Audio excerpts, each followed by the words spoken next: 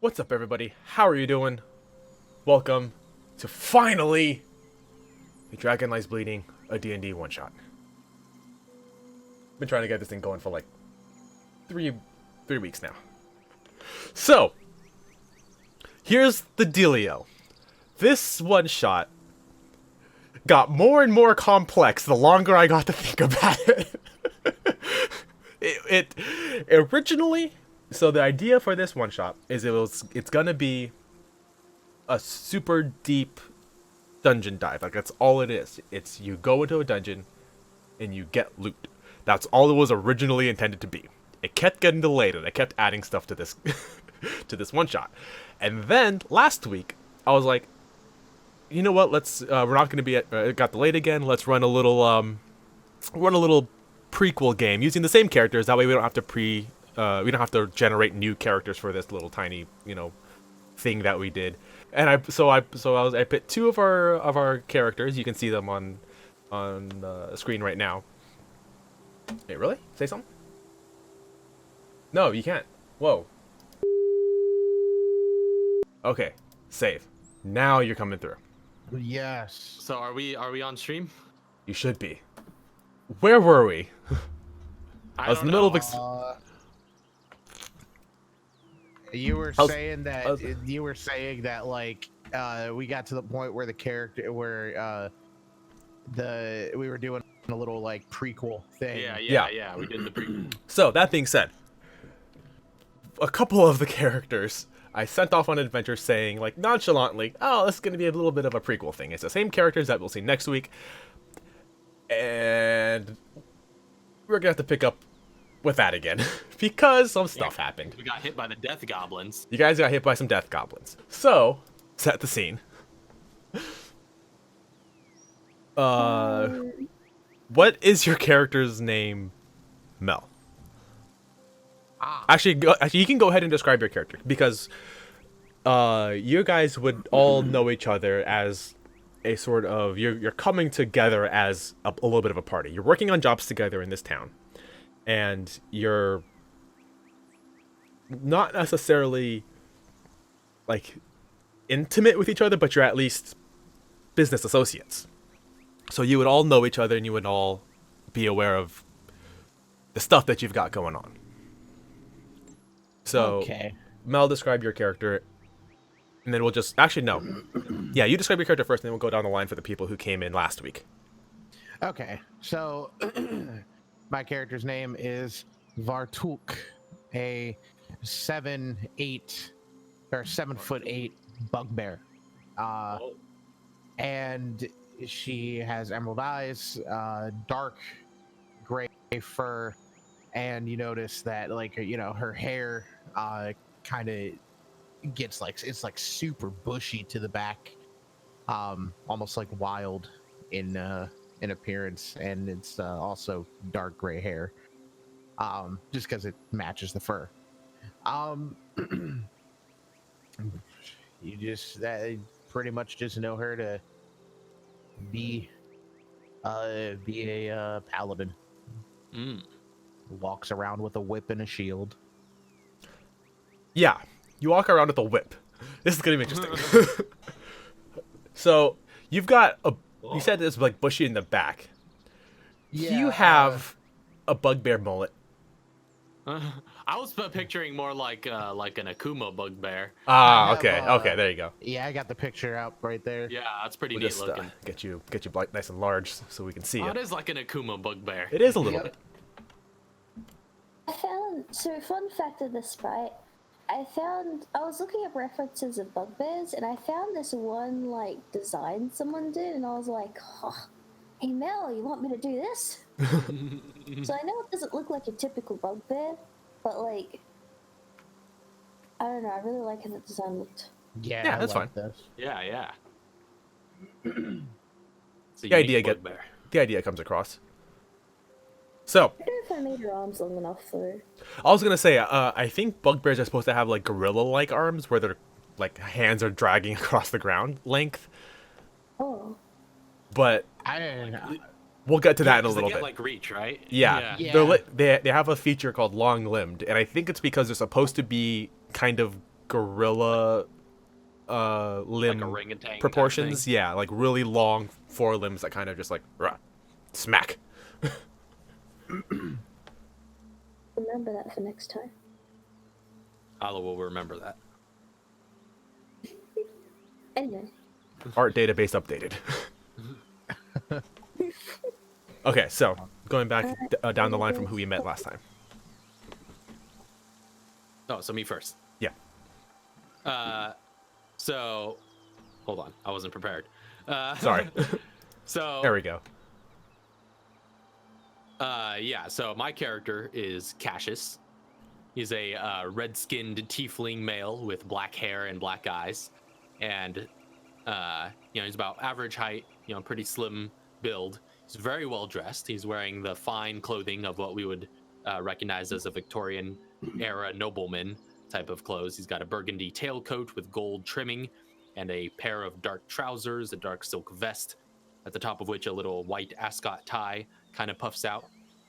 And he's also got a burgundy top hat on his head, which obscures his horns.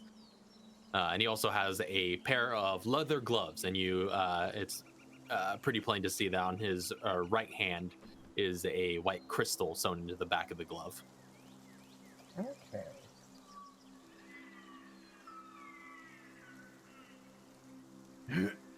Well, I say plain to see. It could easily be overlooked, and that's why he has it there. But it's just a little crystal in the back of his glove. Okay.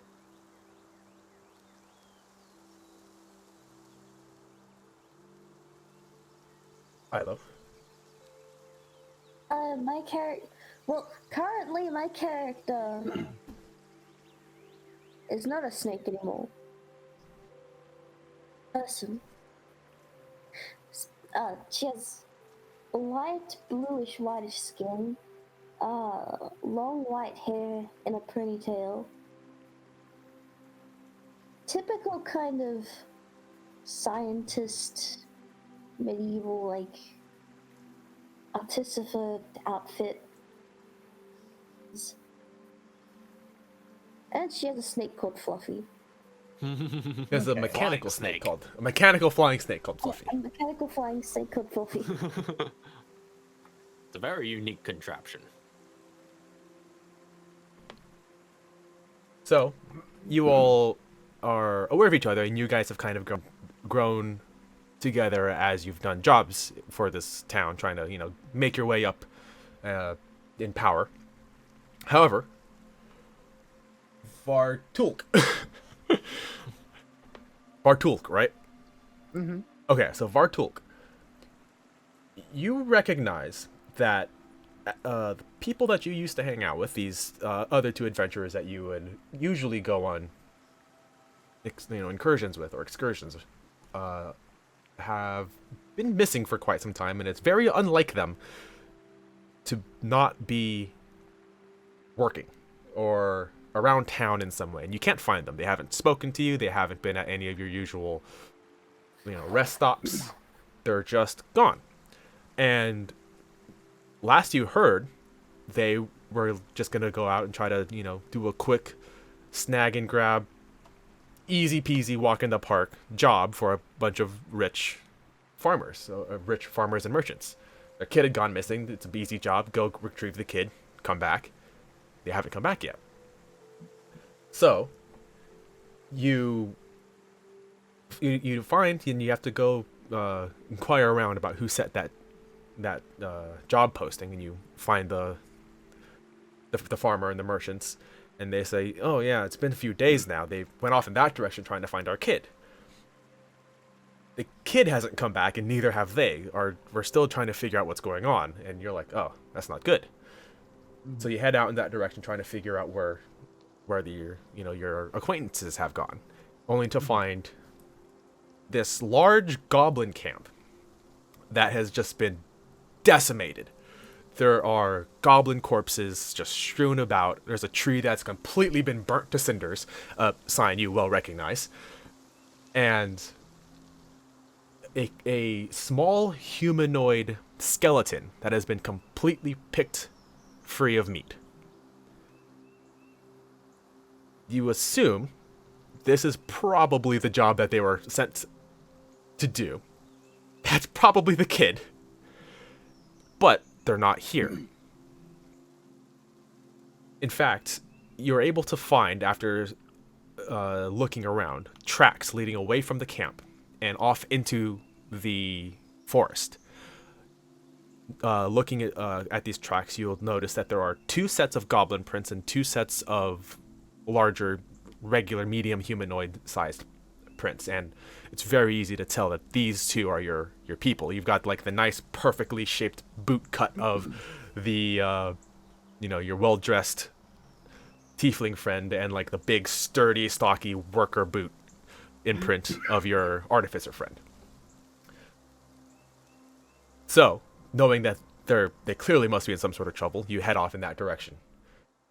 You're able to follow this track for several days, moving in a straight line. Occasionally, you will come across a resting stop where they stop to make camp again, and you're able to find that as you move, you're kind of gaining ground. You come across one camp in the middle of the day. The next day, you come across the camp like in the morning. You're starting to realize you're gaining ground on this little like caravan they've got going on. Mm-hmm. On the 3rd day, as you're continuing to follow this trail, they're not making any sense to try to hide where they're going. They haven't made any attempt to cover up their trail, so this is pretty easy to follow. On the 3rd day, as you are breaking through a tree line, you notice off in the distance there's a column of smoke just barely off of out over the horizon, and you think, I can make it there in a day. That must be them. And so you head off. Claude and Narks. Or Cassius. Nope, I wrote down the wrong name. Cassius. And Narks. Claude was my last character. Yeah, Cassius and Narks. As Soso and Grub start to set up the camp for the 3rd night, they tie you around a large tree trunk, as they have for the last couple of camps that they've set. You know their routine by now. At this moment, they're more interested in setting up camp than they are in guarding you. And this is the time when they are most distracted. It seems the opportunity is near. Shall we make our attempt? Now might be better than ever. Very well. Let me review what our plan was real quick. Right. So, what do you do? I already mixed up the Yes, you have everything you need. thing. You have everything you need to go ahead and mix it and apply it. It's not going to take very much time for you at all. Okay. Let's start mixing that up. All right, so you take some herbs and other bits of things you can grab that you've been snagging as you've been strolling through the forest, gathering as much ingredients as you can for an acidic, corrosive salve that you can fashion into an acid that can eat through the ropes of one of you. There's only enough to create enough acid to burn through one of your bonds. And you now have, I'll say, just this little vial that you can just quickly pour some contents of, vials you've got strapped around your belt, crush up some leaves and chuck it in there, shake it up. And you now have that. She's like, are you ready? As ready as I'll ever be. when you said we're tied to like a tree or something. Mhm. Wait, so when she uses this corrosive substance, is it just going to? So it could only get one of us off of this tree. So so your hands are bound by rope, and that rope between you is bound by chain.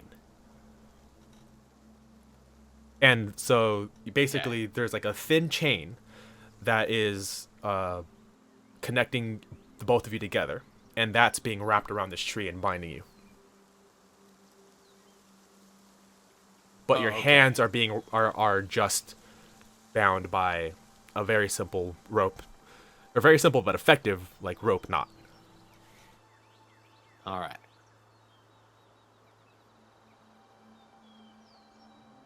She's gonna pour it onto the ropes. Onto his ropes. Onto Cassius's ropes. Yeah.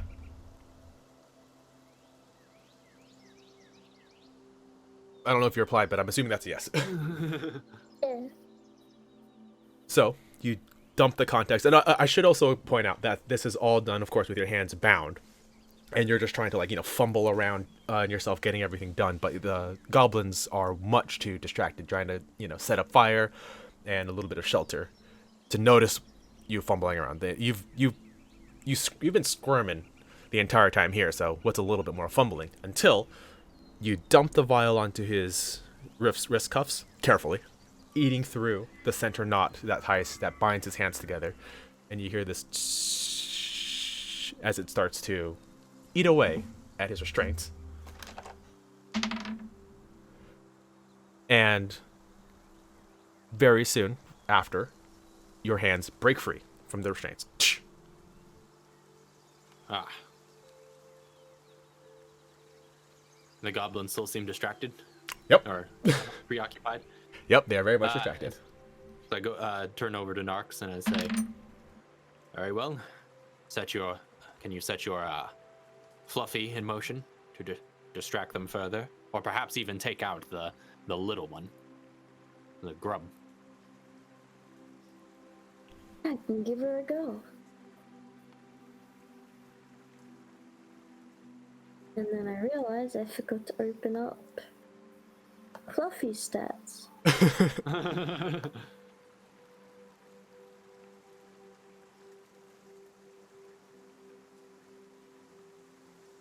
Whereabouts is Fluffy? Shouldn't that be under your thing? Under the alchemical. Oh, whereabouts in the? Fluffy, yeah, in the area. In the area. So you were able to successfully hide Fluffy away, and she has, I'm assuming, this mechanical contraption, has been following, I'll say, like 30 feet behind you guys, slithering through the bushes and trees, wherever it needed to be out of sight of Grub in the back, as you were being escorted. Now, I'll say it is currently kind of chilling in the trees just out of sight.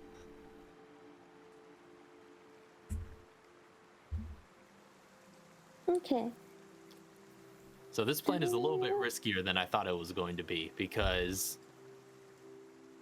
I was under the impression previously that like our feet were all still free.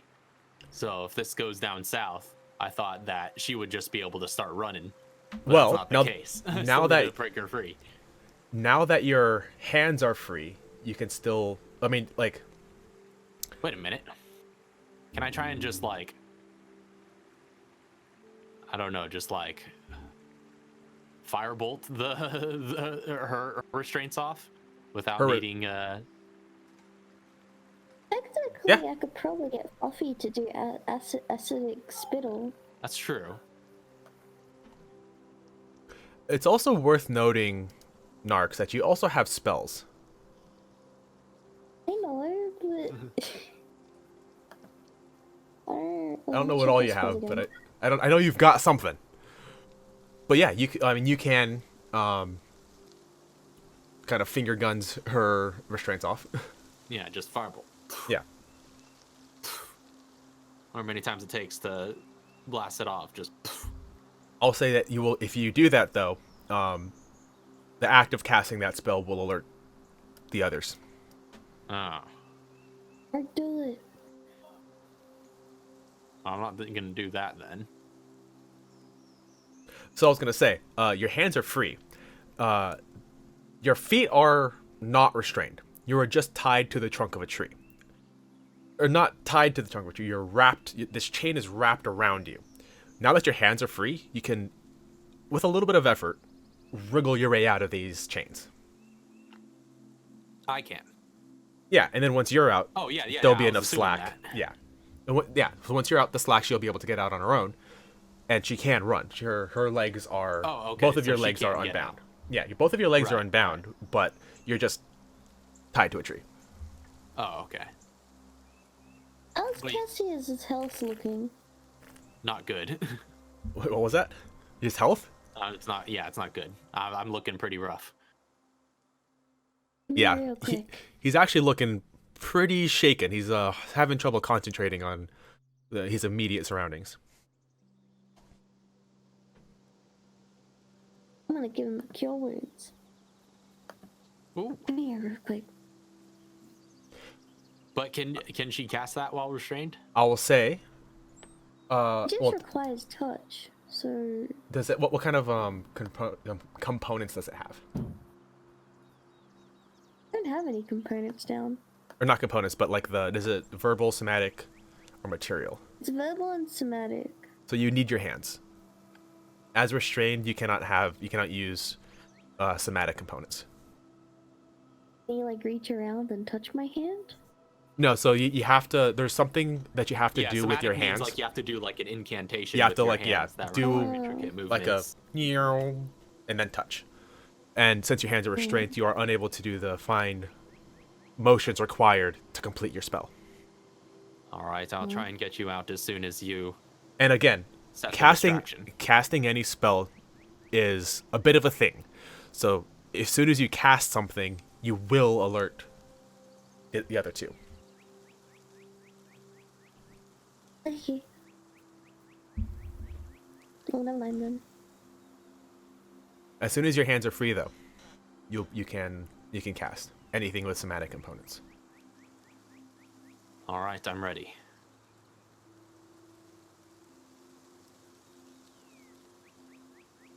All right. So go through over exactly what you're gonna do. So as soon as I see Fluffy going for the little guy, Grub, I'm going to be ready to cast a spell at the big guy. Okay. And you're still tied to the tree, I am still tied to the tree? or are you? Well, I mean, are you yeah, going well, to I've free got- yourself first Yeah, before yeah, this? I'm going to free myself. Because currently only your hands are undone. Oh, okay. But yeah, I'm you gonna free can't- myself. And then get through before you, if you want to cast after you free yourself or before you free yourself. No, I'm going to cast after I free myself. Okay. So Does Cassius still have his potions? I do. That's true. You I have could one take potion. One of them. Will that? Oh, do I have only one? you used a lot of them last time, I think. Well, because she used both I of only hers. used my two. Okay, so you still have both of So I yours still then. have two. Okay. Yeah, you still have two. Yeah.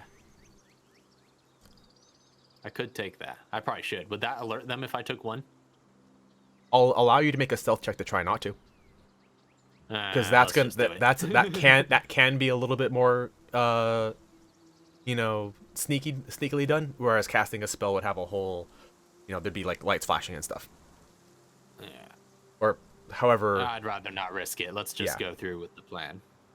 So, Narks is gonna have Fluffy move towards Grub. Yeah. Yeah, and then spit on him. Spit on his face. That is an attack, or is that a save? It's just an attack. Okay. For your spell, that's a save, right? spell? Oh, Cassius? for my spell? Yeah. Yes. So, well, I'm gonna. Yeah, I'll let you know when I get to casting it. Okay. I will say roll the attack, and then Cassius roll a athletic or acrobatics check to get out of your restraints. All right. My attacker. It's not here anymore. Uh-oh. I guess I have to re-put it down. Fluffy, you've been So defanged. straight acrobatics. Yeah, that's a 3. That's a 3.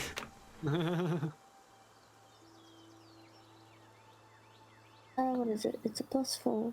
That's what it is.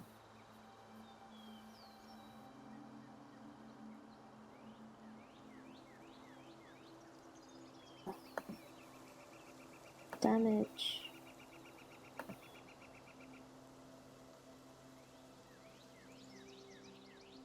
Okay, I think that's right. I don't know why it's not there anymore. Oh, geez. Oh. All right, so Cassius, you see Fluffy coming through the trees, just like land, sneaky, flying through the trees, getting closer and closer to Grub. It basically flies, hugs his face, and just dribbles this acid right down the front of Grub, completely melting him. And you're like, oh, that's the cue. Crap. And melts him. Grub starts screaming and trying to get this thing off its face before collapsing to the ground, and you're struggling to get out of your bonds. You won't be able to get out of your bonds now. But So takes notice. What's going on? And I'm just gonna cast the spell at him. So Cassius clenches his fist, and the crystal sewn in the back of his glove glows green. And he's going to cast Hold Person on him, so he needs to make a Wisdom save. All right. And this is hold person? Yeah. That's just what is that? What'll happen? Wisdom save. Yeah. I'm rolling behind the screen. Okay. He or be paralyzed if he fails. So, as soon as you see this happening, Sosa goes, pulls out these 2 javelins and makes to chuck them at you and just goes, and is frozen in place. It actually rolled like a 1 with all of its negatives for wisdom. Oh man. Ah, well that seemed to work. Now I could get out of here. And all the while you see like Cassius is just clenching his fist and the crystal stays glowing green. And We have 1 minute. and with enough time, you'll be able to out of your restraints. As Vartulk, you are nearing the clearing. You're nearing this column of smoke, and you now can see into this clearing where there is the makings of a camp. You see your 2 acquaintances / friends / adventurer buddies tied to a tree. One of them is currently struggling to get out, and the other is like high-fiving with her arms bound a little snake. There is one goblin in the middle of the camp that is larger than any goblin you have ever seen before. That is 2 javelins in both hands, and like reaching back to throw it at them, like target practice, but is unmoving. And I just waltz right up to that goblin and just take my dagger off of his belt and take the javelins out of his hand. So how far am I from? I'm just right there. You're right. You are within like 30 feet of this scene. Okay. Well, seeing that, she's just going to continue forward. Mm-hmm. And she just sees this goblin. She's like, "It's a big one," and it's just going forward. looks at this goblin coming in and is like, monster. Goes to hit, but I'm gonna bonus action real quick, thunderous smite onto this. So, this is an execution. Okay, yeah, I was gonna say because he's paralyzed for a minute, and as long as nobody hits me, there's nothing that's gonna stop that from going the full minute. Yeah, So, and yeah, so this is an execution. the only thing that could get him unparalyzed now is if somebody Oh, hits me, which it geez. doesn't look like that's gonna happen anytime You- soon. So this is Why a do you this is a want that, like, this is a glitched out free- then? what was that? You got glitched out? What happened? What are your like when it'll go blank and glitchy? Oh, I didn't Wait, hear that. Oh, I don't know. But yeah, this is a free. How do you want to do this? If your aim is to kill this thing. However, Do Yep. we notice Vartul come in? oh yeah, you see Vartul coming and just kind of strolling through the trees, and you hear like the crackling of tree branches and leaves off in the distance, Oh, and yeah. you're At first, alert for a before I- second. Because it's like dark, right? So I Yeah. just like It's I'm, nearing worried for a like second. twilight. Just like, oh, hell, who goes there? And you just hear her go, monster. I take that thing out. You. Well, hold it a second. There might want to have a word with this monster and then execute it afterwards. I give you time. Is Vartul Russian? Yep. Yes. Okay. Can we restrain this creature somehow while it's paralyzed? Yep. You have all of the things that it used to restrain you. No. It's so good. You steal your dagger back. I did get my. I did do that. I got my dagger back, and I took all the spears and weapons off of it while it's just paralyzed, just going through and grabbing them, just completely disarming this creature. Keep putting them off to the side. Here, let me. I just realized I have the mini that I use for it is exactly the pose that it's in right now. Hold on. Okay. Wait, hold on. Do I not have it here? Where'd it go? Yeah, continue. But yeah, so I guess we'll just like work together with everybody to restrain this Yeah. gobbo boss to a tree. Yeah, so I mean, very easily done while it's Yeah, basically paralyzed. so it's, yeah, just as paralyzed after the spell Yeah. fades. What? there. It is. It's so good. minus the little dagger, but but like that's the basic pose that it's in. It's just like, "Ah!" and you're able to just strip it of weapons, lift it, and move it to the tree, and restrain it with all of your chains and binds that it had restrained you with. Yeah, well, it's about time you showed yourself, Valtuk. I went looking for you two in town. You were gone. I didn't know. I went to a meeting spot and I didn't see you, so I had to search for you. It took days. What happened? Oh, nothing significant. Nothing significant. These Is goblins Nox- just What is it? Is it just making neat noise or is it actually speaking? they make those sounds sometimes. So deep.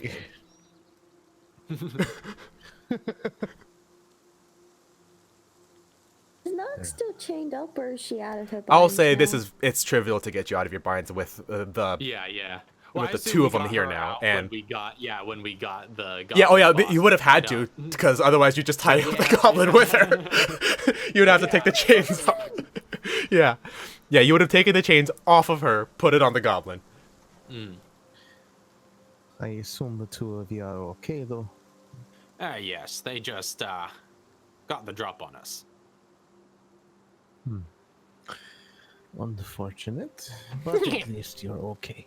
Yeah, guys got whooped. I would hold your tongue. So smart. So know what happened. So don't matter. And Cassius just like clenches his fist, and like a little bit of electricity builds at the end of it, and just like bzz, just zaps him a little bit. Yeah. Just be like, "You're not in any position to make taunts. Now tell me, feeble creature, who is this? What was the name you used? Dovakar, you speak of?" Dovakar. And it's just like, I imagine because it's so small, it's basically tied to this tree and its feet are off the ground, and now it's just like kicking its legs back and forth like it was a toddler on a stool. It's very much, this creature has very much made peace with whatever is going on here. And it's just like, Dovakar. Yes, tell us about Dovakar. No. You are going to tell us, or I am going to ensure that every bone you have in that monster body is broken. Okay. And it's just like, you're towering above this tiny creature, and it just like, its head just recedes back as far as it can into this tree, trying to get away from you. And it's like, Dovakar boss. Dovakar, big, strong.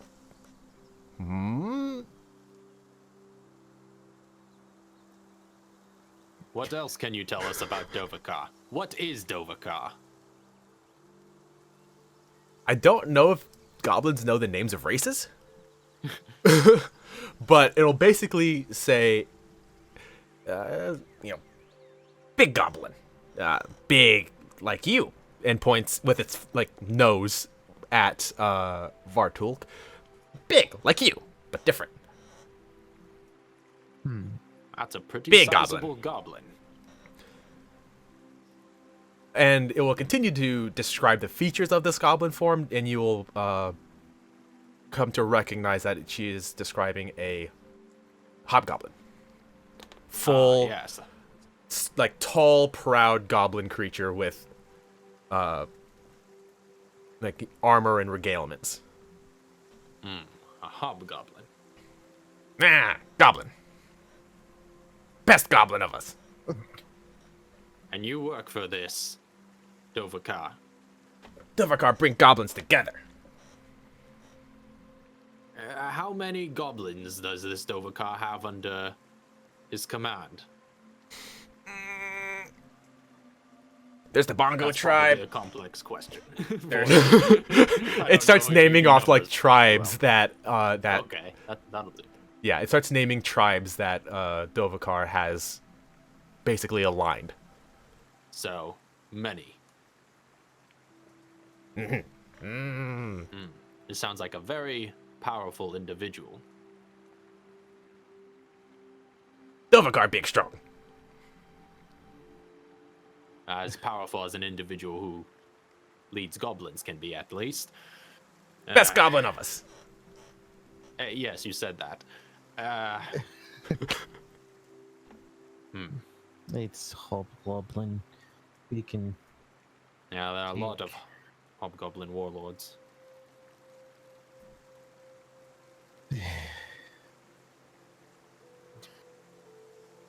What does this Dovakar want?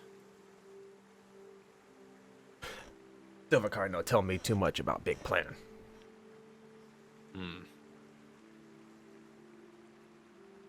Well, I suppose we've learned everything there is to learn. At least all that I can think of.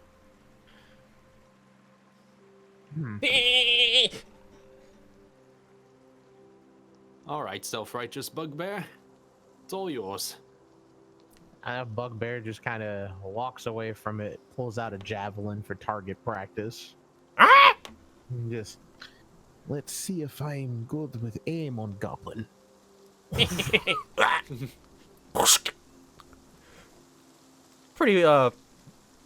pretty decent aim, I'll say. What's your dexterity?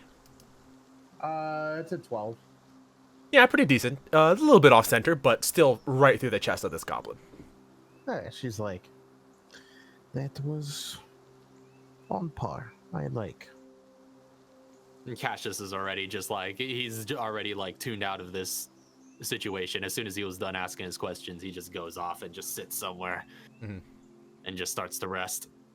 I have to So- take the javelin back. And dead goblin hanging off the tree.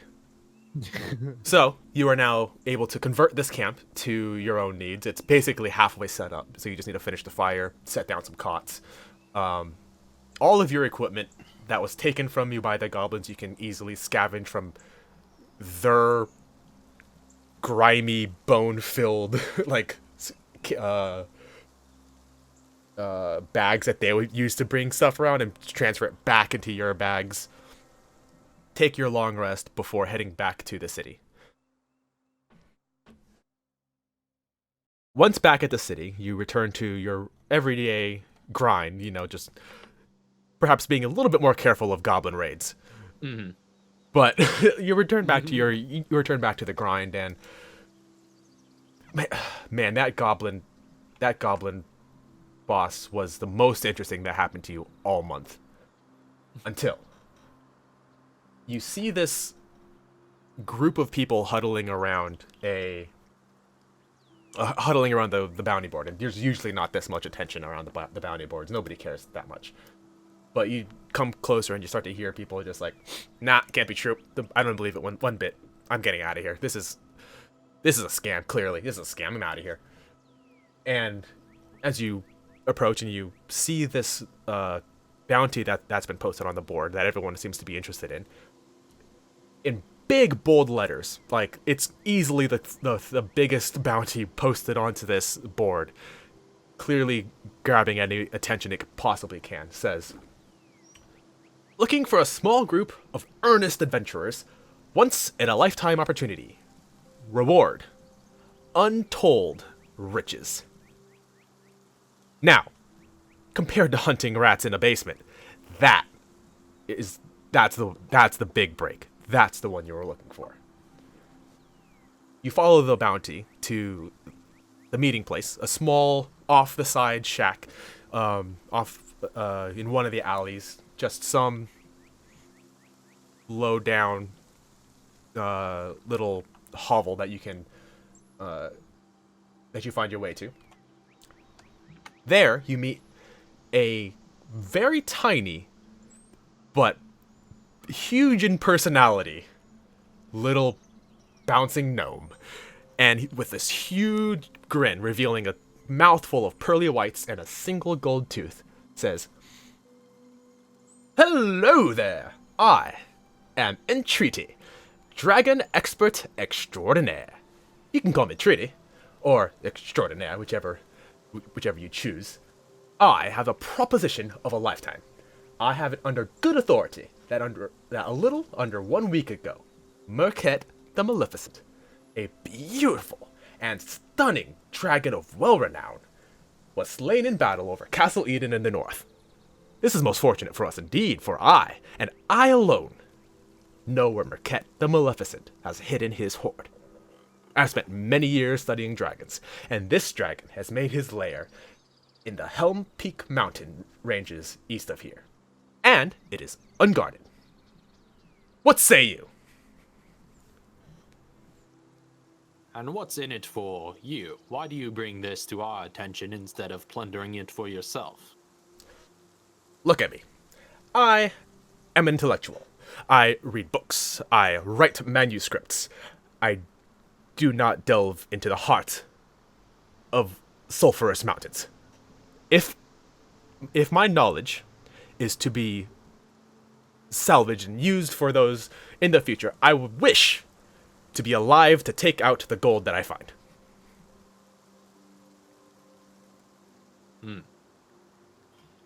And so I ask again, what is in it for you? We go there, we get Gold! Just more gold in that place for any one person to haul out on their own. And so you want us to, what, bring a tax to you, a portion of what we find? I'm going with. I want to see the inside of this dragon lair. I'm coming with you. Can't call me Entreaty Dragon Expert Extraordinaire and not go see a dragon lair. I suppose that's... that makes sense. Well, very well. Any opportunity for untold riches is an opportunity for me.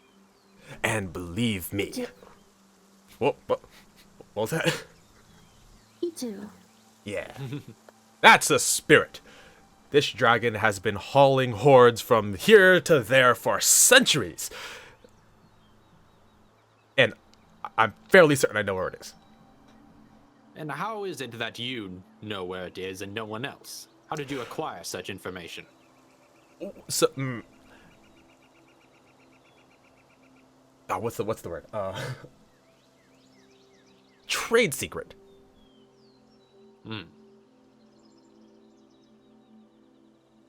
Very well. There are many dragon hunters, or not dragon hunters. There are many dragon experts out there like me, like myself. It only takes a little rumor here and there to keep them off the trail.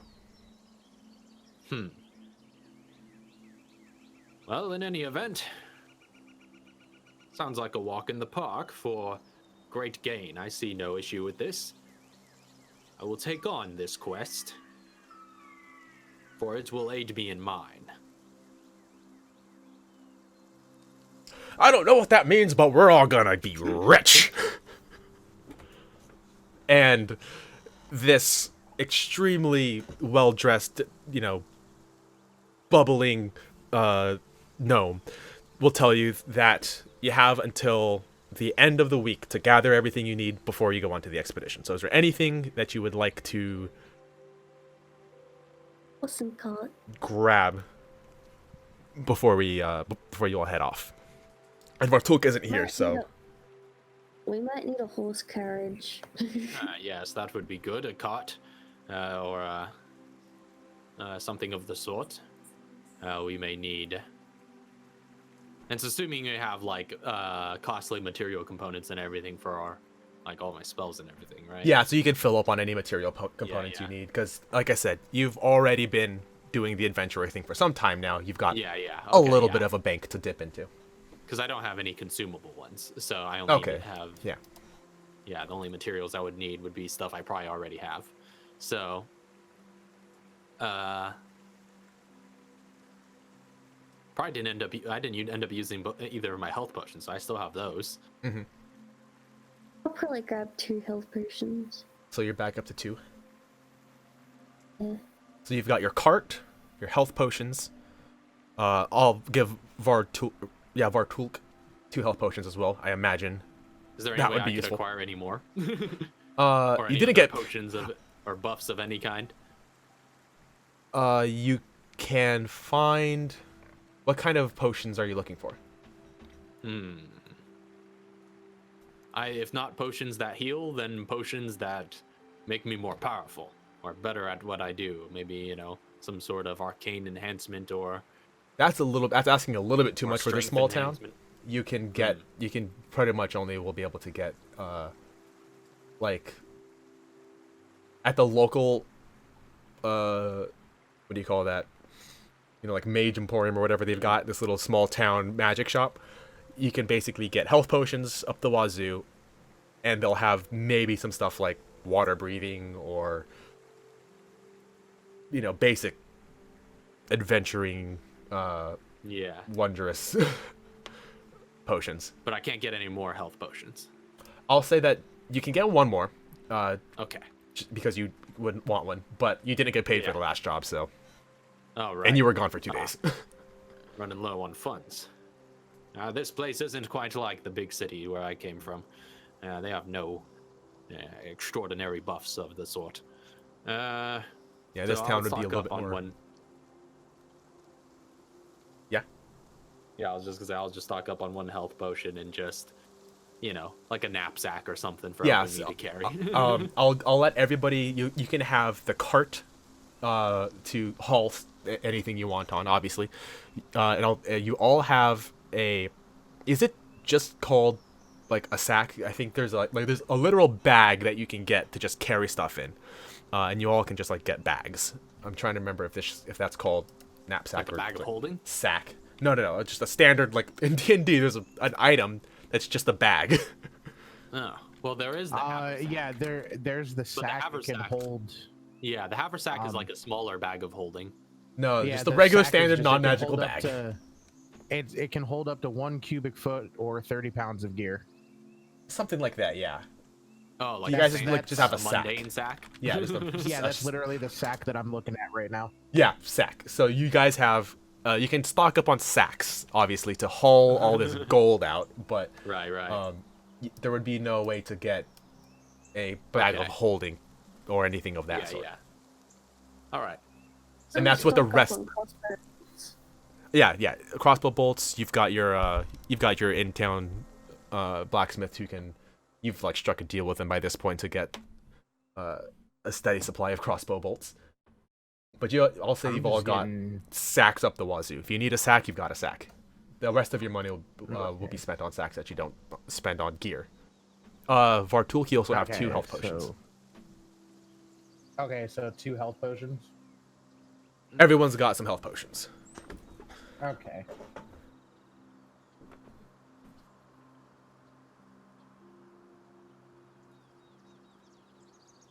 And Jacob I'm just also came a... and farted in here. Oh.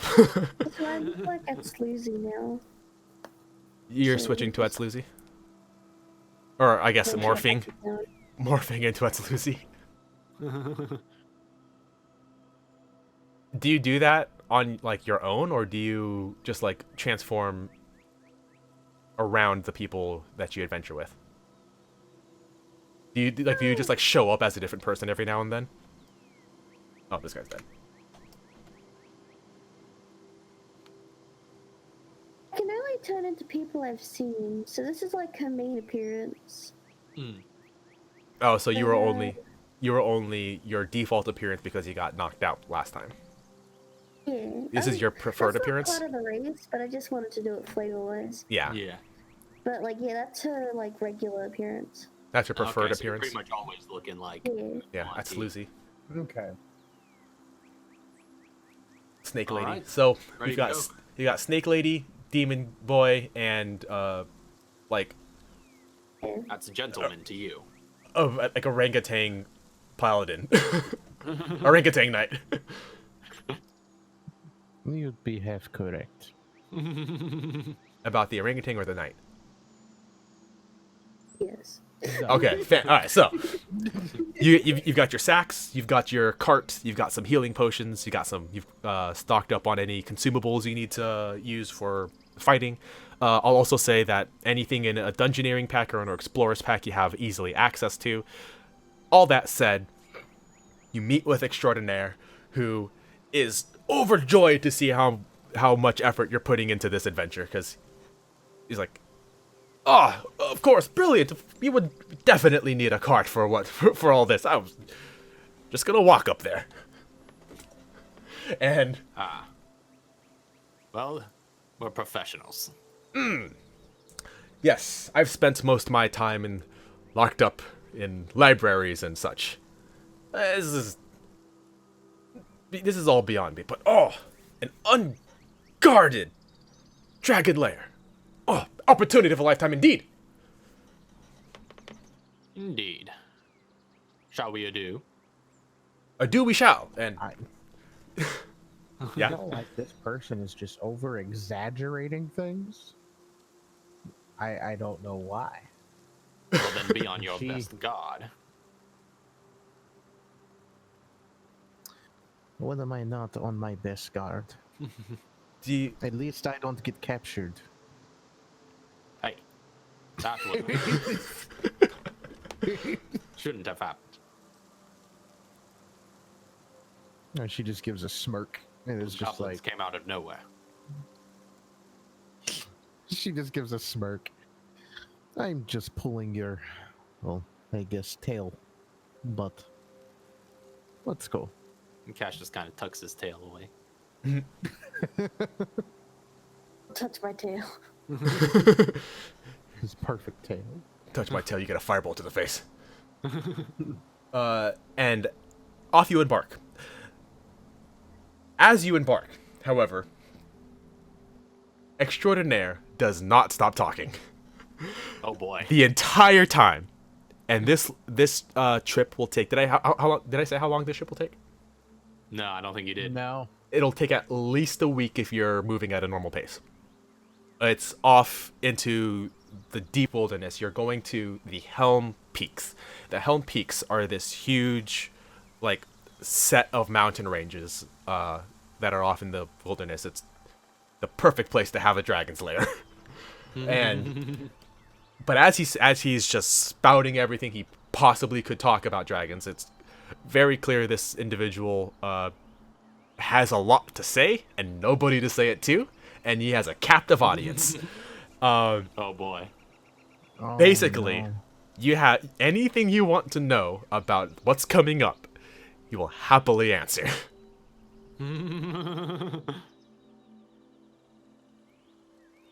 Explain it all. Just everything. Why?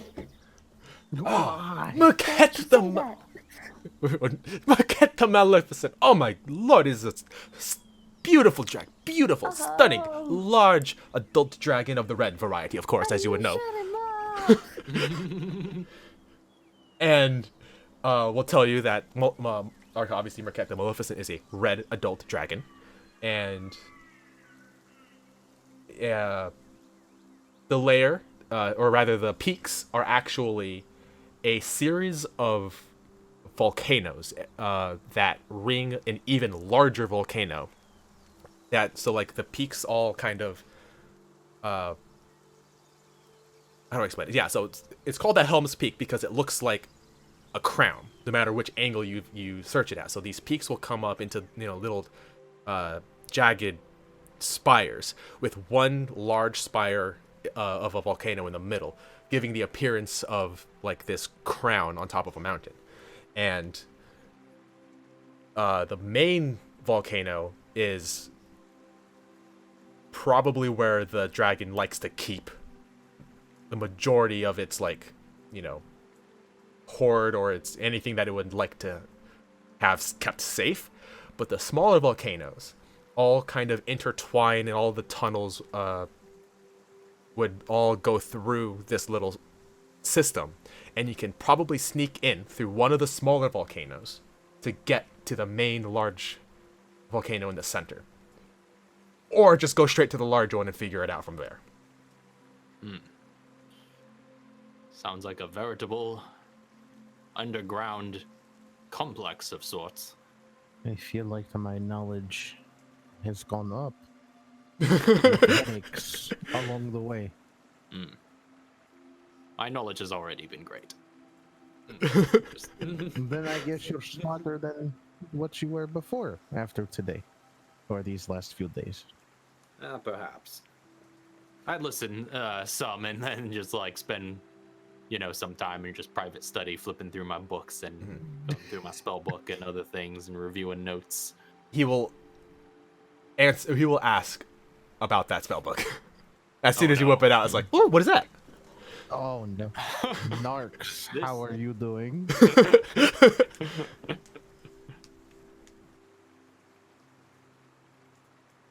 Fantastic. That's how Narcs is doing. Yes, alright.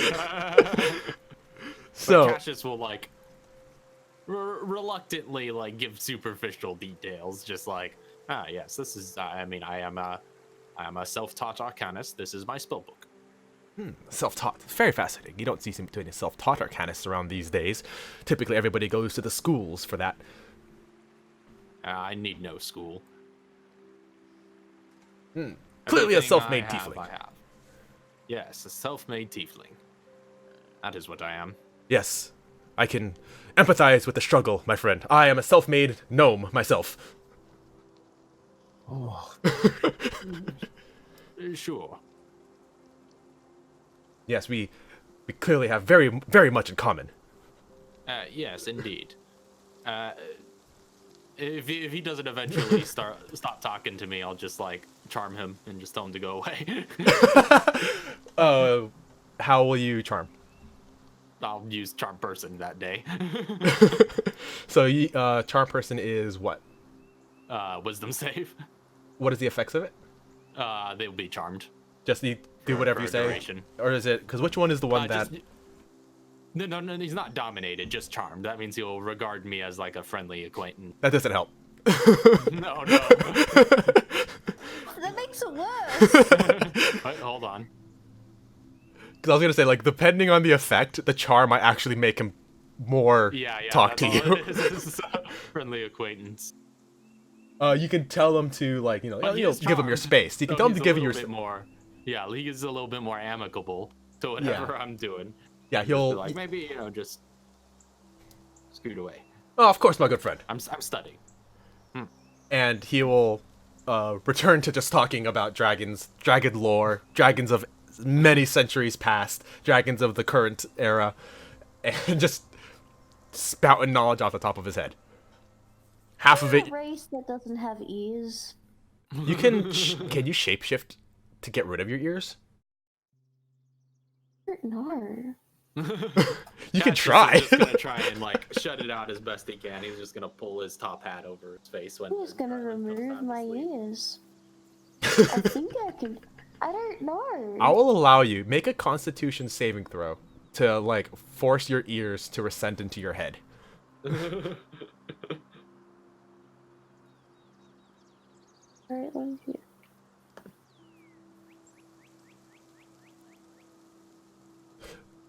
Unfortunately, as you try, you just your ears just kind of shrink and just kind of come back every time, and you're unable to will your ears to just go away. But as you are traveling, Extraordinaire will also talk to you about this battle that had just happened. What was it called? Castle Eden. The Eden Guards, after slaying the dragon. So the Eden Guards, after slaying the dragon, might be looking for the dragon, and obviously the Helm, or the Dragon's Lair, the Helm Peaks are a good place to start. So, warns you, if you ever see, if you ever see a Royal Guard or anything like that, hush. That being said, as you move forward, you're starting to break through the wilderness and starting to enter the domain of this volcano. And you start to notice the water starts to get warmer. The water is less. You have to like boil even more to be able to get it drinkable. It's very kind of toxic as you start to move closer to this volcano. The air starts to heat up, and the trees become more sparse and more scarce. As you're making camp, you will occasionally like feel the earth kind of just slightly tremble. The closer you get, the more these tremors occur, and you definitely know you're starting to head in the right direction. At some point, I would have asked them, just like, so what can we expect from this Dragon's Lair?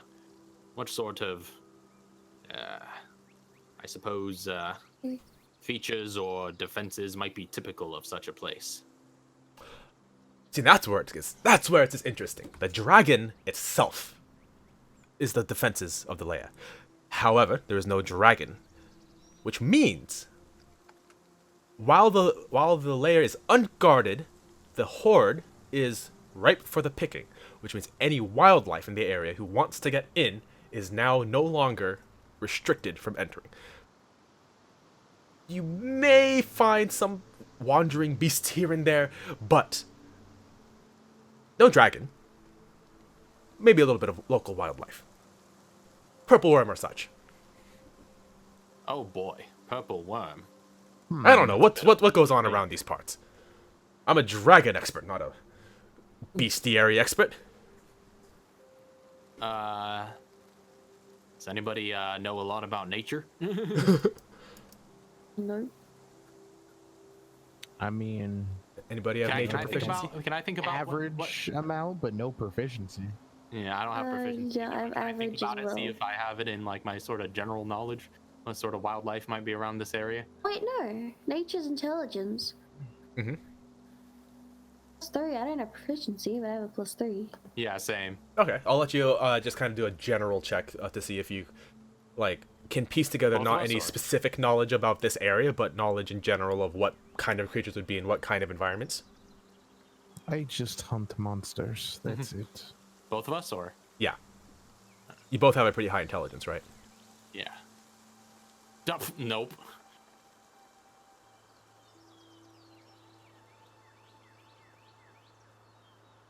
I can't roll tonight.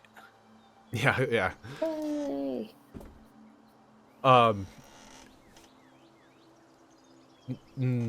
Cassius, you are, as you think about it, you're distracted by the long list of creatures that Extraordinaire lists. Just whatever he can come up with at the top of his head is just like purple worms, stalagmites, just like ropers, dark mantle. Just starts naming stuff, and you're like, well, maybe, well, hold on, definitely not that.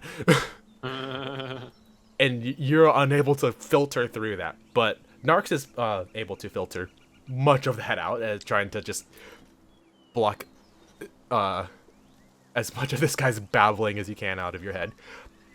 You would know that there are a lot of, like, the underground types of creatures are very varied, but in this type of an area, you would assume that this is even a pretty harsh environment for creatures who would like naturally live around here, since a dragon has taken hold.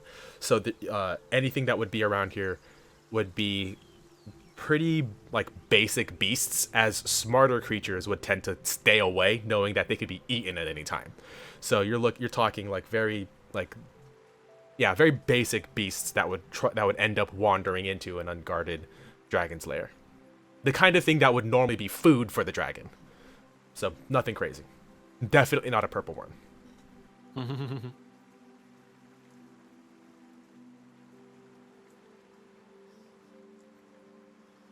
Did she relay that information to the rest of us? She does not Oh, know. yeah, it does. Relate it to you guys. I want to see sometime where someone like gets a crucial bit of information and says, "I don't tell that to anyone." It happens. I guess it does. My Yeah. information. So as you are, What of this Merkhet, the dragon that was slain? What can you tell us about that creature? Was it a very learned red dragon? Was it an arcanist? Can we expect perhaps magical traps or things of that nature? Merkhet the Maleficent, he will explain, is a very large red dragon, and physically capable, kind of like almost, potentially, maybe almost an ancient red dragon. Large for its size, large for its age, not age, but like for an adult dragon, it would be on the later end of an adult dragon. Very large, very physically imposing, and is a physical brute more than anything. A bully who goes around demanding, demanding through physical force and destruction any treasure that it has gained throughout the years. Okay. Well, like you said, time is of the essence. Let us make haste. Indeed. We are almost here. And as you are eventually breaking through the last of the trees that have survived this barren wasteland, you see off in the distance the large looming, like Mount Doom-esque Helm's Peaks. All you now have to do is decide whether you're going to go in through one of these side vents or through the middle. You can rappel straight down the middle of this volcano if you want. But that's going to be a whole thing. the smaller vents, the smaller kind of peaks that ring this larger volcano, are much easier accessible. Well, what say you, traveling companions? I go through vent. Yes, I think I'd rather not risk rappelling down a volcano without some other spells that I have not quite yet learned. I may be fighter. I would at least want to fly before I attempt such a feat. I may be fighter, but I'm not stupid. Yeah. Let's go through vent. That's better option. Ah, yes, indeed. I am glad I have such learned and experienced adventurers among me. Ah, yes, that is us. And he will, actually, he'll probably like leave it to you at this point. Sit in the cart. But you are able to find a path up to one of the closer peaks that you have, that is in your direction, or that, you know, facing the direction you have come from. You're able to find within this, the jagged rocks, a few vents. Yeah, you were gonna say something? That sounded like a doggo. Okay. Oh. A few vents that you can go down. It still will require like, you know, lowering yourself down by rope, but nothing extreme.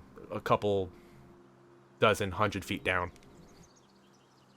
Not a couple dozen 100, a couple dozen to a couple 100 feet down. Oh. So we still have to rappel it down with rope. Yeah, you can easily rappel down with rope that you have brought down through one of these smaller side vents into the smaller volcano, and then make your way deeper. Very well. Which, you said the travel took a few days, right? Yes. Okay, good. Just making sure. So. Yeah, anything you need to have recharged is all recharged. Anything you need to... You would have taken enough, like, food and drink for, you know, a there and back, so... Mm-hmm. Alright. So, who wants to go in first? And as you're... and as you're standing around this vent, there's just, like, this hot air just... exhaling from the mouth of this cavern. You sure this dragon's dead? Quite. It's so hot then. It's a volcano. Oh, I missed that. Oh yeah, this is an active volcano. Right. Where else would a red dragon make its lair? No, that makes sense. Alright, let's go. Alright. Should we run in first? Well, you can't run in. It's a vertical drop. So you are able to tie off with pythons enough rope to lower yourself down into this. It's actually quite wide. It's enough to... You can probably all come down this little, like, chimney at the same time, is how wide this is. But as it starts to go down, it starts to, you know, at some parts squeeze in a little bit narrower and expand a little bit more. It's very natural in formation. But eventually, with enough climbing and setting ropes down with, you know... Sorry, excuse me.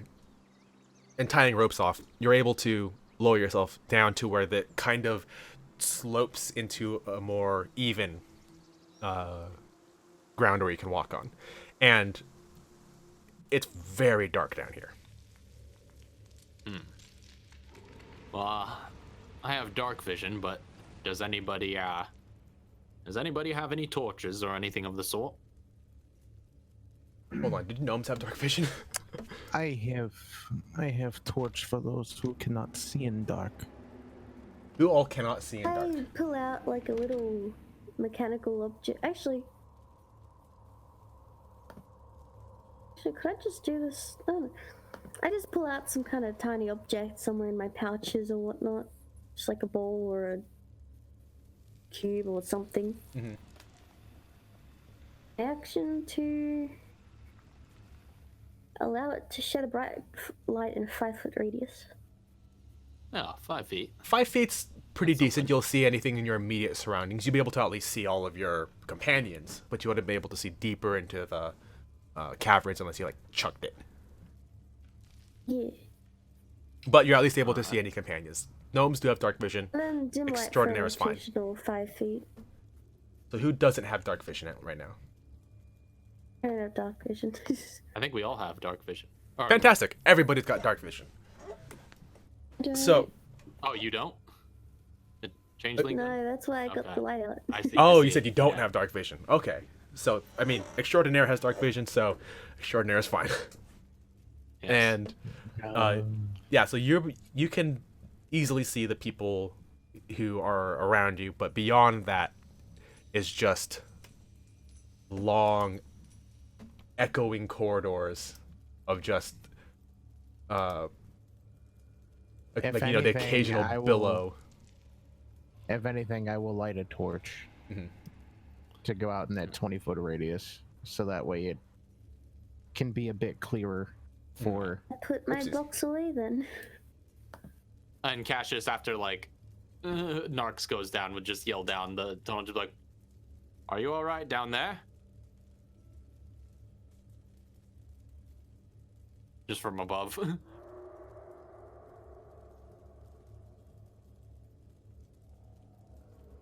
Knox Yeah, or Lucy, you all right down there? yeah. All right. You hear it echoing That's up. good, no Yeah. complications. All right. Seeing that everything's all right, he's going to go in as late as possible. I'll be right back in a sec. Okay. So, everybody's easy. I don't know how we're gonna start late because we're all down there now, but everyone's easily able to lower themselves into this hole. The path that this specific chimney leads you on is long and winding. Thankfully, for now, it is entirely a singular like channel. There is no forks or anything that you have run into yet. You notice the walls are, hold on, gotta get my descriptions here.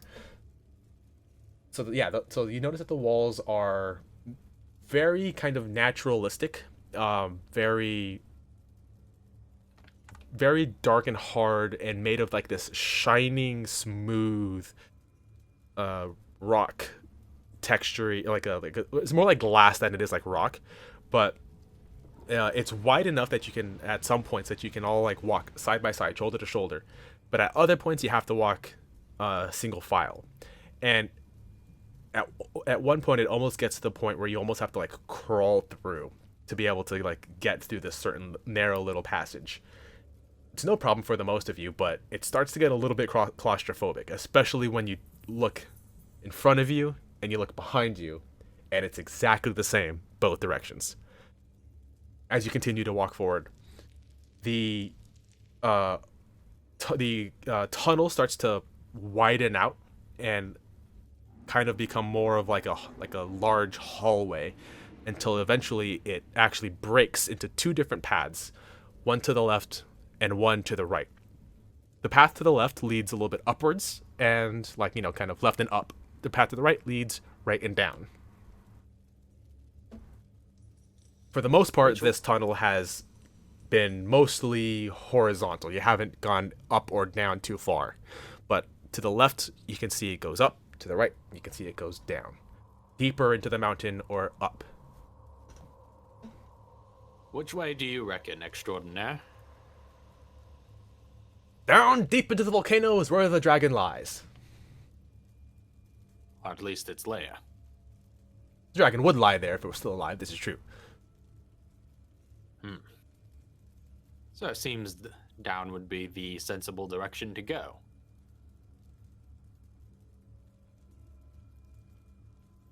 And it is. Indeed. Alright. After you. Before we continue much further, do you just by your knowledge of the geography, do you believe we're getting very close to the lair at this time? Well, if I were a gnome, if I were a dwarf, I would know better these underground caverns, but still as a gnome, I am fairly confident in my ability to make my, to find my direction in underground caverns and passages. I would say we are not very far off, but we still have a ways to go. All right, well, just to be on the safe side, if we could take 10 minutes here, I would like to ritual cast Detect Magic just to have that going as we continue forward. You're going to ritual cast Detect Magic before entering the cavern. Yeah. Give me 1 second.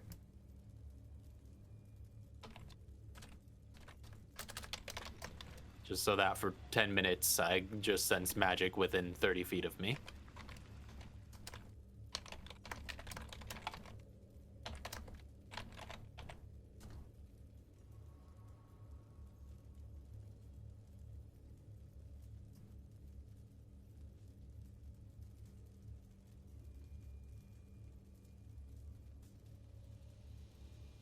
Okay, so as you detect magic, you sit down for 10 minutes and say, you're gonna take some time. Extraordinaire will say, well, if you don't mind, while you are doing this, I will just move on ahead.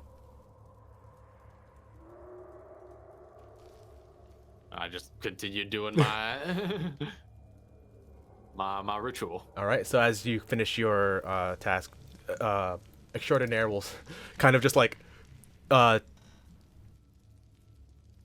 yeah, you guys have enough torches. I'll say that you can at least all have one. Just to, Okay, yeah, just so I can see what I'm doing. Extraordinaire will have a torch and just say, I'll move on ahead, and we'll head off down the tunnel to the right, heading down as you cast Detect Magic. And how long does that last? 10 minutes. Okay. So I'll continue running ahead and try and catch up while keeping a lookout in case there's anything magical. Okay. Currently, you have not even seen anything outside of these tunnels. They're so winding and like twisting that at some points you feel like you're like moving in the wrong direction. But again, that's only because the path ahead of you and the path behind you look completely identical. But after a while of walking, and I'll say that this will take up the majority of your Detect Magic. You'll still have a couple minutes left by the end of this, but you will actually find that your tunnel breaks off into intersects a cavern, a large, big, like circular cavern.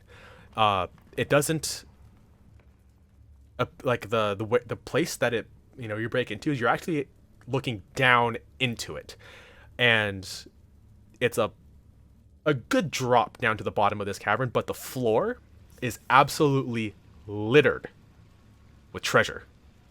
The walls, like the walls of your tunnel, are a sheen, like a smooth glass-like rock, but there are alcoves cut off into the rock with, you would assume, to be like the dragon's claws, as it's very, very evenly spaced, all these alcoves, where there will be chests lined on each alcove, like little shelves, all throughout. Sorry, I bumped the mic. All throughout the dungeon interior, or the cavern interior. And again, you see on the floor of this cavern, just littered with things that shine, and you also see a few other tunnels kind of breaching into this chamber as well. Some near the ground, some near the ceilings, others just kind of in the wall. Oh my, so is this the hoard then? Oh, this? Oh, no. This is whatever the dragon will allow people to get this far to take. Then you said my detect magic is sensing some magic, or Oh shoot, hold on. You've caught up with with uh extraordinaire? Extraordinaire. I'm trying to remember his name. He's glowing. Is he glowing? Yep. And he's kind of like I- he's like sitting over like looking over the edge of this like basically a cliff face that you've come across to that enters into this cavern, and just like he wants to go down, but doesn't want to. He didn't take any rope with him. But yeah, he's glowing. Yeah. I could also use my action to see a faint aura around any visible creature or object that bears magic and learn its school of magic as well. It's School of Magic. Yeah. So I could learn what type of magic is emanating from him. He is emanating a transmutation aura.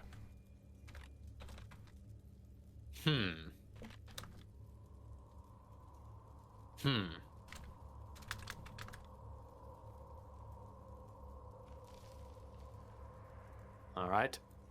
So I've caught up with him. Yes, and the group is with you as well. Okay, is everybody here? You're all moving at the same speed, I imagine.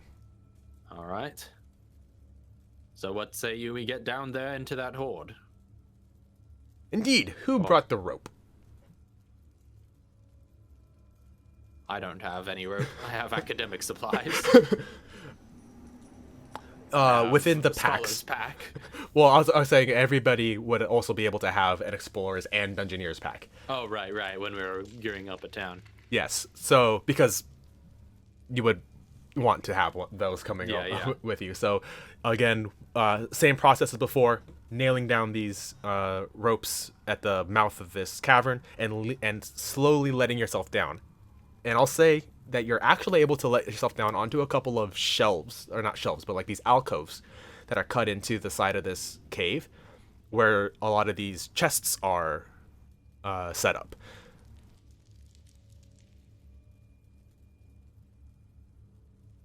As you're coming down, like there's like it's the dragon has clearly just taken its claws and just carved like shelves into the interior of this cave and neatly placed rows of chests, and at the bottom is just free loot, just like freely flowing, just like piles of just whatever. But on the shelves are neatly placed little chests. Oh, this seems like more treasure than we could already hope for already.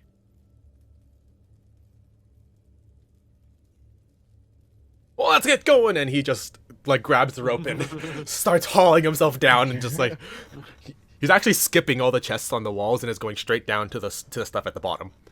All right. Nothing else giving off a magical aura in here? Currently, the chests, you have to open the chests to see if anything in them are magical, but the chests themselves do not glow or anything like that. So there's no. You'd at least tell that these chests aren't trapped magically. Is Right. the only thing you can tell from that. Oh, very well then. I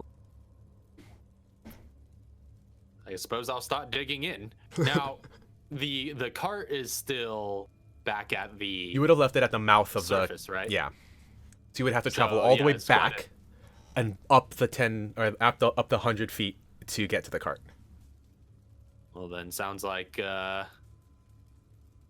sounds like we won't be doing any return trips. So, just You could, but it would take a lot. It would take a while. yeah, it would take a long time. How long did it take us to travel this whole distance?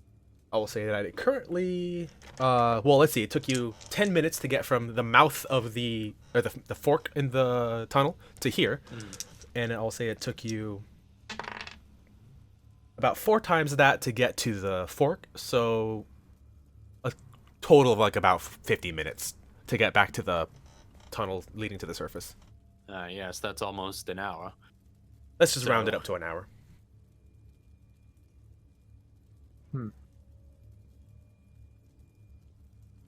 Well, How? very well. What's the Shall we radius? start gathering? What's the radius of your detect magic? 30 feet. That's close enough to see, I would say, the edge of, like, because you haven't gone down yet, the edge of, like, the piles of hoard at the bottom. Some stuff down there are starting to glow a little bit, but you're not close enough to see exactly what. But there is magic littered throughout. There are coins and objects, and you can see weapons, like boxes of things all strewn about. All kinds of loot, from just actual money to items, like magical items and other mundane items, are all just strewn about the floor. Well, I'm gonna, if nothing in my immediate area gives off any flares, I'm gonna, before I lose my detect magic, just gonna beeline for some of those magical items right away and see what sort of stuff there is. Skipping the chest like Extraordinaire did? Yeah. Okay. You beeline straight down, you just let yourself down on the rope, kind of like sliding down, because it is a spherical chamber, so once you get down to the bottom, you can slide down into the coins. The items at this point seem to be magical weaponry. You can see that swords, daggers, bows, lots of, like, randomly strewn about arrows seem to be the things that are glowing. Anybody have need of magical weaponry?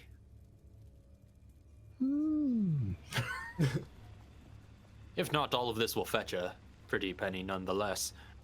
I'll just start just like grabbing Do a you couple. see any magical whips down there?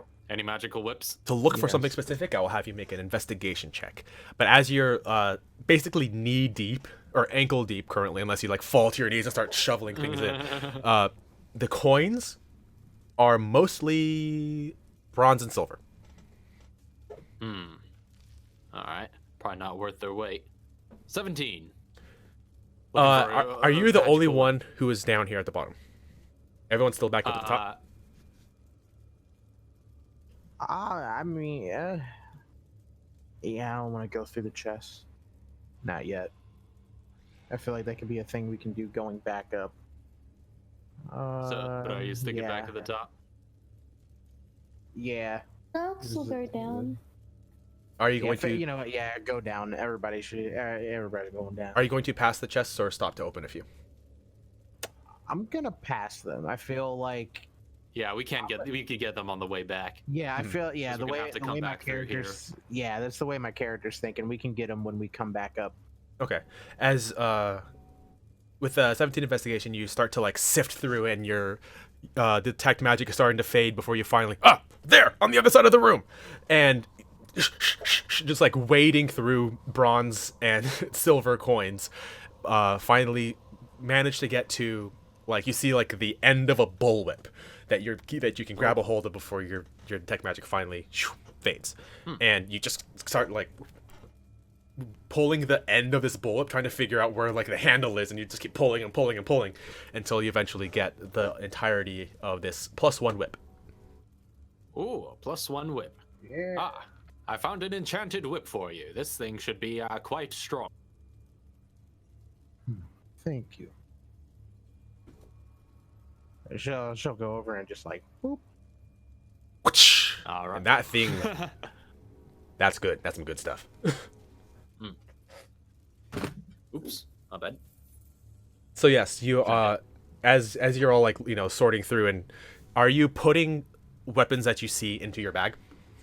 Yeah, I'll take like a few weapons that just like the most expensive looking weapons, and just like just shove a few of them into my bag. So, are you going to max out your bag or keep it? How much space do I have in my bag? You have what did you say was that bag's worth 30 feet or 30 pounds, I think. Yeah. Sack 5e. Yeah, 30-pound sack. So you can get up to 30. You can fill it up to 30 pounds of loot, or you can not fill up to 30 pounds and move on. But now we're into the game. So if the encumbrance table that I've given you guys, the stream can't see it currently, but I've given every player an encumbrance table that'll track how much loot and treasure they've acquired, and by the end of the game, they will be graded on how much treasure they've, I guess, kept for themselves by the end of the session. And this only tracks what you've kept on yourself. If you bring anything back to the cart, I'll keep track of what the cart has. And we're doing this by weight for encumbrance reasons, to be able to see if you can move further with all the stuff you carry.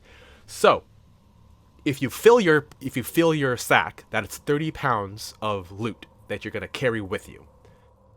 The more loot that you carry, the more it's worth, obviously. But the less loot you carry, you might leave room for more valuable loot later.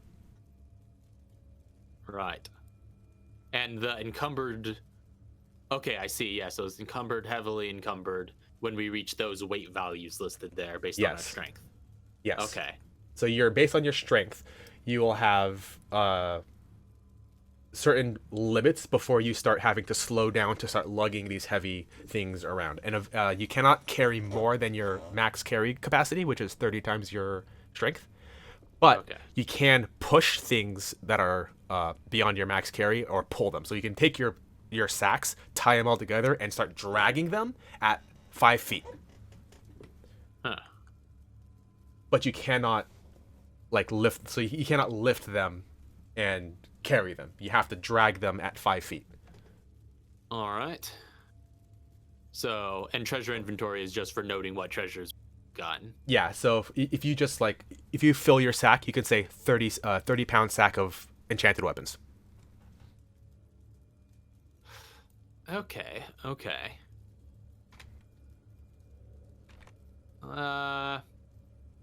Yeah, I'll actually do that. I'll fill this sack with enchanted weapons.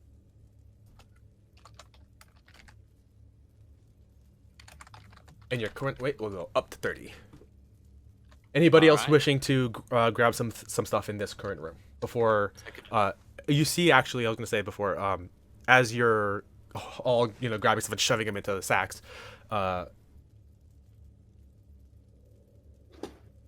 hate naming people words because I never remember them. Extraordinaire says, Come on, we must go deeper!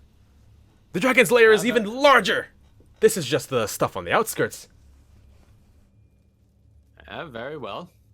Yes, these coins certainly aren't worth taking along. It's just silver. If we encounter gold, that'll be worth its weight far more. But if we don't encounter gold, then we could always pick up some of these coins on the way out. So I say we head forward. Anybody else going to fill some sacks? And you can have as many sacks as you need to carry some stuff. Atlas is not gonna fill any up yet. Not gonna. Yeah, I'm gonna wait till she's gonna wait till or what? My character's gonna wait until we get deeper to see what else is around. And Extraordinaire would just go through one of the tunnels at kind of ground level. It's circular, so something you can get to by walking without having to climb again. He'll get to one of those tunnels and just start heading down again in that direction, just leading the way with his torch, just trying to find deeper into the tunnels, and you all follow. Right. Yeah. Well, I'll lag a bit behind if he's leading the way and going a good way ahead. Mm-hmm. I'll kind of lag behind a little bit and call the others together and be and just sort of quietly just mention to them, just when I was sensing magic earlier, there was a bit of a magical aura coming from our eccentric gnomish friend there. Magic aura coming from. Yes. It was a transmutation aura. Maybe he's a dragon. The thought crossed my mind. I don't know. Of course, it could be completely harmless, but it could be... transmutation is known for its polymorph spells. It's quite possible he's not who he says he is. Can a dragon even transform into a gnome? Yes, I believe they can. The transmutation is capable of... Well, a very advanced transmutation would be required to turn into humanoids and such. I've heard of such magics, but normally polymorphs are only for beasts and things of that nature. So if it is a polymorph, then it is a very powerful one. Make But a only- Arcana check, an Arcana Okay. intelligence Arcana check. The only thing that I don't appreciate is this want to go deeper. We're being rushed. Whew. 24. Wow. Now I'm rolling. There you go. As you're saying all this, you're thinking back to dragons, and most of what Extraordinaire told you about dragons is like fully correct. And what you know about red dragons in particular is that they are brutes. They are not very much known for their ability to cast spells. Yes. But could be he's another dragon though. Like a rival dragon or something. I don't know. My head is swimming with conspiracy theories. Mm-hmm. But I just think we should be wary. There is that at the very least reveals to me that there is something he's not telling us. Understood. Let's continue. Do what you say. But at least his information is legit. This is all very authentic magical items. So if we could get out of this, we may very well get out rich. You're already rich. 30 pounds of magical items. That's true. That's true. Maybe that can be a thing. I have idea. Let's go. So Very you well. proceed down this path leading deeper into the mountain range. As you go, your path twists and turns, and it spirals back in on itself, and you find that these tunnels are leading deeper and deeper. And again, you across another chamber similar to the one that you found, but this time you're coming out like in the center of this chamber, large, like spherical kind of chamber where the walls again are scored with these shelves to hold nice, neatly placed chests, and the floor again is littered with loot. Still silver and copper and all that, or Still silver and copper for the most part that you can see.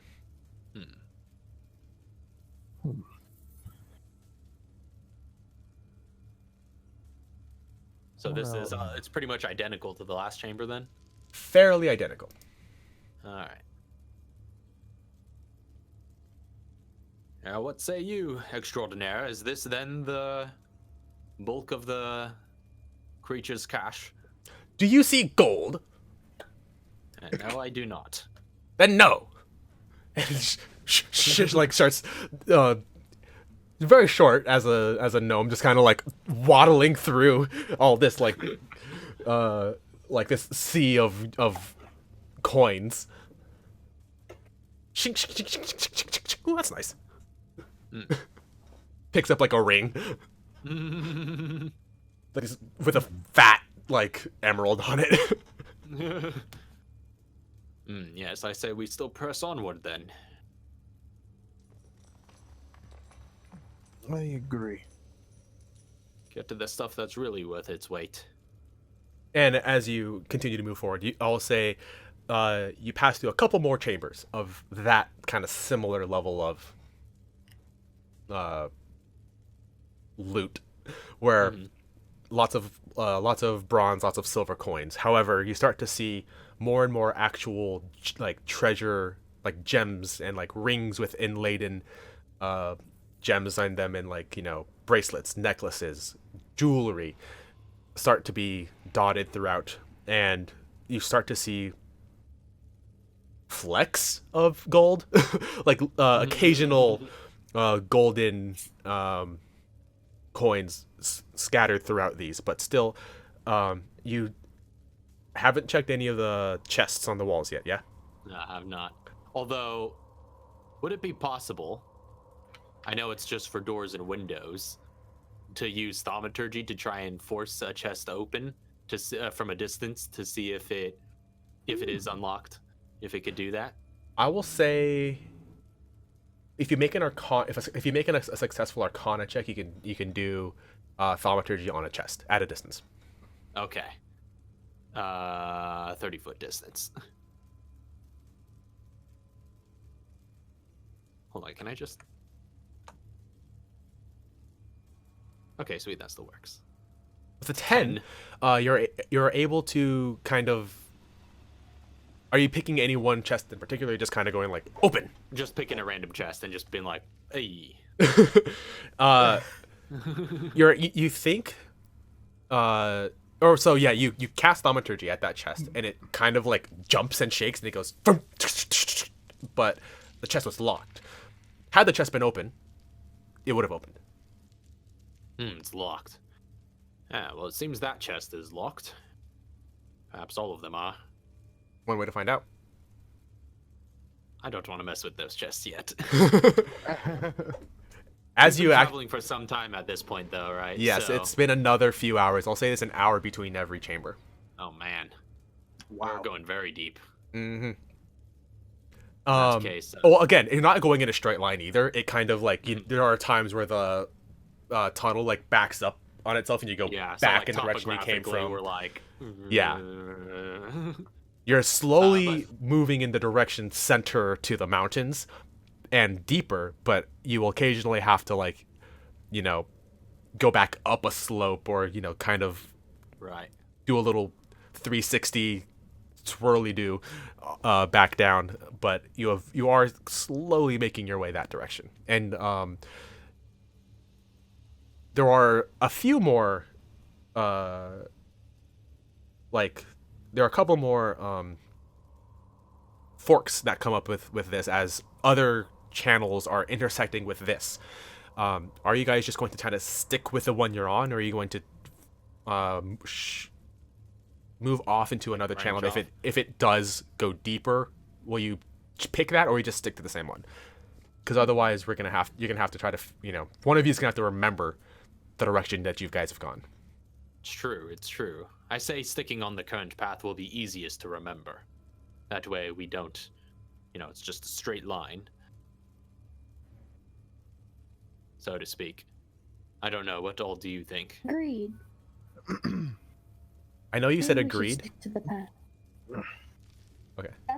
I'll say I know you said agreed, but all that came through was greed, and I was like, yeah, that's it. That's this game. So you're gonna stick to the path that the current tunnel that you're traversing. Yeah, continue that. Yes, that- continue Yeah. through same And path. so occasionally there will be a tunnel that just like drops like a straight 50 feet straight down, but you're gonna avoid those in favor of sticking to the easily remembered path. Mhm. Okay. So as you continue moving, chambers are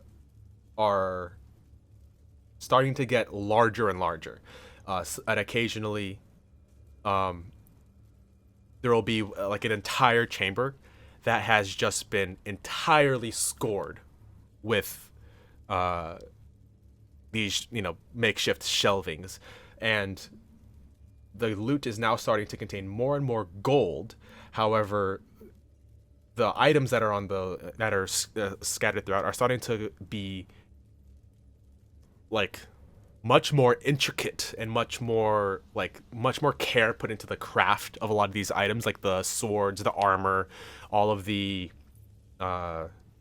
jewelry is now starting to look like very delicately crafted, very a lot of care put into these, and the value of all of these items are now skyrocketing the closer you go.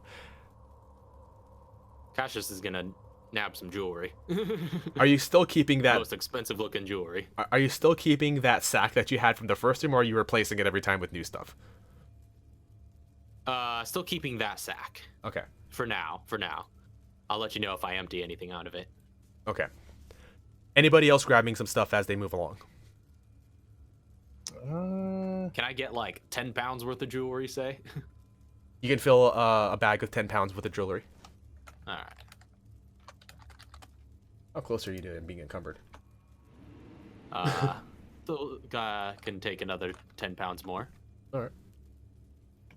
So now, Cassius has now like got two sacks of just like clanging jewels in like one hand, and like weapons and like daggers poking out of a sack in the other.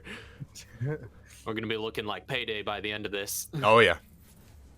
So, as you again, like, are you looking for just the big one right now? Are you just gonna skip these small chambers and just get to the big one? Yeah, basically. Yeah, I'm just like grabbing some stuff as we go along, but for the most part, we keep moving. And you're ignoring all the chests, and you're not sifting through any of the piles of loot. What's in the piles?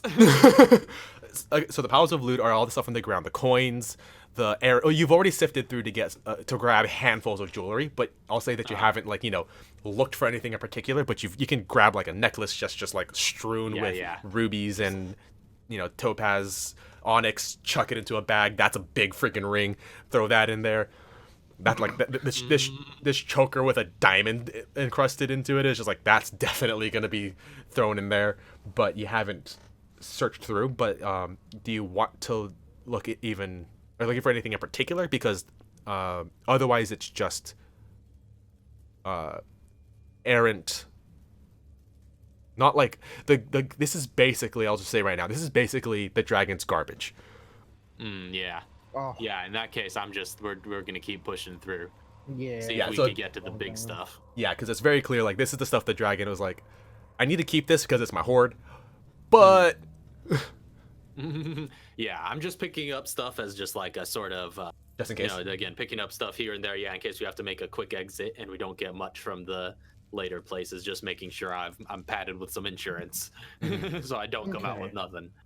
Other than that, focusing on pressing. So as you continue forward, you start to hear off in the distance, because Entreaty Extraordinaire has like pushed off ahead of you, and you hear off in the distance, and like the echoing of the caves are just echoing any voices that you would hear, and like the footsteps are kind of like clanking around. But you hear off in the distance like somebody, like he's met somebody, and there is some sort of back and forth going on down the tunnel, and it's too far for you to see with your naked eyes, either because it's around a corner or because it's curved or it's just too far away. But you can hear this echoing coming back in your direction. Cassius, as he's going along, is just gonna clench his fist, and the crystal sewn into the back of his glove glows blue, and a bunch of spectral plates like armor pieces just apparate around his torso. He's casting mage armor on himself before he continues onward. And as you cast this on yourself, you start to hear the pattering of footsteps, like start coming your direction. Staying behind the paladin and continuing forward. I've got my whip out. And you see, running back to you is Extraordinaire. Extraordinaire. I want to call him Entreaty, but so that's now I'm going to call him Entreaty. Entreaty. This gnome goes by a lot of names. Also, Entreaty, the Dragon Extraordinaire, is his name. Oh, like his legal name? Oh. Yeah, his name is Entreaty, the Dragon Extraordinaire. Oh, okay. So, Very well. yeah, that's why I'm getting confused, because like there's a lot of names to pick from in there. I'll call him the. It's some people go by their nicknames. It's weird. I mean, their middle names. But so Entreaty comes rushing back to you and says, freaking goblins! Goblins, you say? Where? Oh, Yeah, goblins down over that way. We need to get rid of them. goblins. They're taking all our stuff. Goblins. And he's like, and he's just like freaking out, just like pulling his hair out. He's like, they're taking our gold. Lead the way, Vartuk. We need to put an end to this. I've had enough goblins for 1 week. Aye, goblins get to do what I came here for. And just continues forward, happy. Just like with purpose, Yep. strolling forward. +1 whip at the ready. Yes. And as you round the corner, you make your way down a little bit of an incline before you enter into another large chamber. This one seems to have a few goblins with sacks shoveling gold into their sacks from one of the chests. Just kind of taking a chest and just whoosh, dumping it in. Ah, Well, And they immediately drop everything they have and start running. I'm gonna try and firebolt one in the back. Just like All right, make an attack roll. just to show them what's up. just to show them what for. 17. That hits. And as you firebolt, no need for damage. 7 points of fire damage. No need for damage. These are I've learned my lesson. They're all minions. This bolt of fire just hits it square in the middle of the back, and it just like burns through, and it goes and flops and skids face first into like a little hill of gold that it just like face rides, like sleds down before stopping at the mouth of the cavern that the other goblin is now running down, just kind of freaking out, going like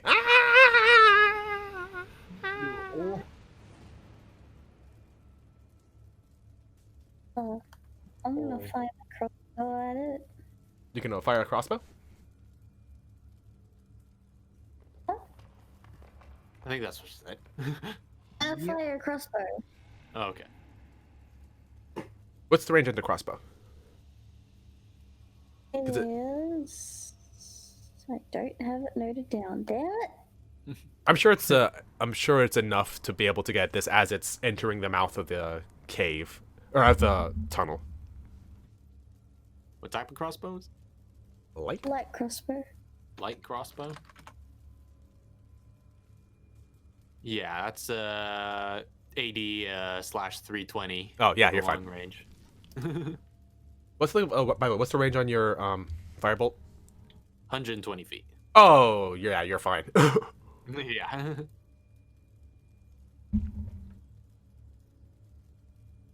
That's easily like 3 times the distance of these. Ooh. no. You fire off your crossbow and it sparks off of the edge of like the entrance to the cavern tunnel and kind of like spirals its way down before it rides the circle of the tunnel around as it just barely misses this goblin as you just screaming its head off as it rounds a corner out of your sight.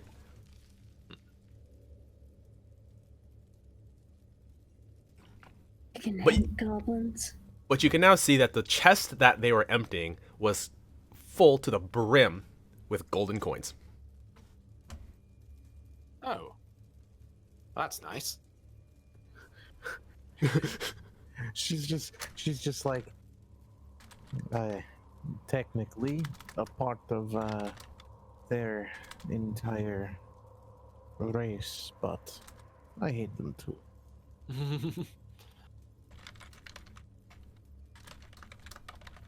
Well, I'm perhaps good.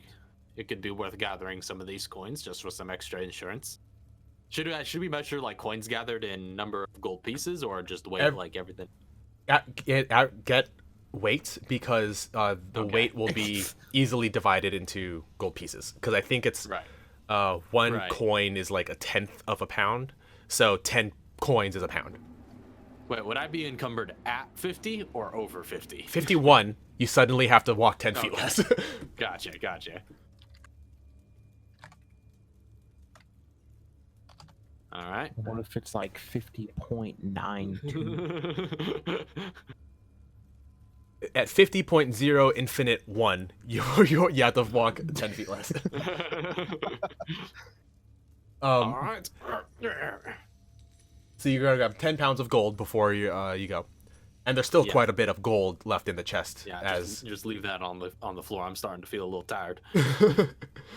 your arms are starting to feel it for sure. You start to like Mm-hmm. throw these over your shoulders and just kind of walk with them. But yeah, so that goblin just ran off, and you guys are gonna chase. Yes, onward. He may get to the greater hoard before us. And again, as you pass through these hordes of loot, the weapons and the armor, all like there's now like you can see robes and clothing that are of intricate make that are lining the these kind of loot piles.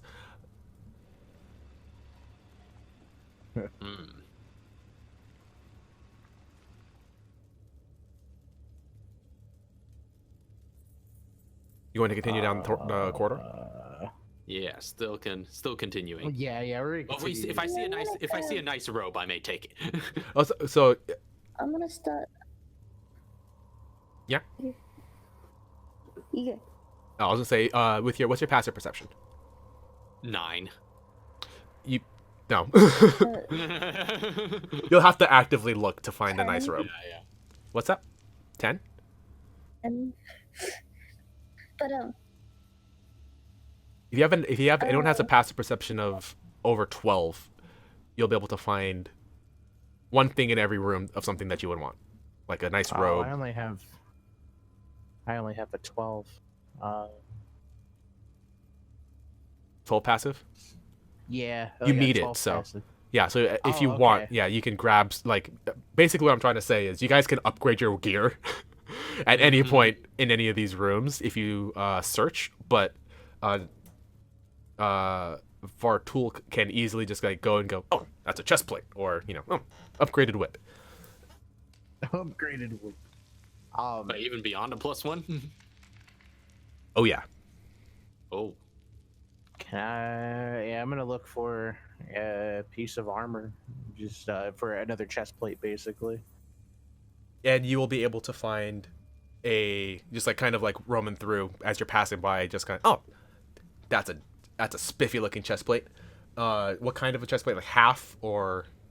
The regular, it was like, I think it was like just the ones that give you like 16. Yeah, you can find in this room a +3. A +3 chest plate? Whoa! Hold on. Hold on. Intricately designed and beautiful, impeccable make. The robes that Cassius, you're looking through, like, these are nice robes. Nothing that would fit you. They're like in blues and greens, but impeccable design. Wait, so so there's half plate and breastplate are 2 medium armors. The half plate gives you 15 plus your dex up to 2.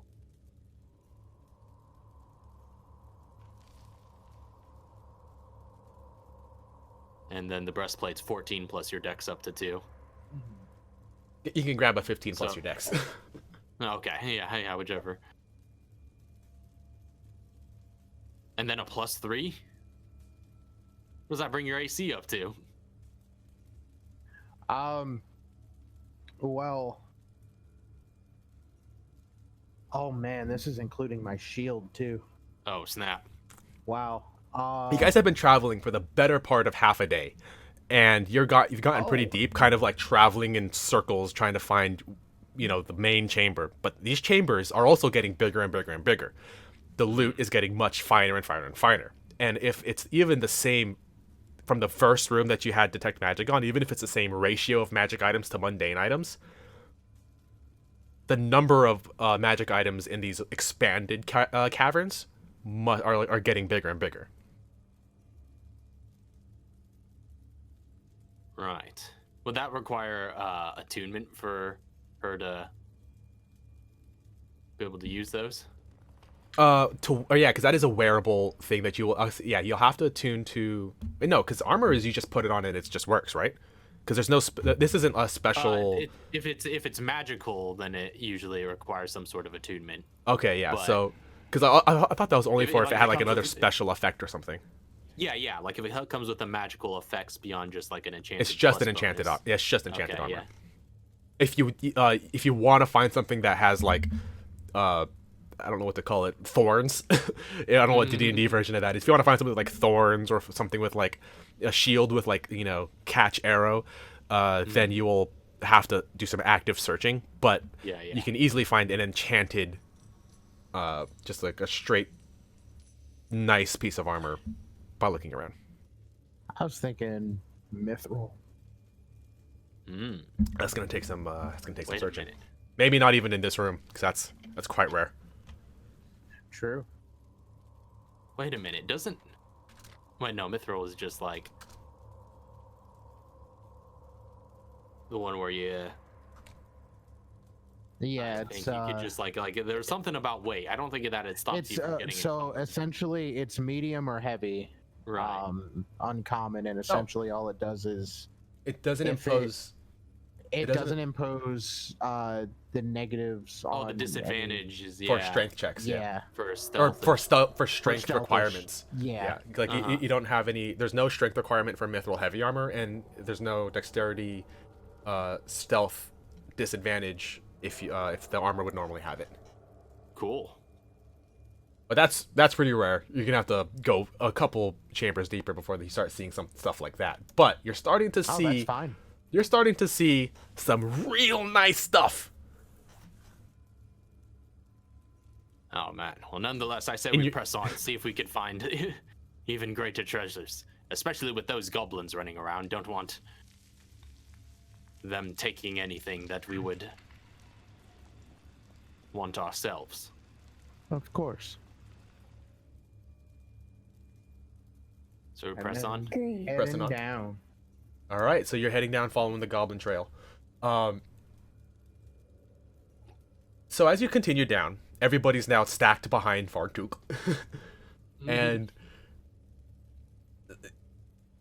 you notice on the ground as you're starting to go through, like as you start getting deeper into this tunnel, there are like the makings of a track in the tunnels, nailed down with iron nails into the bedrock or into the rock, and bars of iron that are laid down on the floor.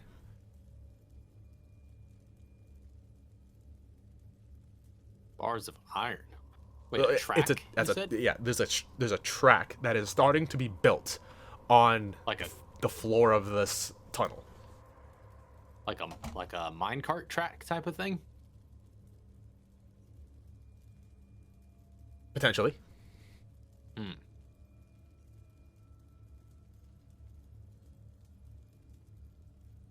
Well, extraordinaire. Were there any sort of mining operations here? Hell no. And what do you Goblins make are of trying to this? take our stuff. You think this is their doing? Goblins aren't nearly that crafty. You'd be surprised looking at Vartulk. Goblins come in all shapes and sizes. Faster! They're taking our gold! Yes. I don't know what voice I ended up on with them, but I forgotten what I was originally going for. All right. Sounds like a goblin now. I know. That's my excited voice, just like ah! She took pride in that. She's like, huh. And just keeps on going. With your new See where this freaking leads. shiny buffed out half plate armor or whatever, whichever one you had. Yep. So, moving forward, the track leads to another room, a large chamber, same build as before.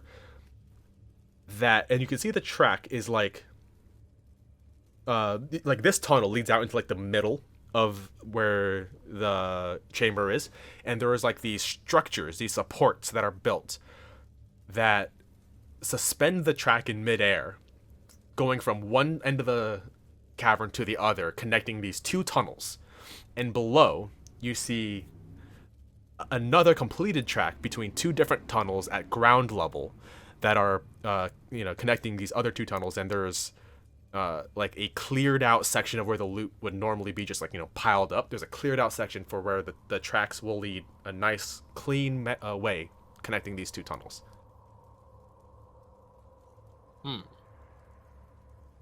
Well, this is getting quite elaborate. Who could have done such a thing here? In a dragon's lair, no less. How long has this dragon been dead? At this point, about a week and a half, 2 weeks. Ah. Wait, no, I remember the voice now. At this point, about a week and a half, 2 weeks. Ah. You think that's We long came enough? and or- set up these tracks in 2 weeks. That sounds like somebody. Well, a big group must have been here But they must have before known. us. Yeah, they must have known even before you did. You found out pretty immediately. No, At impossible. least so you claim. Is that something you're not telling us? There's no way anybody knew before I knew. No way. Lear's just gonna pick him up. Ah! Also, insight check. All right, make an insight check. For what it's worth. I'm a glare at him. This isn't gonna go well. One. You've just lifted. Nope. Oh, sorry, go. Oh, No. What are you not telling us? Ah! Let me go, you snake lady. I'm gonna take out a javelin, and I'm just gonna hold it and get ready to throw it at him, and just go, "I want you to open that mouth of yours, or this is going through it." There is no way anybody could have known that the dragon would be dead before I did. Cassius, that is the truth. So then you were here before us. I was not here at the time that the dragon died. I'm sure a dragon wouldn't bother building tracks in their own cave. I'm gonna insight this stuff on this Alright. guy real quick. Throw another insight down that direction. Oh, I'm gonna Aw, try yeah. insight. Absolutely. Well, there's no, as far as you know, Entreaty has yet to tell you a lie. Actually, I'm gonna intimidate him instead. Okay. You're holding him up, so. Yes. That's what my original- Yay! Dirty. That's what my original plan was when I threatened him. But Do you like, wanna help with her insight, That's what I was thinking. That seemed like an intimidation. or with her Yeah. intimidation? Because yeah, just help with it. Yeah, Yeah. because she was threatening him. who has the higher intimidation between Vartulk and I have a Narks? +5. She's got a plus. Yeah, I have a +4. So Okay, so do another intimidation at +5.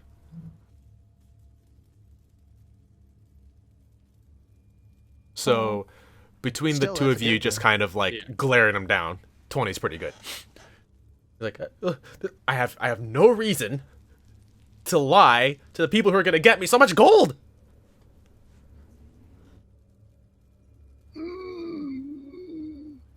But you're saying that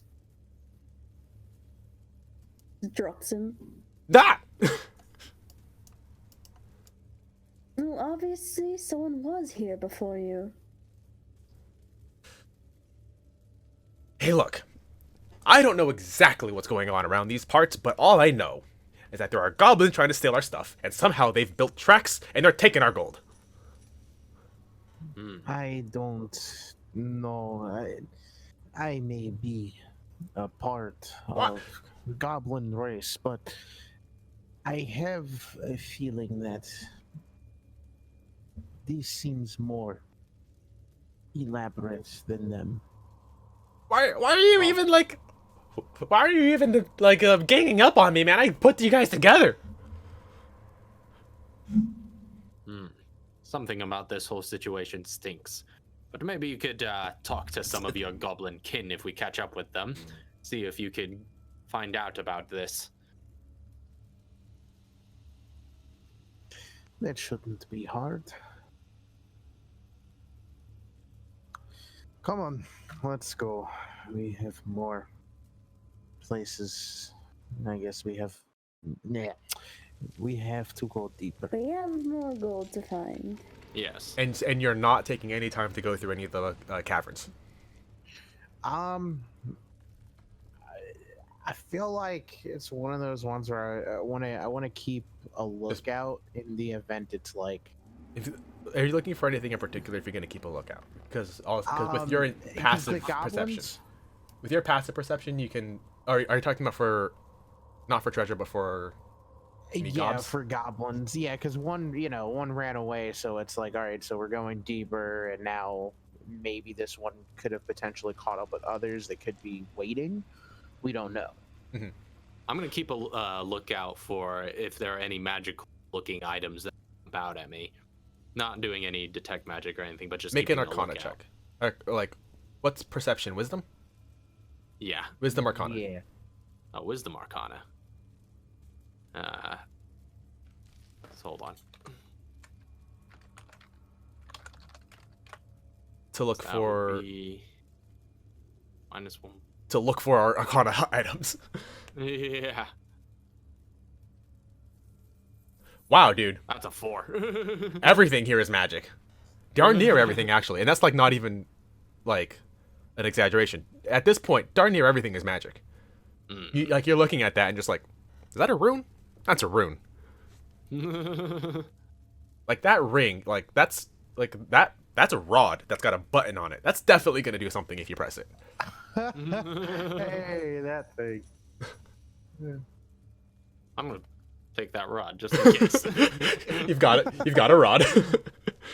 All right. And of course, you see tons of wands of intricate make and That's what I was thinking. staffs Are there any and wands or anything? Oh, yeah. If you see belt. belt. Yes, let me know if you see belt. Cassius, I'll see say you're no more belt. inclined to see wands than belts with a 4. Yeah. But are there any wands that look like they could be like, wands of the War Mage, just basically like +1 Ooh. little things that I could I thought you use were for my spell about to attack? say any ones that look like belts. You can wear this wand. You'll be able to see a couple of wands that look of the kind of like the variety that would be of somebody of your whatever of your intention. But just grabbing one with a check that low, you wouldn't be able to have any control over what you got, but you can get a wand. You can easily spot a wand Alright, and I'll just take a- grab I'll take one. a wand. Just wink. Is there any That'll way put you over the limit. Can I, like, test it? Are Do I feel like my spell attack bonus is higher? I was gonna say, like, if you're gonna use it, you can always just take like 10 minutes to attune to it.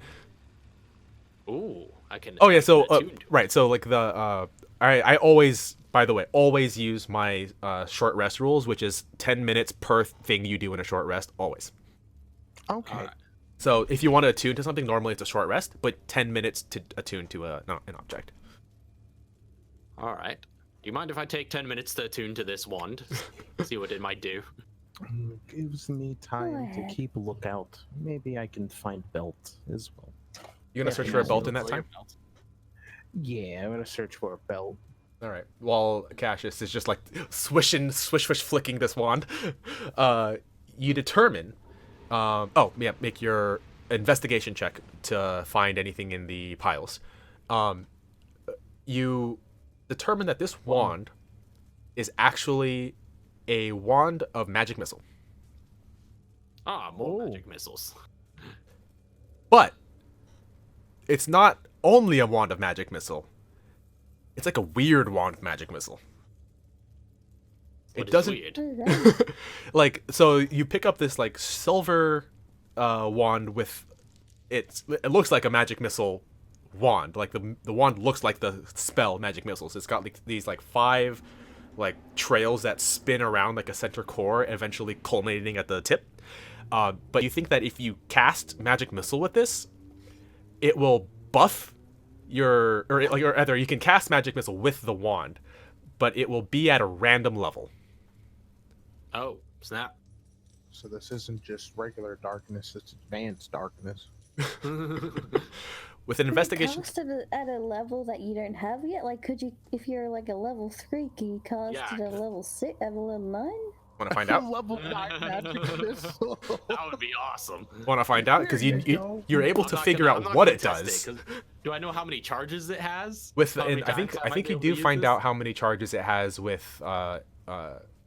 Attunement? attunement, and it's got like how many charges does a magic missile wand have? It's a lot for one adventure.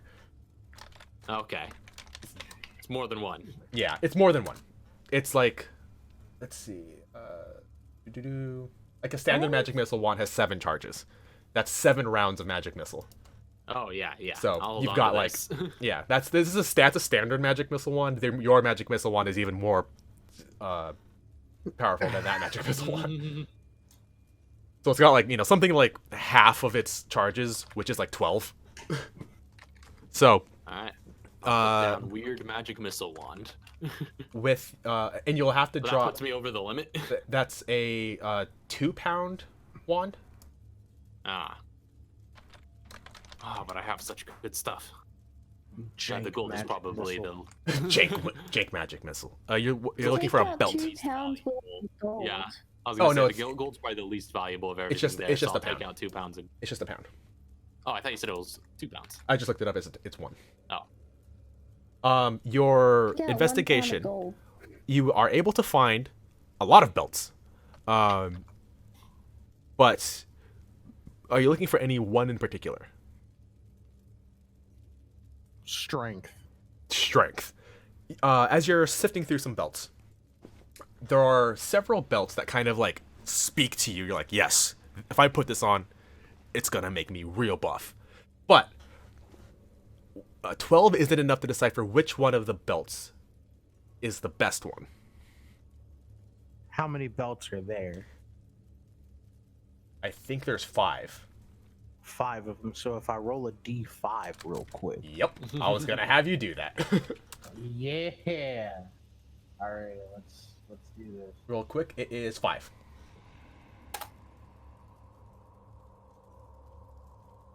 Two. You find a, you put it on. I'm assuming, and Yeah. you have to attune for it to work. Probably. Yeah, I think so. It just says, while wearing this belt, your strength changes to a score granted by the belt.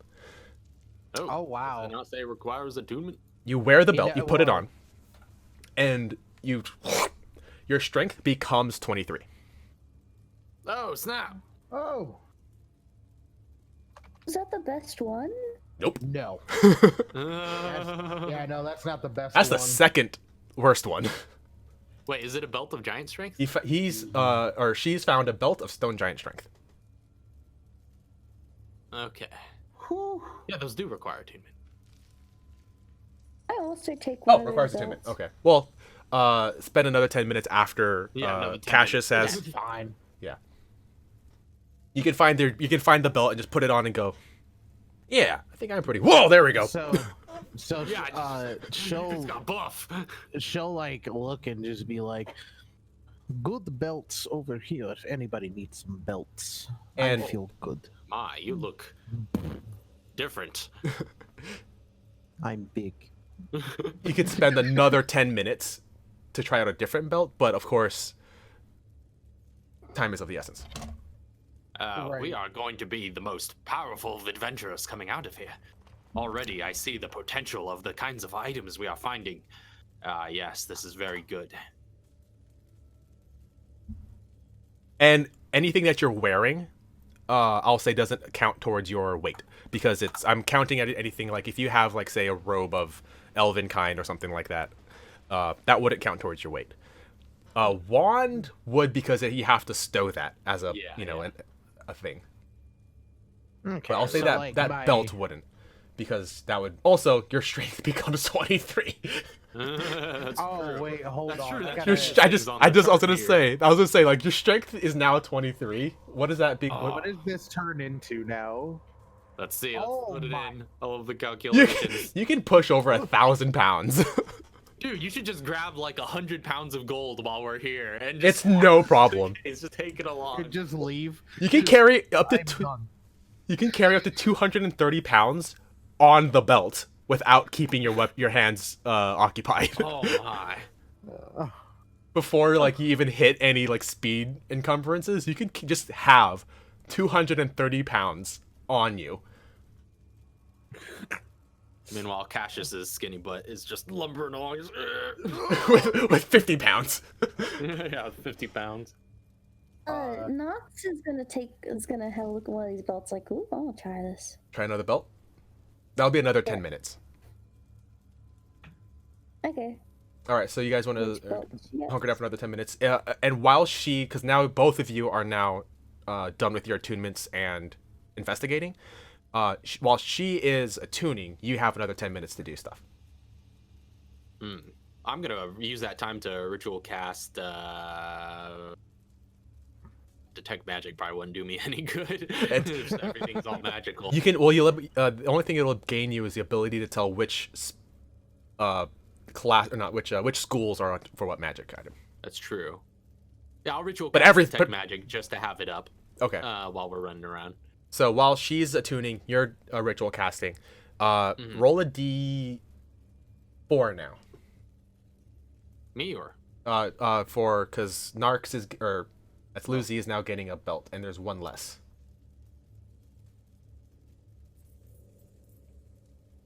Oh, okay. One. You pick a belt, put it on, sit there for a little bit, but trying to figure out, like, yeah, here we go. Oh, God, perfect. That's the exact right tightness, and boom! Your strength is now 21. Oh. Oh, I got the worst one. Oh, you're the strongest artificer I've ever seen. She nearly rips out of her leather like apron that she's got on, but that like it's made very well, and it just kind of like it form fits, like it like leave imprints of her muscles into like the leather. So yeah, I went just. from a 9 to a Oh my 20. goodness. Jeez. And now you have detect magic for 10 minutes, right? Yes, I have detect magic for 10 minutes. If you rush down the hall, you can probably get to the other side with detect magic on. Oh, obviously everything in here is glowing. Yeah. Yeah, I'm gonna rush down, and see if I can get to the next room with detect magic. And you guys are rushing down. Okay, so the one that you were on, the path that you were staying on is the one above you at the rail that's on like supports, but you would have had to like skitter down. It's pretty easy. There's a lot of, at this point there's shelving everywhere that you can just like step to climb up to. Right. But you are closer to the tracks at the bottom than you are at the tracks at the top. But the tunnel that you're keeping on is the tracks at the top. Yeah, stay on the same rules. Stay on the same path. So Right. So you guys just get back up there. clamber back up, passing by some chests, and just run down the corridor. And as you start running, you start to hear more chittering coming from the direction you're heading. Sound like goblin chittering? Everything sounds like goblin chittering when it's bouncing off the walls and it's unintelligible.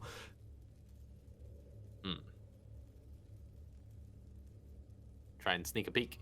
Try to move forward quietly, maybe. All right. If you wish to move forward quietly, you'll have to make a stealth check. All right. 22. Anyone else moving quietly or just rushing?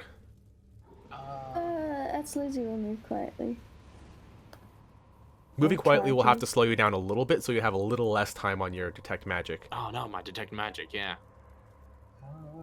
Oh, nonetheless. Proceeding with caution. Mm-hmm. I mean, like, I can try to stealth. But I think I'm at, like, what is it, like a -2? Or, like, is it just straight disadvantage? I forget. I don't think your armor gives any disadvantage. I think only heavy armor gives disadvantage. Okay. For the what was it? The half plate? Yeah. Let me check real quick. But you could narrate what happens while I check. Yeah, I need to wait for... There it is. It does give disadvantage, yeah. Okay, it does. Oh, okay. Yeah. Oh, wow, I should have just... Should have waited. Wow. Yeah, no. 7, but that's okay. Yeah, you're still clanging around, but Cassius is in the back, being the quietest. Nark, Asluzi and Vorotuk are up front, moving forward, and with their newly formed bodies, are trying to figure out how to move silently with just muscles getting in the way. and not being the quietest, but you make your way to the end of the tunnel, and you see a large. This is not this is not one of the chambers that you have met before. This chamber it just goes straight up, long, tall, narrow, steep walls, and from where you can tell, it just goes up. From here at least, yeah, you can tell it just goes straight up, and the room is very, very wide, and there is glows coming from like these inlays in the wall, similar to, or like there are still those shelvings for all the chests, but some of them now have glow, a slight glow emanating from them on the walls themselves. Even without the tech magic? No, this is just lighting. Oh. As you look forward, you see a whole group of goblins. A whole bunch of them. Kind of at like pooling around a larger. You'll be able to see from where you're at. A larger. Hold on. Hobgoblin form. That's the goblin. Oh no. And they're Just all Dovacar? Damn. and they're all just kind of like with their like some of them have weapons, some of them have like these like pickaxes and like hammers, and they're all just like kind of petitioning this hobgoblin all at the same time, and he's just trying to just like get everybody to speak in like just like shut everyone up, but they're all freaking out. How many of them? You said how many goblins? A whole group of them. Like a crowd? Definitely a crowd. Hmm.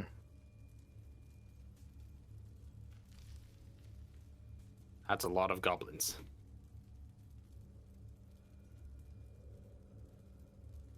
That is not good. What do we do? I think we could take them. Oh, I am. I mean, look at you. I am itching for a fight. Don't get me wrong, but that is a big crowd. That is true.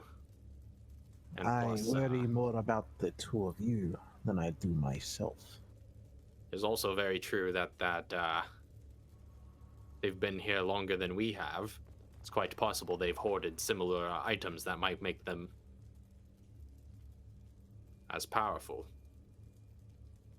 And you see this hobgoblin just kind of shush everybody before he just goes, "Quiet!" And his large, booming voice just like echoes throughout this chamber, and every goblin just goes, and quiets down. Now, where did these intruders come from? Which tunnel? And a bunch of them just start piping up again. And it's like, it's like, quiet! And they will point back in your direction and just start chattering before he goes,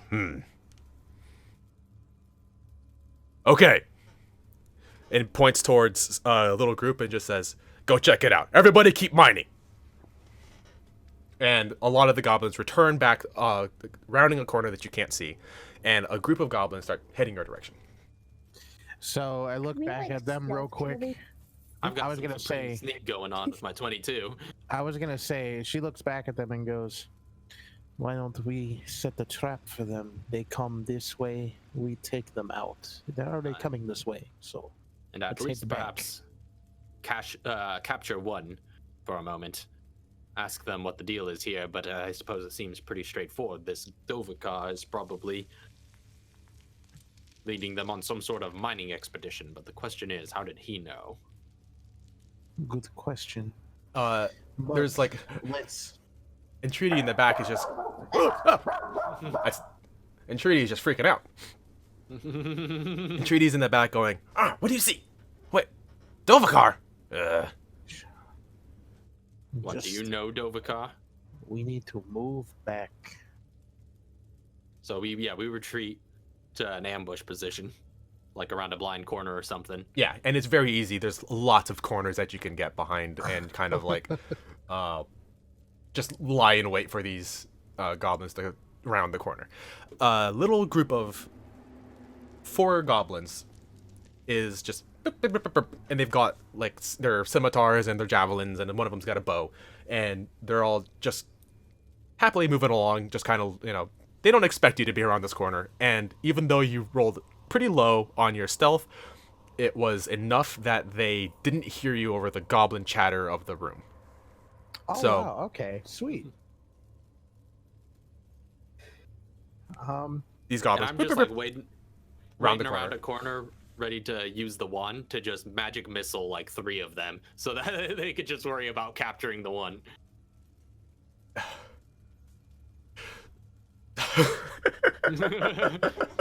So you're gonna use the wand. I'm gonna use the wand.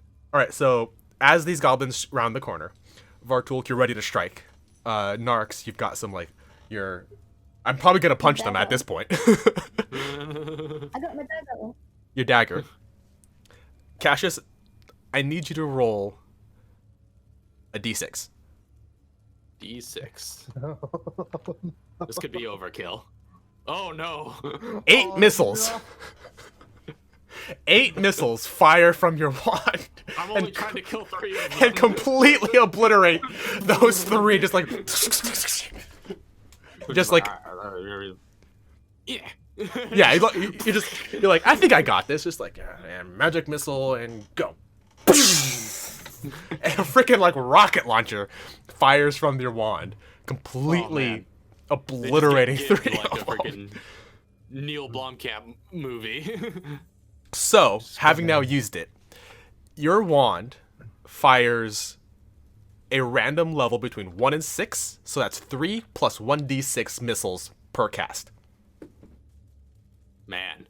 So I'm gonna mark off. You said I have like 7 charges of it, so I'm just gonna mark it off just in case. Oh, I thought it was I need to 12. keep track. 12 was would it be like the 12 would be like the full. Half of it Oh, is okay, like okay. this is like a half full wand, which is still insane at 7. Yeah. Okay. I tuned to it, Deja right? vu Yes. moment right now. You're what?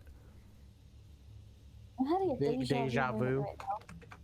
What- When else did this happen? In one of your games, or because I've never seen somebody get obliterated by a. Oh, no, I had it. It's like when like Mel was like, oh, I think it's 12 charges. Like, oh, I'll mark off like 7, and oh no, I'll mark a 12. Like, I that part there, like, Oh. Did you have I'm some? like, what? I hate it. All right. So I've obliterated 3 of them. You guys. And that goblin, the other goblin who's just walking by, he's got a little bow, and he's like, he just wets himself. Just like Just there's standing like in front of. like the small tunnel is like painted red, and this goblin, like there's like a blood shadow of where this goblin blocked the blood from hitting the wall, and it's just covered with goblin insides. And he's just standing there with the bow, like. So she's gonna block his way to run. But It's if he not intends to running. I just go up and slit this It's- goblin throat.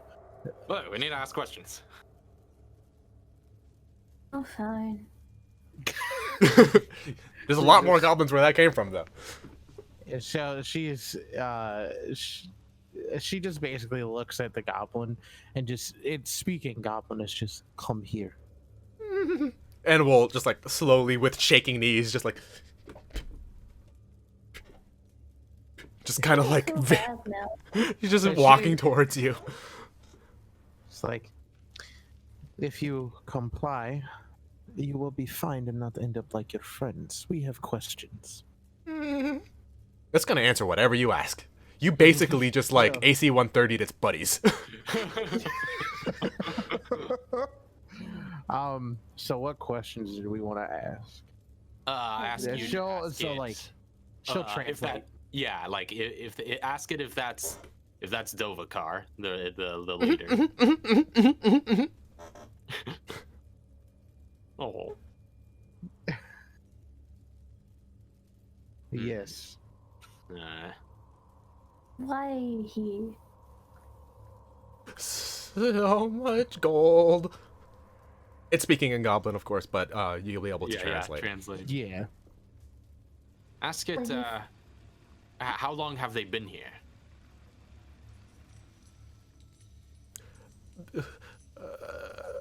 Actually, it wouldn't know because it's been underground the entire time. Oh. It'll say 8 camps. Oh. Been here quite some time. How did they know to come here? As it's starting to answer, you see Entreaty behind you just kind of like brush through. It's like, we need to stop him, and just takes a dagger and just sticks it in its chest. Can I? Oh, I was gonna. It's attempt. He's moving to. He's like, we need to move on, and just takes a dagger and just like pushes past you, attempts to get through the 2 big guys, and just tries to stab it. I'm gonna just kick him back. Like, he comes out, I'm just like, no. We're wasting our time. Ow! I'm gonna have Atsushi like grab him. He's just a goblin now. Yeah, you held them before, just like lifting him up off the ground because he's a small creature. Now you can do it with 1 arm. I stopped bench pressing him. You can curl this dude. Just like 1, 2.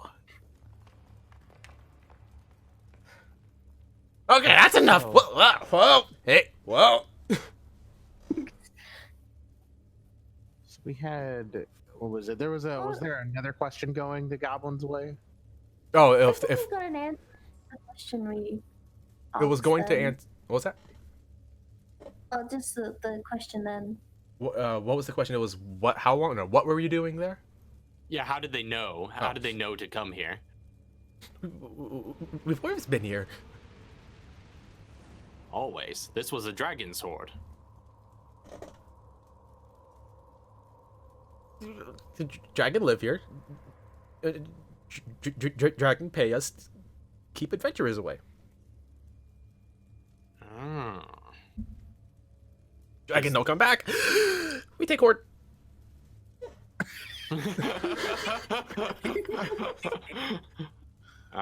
That sounds like some of Dovakar's ingenuity, I'm sure. Must have been just waiting for the day that it didn't come back. Let me go. It's like pedaling his legs, just trying to get out from Atsusi's grip. It's just like, just shut up, goblin. You seem very feisty. I'm a very feisty gnome. What are you afraid we're gonna learn from this goblin, anyway? Goblin? Just let me go. I'm gonna insight that. I'll allow everybody to make, if they wish, an insight with advantage, because at this point, That's the highest insight. I have very low insight. Yeah, Oh, there we go. Oh, that's pretty 19. good. I was gonna pick the highest number. Okay, I'll make an attempt just in case. But I don't think it's gonna get me anything good. Oh, 2-2. Two dirty ones. Fantastic. So with a 19 insight, you kind of think back to everything this gnome has told you, and did you make an insight? Uh-huh. I think I did. I think Raph did. You kind of think back to everything this gnome has told you, and always pushing for deeper into the lair. Never once, or maybe once, but didn't even look at the treasure as he passed through all the chambers. Knew exactly where this hoard was. Just needed to get back to this chamber. He seems on the level to me. One insight. So she explains. She basically relays and explains this whole thing. Just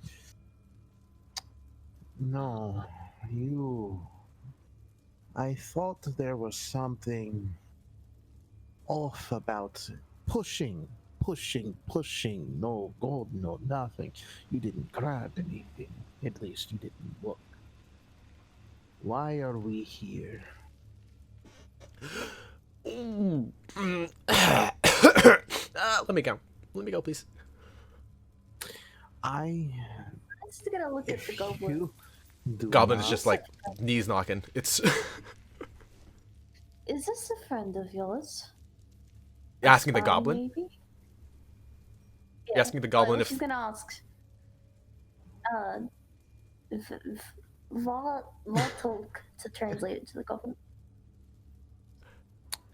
Vartok translates. goblin shrugs.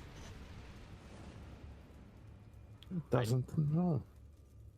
We know, though, that you are not who you say you are. You have been transmutated. Well, just can I just like sit down?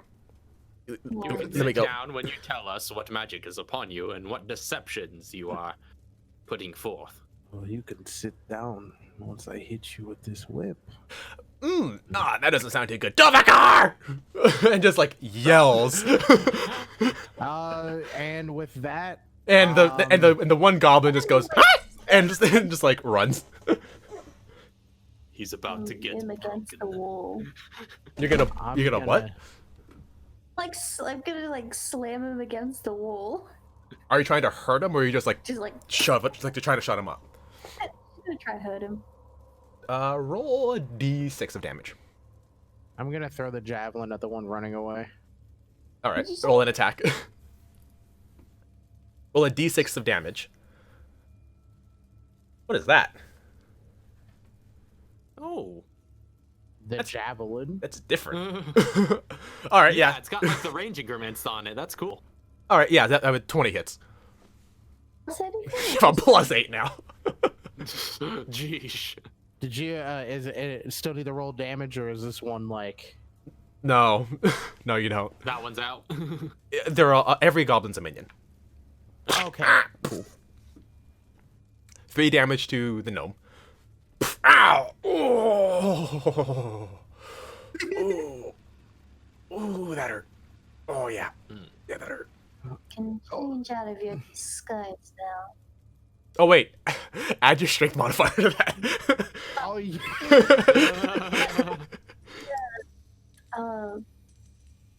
8. So you have a +5. Oh man, that's all right. Oh yeah, yeah. There it is. Oh, there it is. All right, so what were you saying? There it is.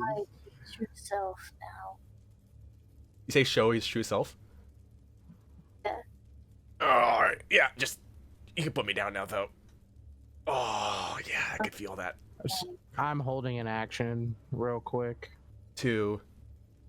So if she puts him down, and if he either runs away or attempts to hurt any of those two, she is whipping this man. As you are gonna put him down. So she's gonna drop him just from like her height. Just As you drop him, he like scrambles to his feet, but you also start to hear a bunch of goblins coming in from the chamber that you were just at. A whole lot more feet than 4. Just kind of like, Sounds like they've heard us. and he's like, all right, yeah. Oh, that hurt. Oh, that hurt. And he's not doing anything. He's stalling. He called for them, and now they're coming. don't need to just kill him. Oh, no. Say that again. I didn't ask be Just hey, just breathe. And at this moment, I'm the gonna- goblins I'm gonna- round the corner.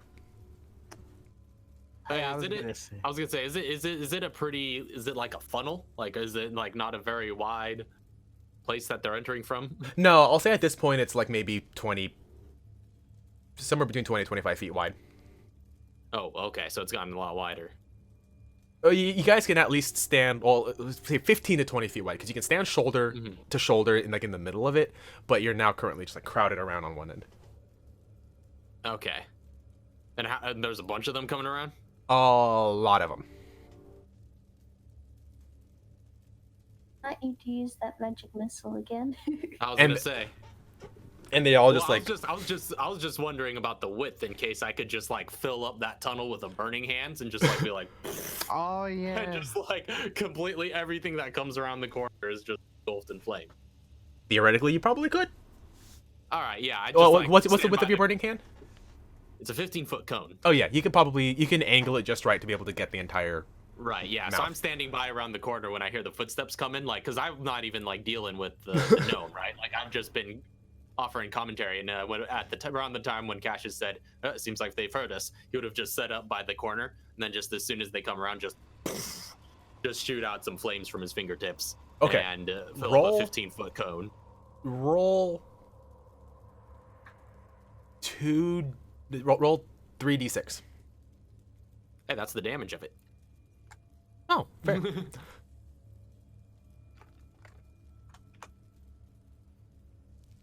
Six goblins round the corner, and you just incinerate them. And as this firebolt erupts from your hands, a bunch of the other goblins just go "Ah!" and stop as this wall of fire temporarily is blocking their path. But as soon as those six are incinerated in place, they still funnel through, and there's a good majority of the big crowd that you saw filling this chamber. Oh, great. And goblins are small. So there could be, shoulder to shoulder, 2 goblins per 5 foot square. So that's at like, there's a lot of goblins. And they all have various like weapons, like you have knives, they've got daggers, swords, scimitars, axes, javelins, bows and arrows, crossbows, and they're all just like, hey! Hey! It might be time to Oh, run. no, I'm not getting captured again. Nope, time to run then. Don't run! And you start to hear this of footsteps kind of rounding the corner, nice and delicately. And Dovakar rounds, saying, and who might you be?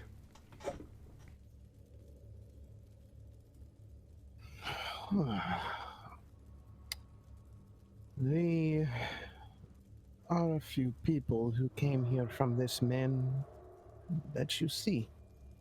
Who called you, actually? Yes, I heard. Who is this? How do you know my name?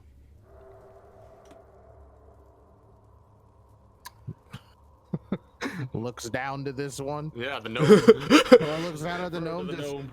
you can speak. You're the one who called this one over. Well, perhaps this corridor is feeling a little crowded. Perhaps we I will could. shove you forward. Are you shoving him into the into the crowd? Oh no, she's saying like basically if you don't answer, I'm shoving you into this crowd. I will. Can we go? It's feeling a bit crowded. I don't like small spaces. Can we just get into just like out there?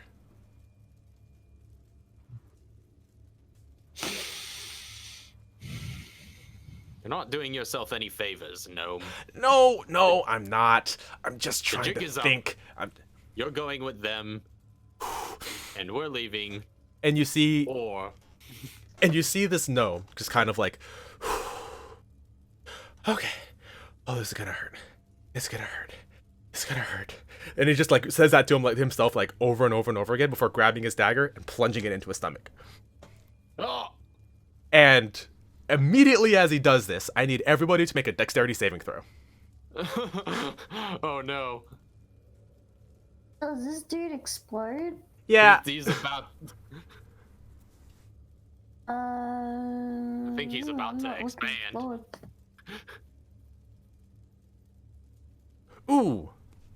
So everybody but Vartulk is able to just like dive out of the way as from this like from the wound red scales start to erupt from It is the dragon. start to erupt from him, and he just immediately expands like 4 times his size, completely filling this chamber, squeezing himself because it's the chamber, like this tunnel is actually kind of smaller than he is, and just like and just starts to like push his way through all these zombies and or through all the goblins, and Dovahkiar is just like, oh shit, and backs up and just starts and just like backs into this chamber before he before this large red adult dragon bursts out into this chamber and just goes, oh, I hate that, and looks back towards this little tiny opening where the rest of you are. Vartulk, you're gonna take a little bit of damage for getting just basically hit by the butt of this dragon as it just violently expanded.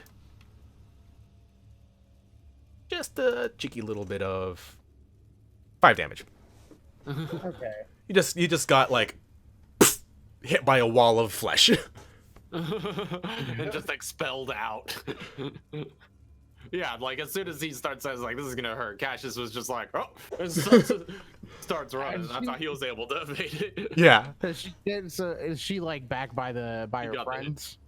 Yeah, so you all got pushed basically in opposite directions, where all the So goblins we got and pushed backwards from where we came, basically. yeah, so you got Okay. pushed deeper in, and Dovahkiar and all the goblins got pushed into the chamber, and I guess you can't really see around this corner yet, but you can hear Dovahkiar going, ah, yeah, so you're not dead. Well, that's quite unfortunate. Well, you look pretty injured, Will be. huh? He's like, you will be.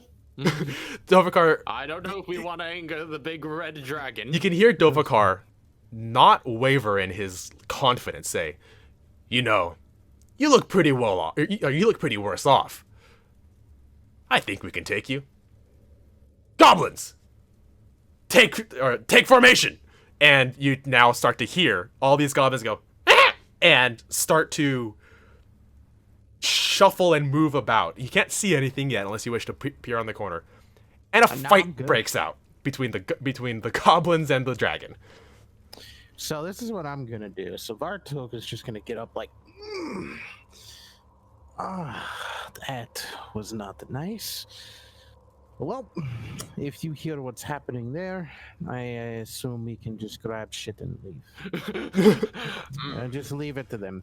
But So the tracks, by the way. So there are the tracks lead into this room still. I forgot to mention, the tracks still lead into this room, and from the little that you would have got to see, the tracks actually there are a ton from the first time you kind of peered around the corner.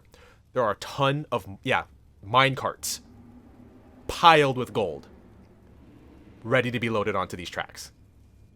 in the next chamber where this battle's happening? Yes. And Cassius just says, but well-aged red dragon could be quite the invaluable ally, especially one that is capable of polymorphing itself into a humanoid creature. The possibilities are endless. It could give us access to a portion of its hoard as a reward. Do you think that this one brought us here to help with something, or? Perhaps it seems like it's not on good grounds with these goblins. There's just a war going on in the other room. And like the ground is just like exploding around you, like not exploding, but like there explosions are happening, but like there is like debris flying into your little chamber, and there's a lot of like, and the ground starts rumbling. Just like a total Saving Private Ryan war zone. And you guys are just sitting on the corner going, cover, just like I mean, I am no friend to these goblins for sure. And we know this was the same goblins that took us captive were affiliated with these. I see here a prime opportunity for vengeance and also a beneficial alliance. We could certainly take that army with a dragon. Wait, what was that again? I just said we could certainly take that army with a dragon. As you are discussing amongst yourselves, you just hear in the other room this like shouting match between Dovahkiar and who is now Merkhet the Maleficent. And you can hear Dovahkiar just shouting things like, like, you don't look so well. Clearly that battle didn't kill you, but it got darn near close, didn't it? Well, let's go then. Let's help this one. Merkhet's just saying like, you traitorous bastard! Yes. This is my gold. What is what was the hobgoblin's name again? It's Dovahkiar. Dovahkiar is the hobgoblin. Okay, Dovahkiar. I was gonna be like Dovahkiar. Anyway, like, so she's just,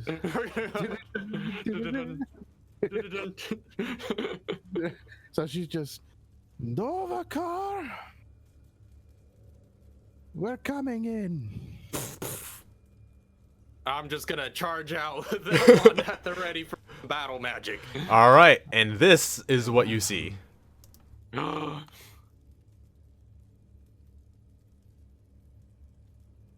Whoa! Whoa! So this is get rid of all those goblins. There's a lot of goblins. Wait, were You we are kind of like back you here? are all at the mouth of this cave, yeah, and you're all. Oh, I guess it's actually a lot smaller than I thought it was. You would be a lot. You would have had that conversation a little bit off screen. Alright. Yeah, 'Cause yeah. Taking because cover here. the scale of this is you are all 2 squares tall. Okay. Oh.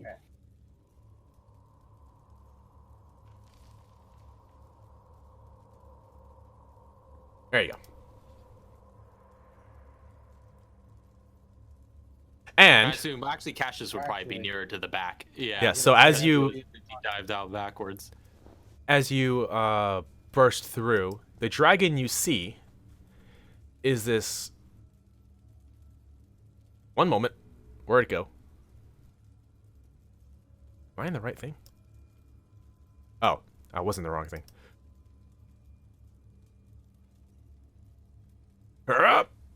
Is that right? This large, injured red dragon.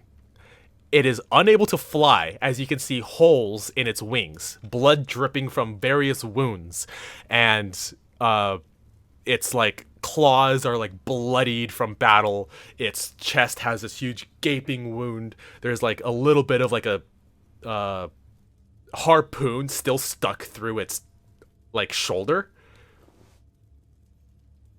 And it's just like swiping back and forth at these goblins, and taking out quite a few per swipe. But it is very, very quickly starting to get overwhelmed as it is pushed to the side, and Dovahkiar is here in the middle, just standing on this ledge. So every you see those little gradients is 5 feet up, and he's standing on this little ledge, just like yelling orders and tactically maneuvering all these goblins. Oh, okay. So there's like a ton of goblins out there. There's a bunch. They're all small. What was that? Assassinate the leader.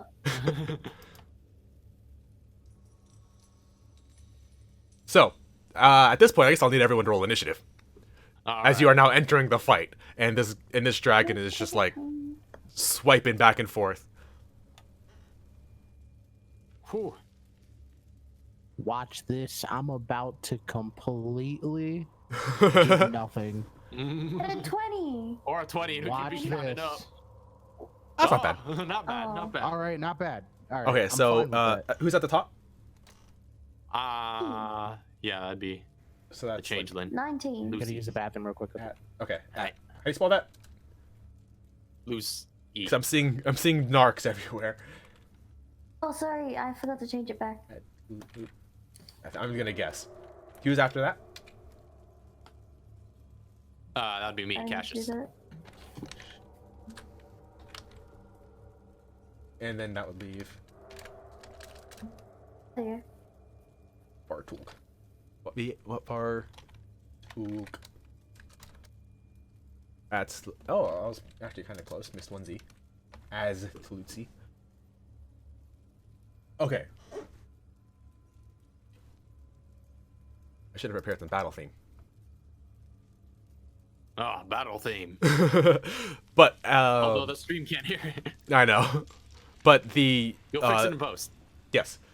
So this dragon is now starting to get backed up against the walls. But this dragon will be going first. It is going to see you guys starting to enter with just sees one person. But he sees you guys starting to enter and he goes, "Argh!" That's too far back. All right. Yeah, so you start there. It's like, ah! And just like scales the sides of the walls. And with its claws, it is very easily able to just get out of reach of many of these goblins. And it is now basically vertical on this wall, hanging off, just kind of like keeping away from everybody. And that is I am here. okay. The dragon scaled the wall and is trying to keep out of range. Okay. Said there was a battle theme? I wish I did. Just that I wish I did. No. But at the end of his round, he is going to let out a mighty roar, and the ground will shake. Everybody needs to make a DC 13 dexterity saving throw, and the DC will be the same every time as the ground Dexterity. shakes. Oh boy, it's Lair.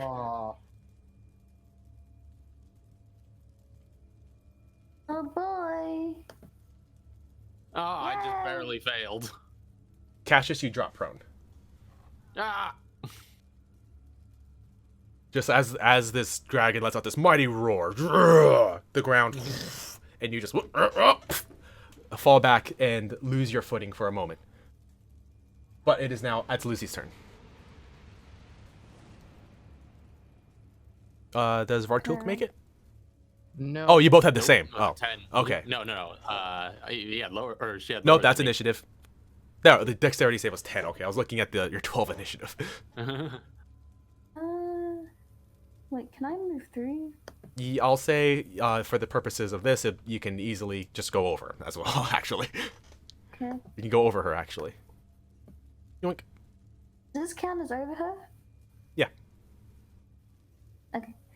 I'm gonna bonus action arcane weapon. Okay. What's that do? What's gonna I do an extra I do an extra 1d6 of an elemental damage type of my choice. Okay. Mm.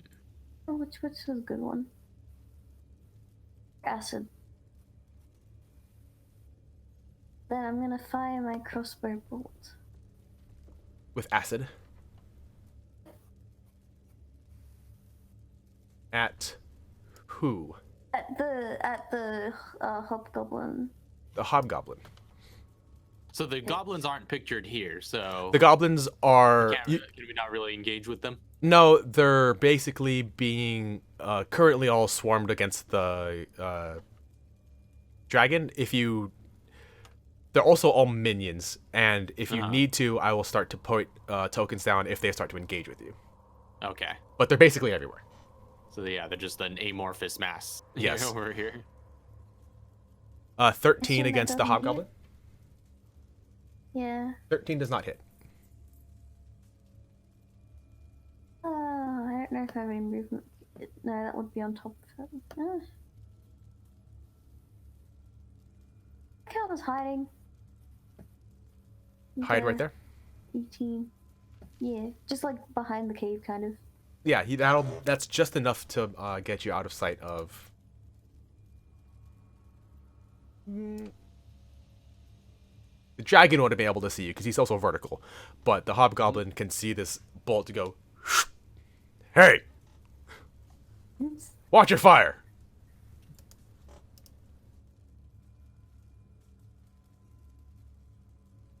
Oh, does he think we're... Wait, he thinks we're attacking the dragon? You know what? Because I didn't necessarily state we're coming to fight you. I said we're just coming in.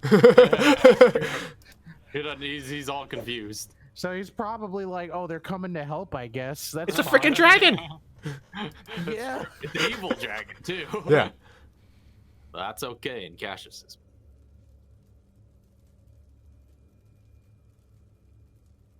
Alright, so My turn. that's Lucy's turn. It is now Cassius. I'm going to stand from prone. And I'm going to move as far as I can, which is another 15 feet that way. Do I have any line of sight on the hobgoblin? Barely, if you just kind of like lean around.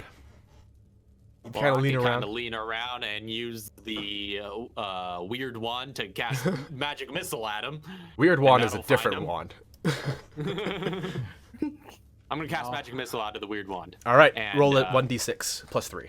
I hope you get a 6. Please Y'all get a have 6. a visual on me. Oh, the 5. Oh, another That's 5. 8. So 8, roll So- 8d4 Plus 8. plus 8. Delicious.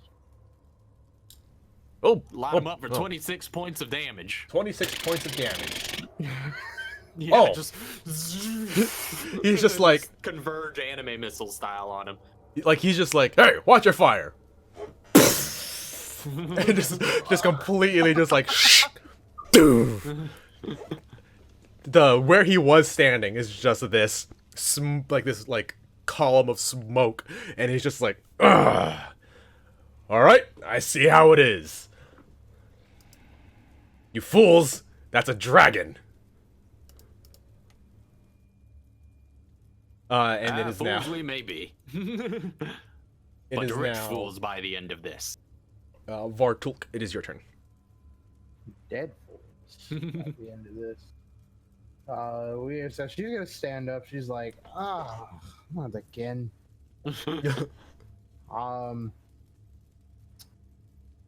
Yeah, I'm just gonna because he's nowhere close to me right now. I'm just gonna use a javelin. I have 4 left. I'm just gonna chuck one right at this guy. And At the hobgoblin. Yup, at the hobgoblin. All right, That's a dragon. chuck it. 17 hits. 7 piercing on a 1. Yep. It's pretty good. Yep. Just Dang, dude. Hold on. What? Okay. He takes that javelin to the shoulder, and it's just like throws it to the ground as he rips it from its armor. He's like, "You fools! You think you know what you're doing? That dragon isn't gonna let you have any of his hoard. Should ally yourself with somebody who's reasonable."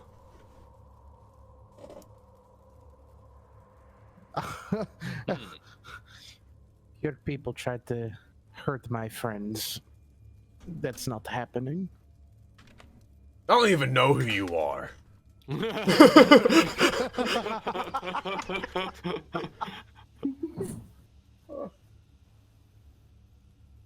Yeah, that's all. That's all I can. That's all I can do right now. All right, you're not gonna move forward. No. No, I'm stay right here. All right, that's unfortunate because as the round comes to an end, the dragon sits at its peak and just exhale, or like it takes this big inhale through its large, like just bleeding nostrils, and just like again lets out this enormous yell, and you feel beneath you the ground rumbling, but it's not a tremor. These two pools of magma at the side start overflowing and start to go down to the lowest level as it pools right around here and is heading that way. At the next round, this level that you're on will be covered in magma. Oh no. Wait, so we can't advance forward over. So we can't advance forward at all. It is not at the end of the next round. It will be covered with magma. It is starting to pool and it is starting to rise. But if you stay here, it will start to overwhelm you. It is still overflowing currently. It is the beginning of the magma pool thing. Okay. It has not yet. You can still get through it, but it is slowly just kind of pooling out. Okay, so it's closing off the lower level pretty much. Yeah, it's So we flowing gotta down commit this to way, Jumping up on that platform. and you're gonna have to Alright. go that way or that way. Top of the round. Wait, is that all gold up there Oh, what's that? on the upper left? Is that all gold? That is all gold Oh, snap! and So I jewels. thought it was lava at first, but then I saw this and I was like, wait a minute, it doesn't look like the lava. Now it's just red. It's red gold. Listen, can I do this? Does that move you guys? Oh, Is that? What? I don't know. Is that? I'm trying to figure. wait, Like, what? there we go. Oh, yep. There. Yep. What? Hold shift. Yep. I'm pretty sure everybody can do it too. Like. Oh, I didn't know you could do that. Yeah, hold shift and click, and you can basically point stuff out. Ah. Okay, good to know. Anyways, so that is the end of the round. Beginning of the round is Merkhet's turn, and he will look down at these goblins and the last of like the bleeding form of Dovahkar now, and just go, Dovahkar, you some insults. You won't see any of this horde, and you won't be allying yourself with anybody. And just like jumps off of the wall, and with its broken wings, just like pounces down, and like this huge gust of wind comes from the flap, blowing everything in this chamber outwards 15 feet or 10 feet back from where they're starting. All the goblins immediately just go flying back, and ah! And Dovahkar here gets flung off of his pedestal. Oh! And you guys would just get a little bit of a buff, just kind of like, where is it? Because you're in the tunnel. But he will take a little bit of damage from falling basically 10 feet. This better not kill him. Where is it? Oh, no, he's fine. Oh, damn it. And he's prone.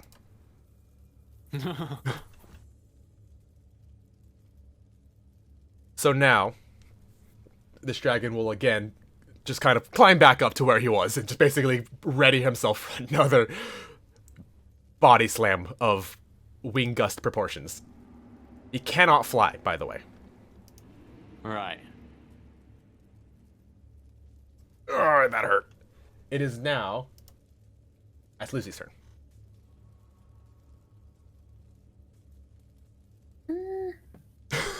I'm gonna fire my crossbow at him again. He's prone. You would have disadvantage. Actually, oh,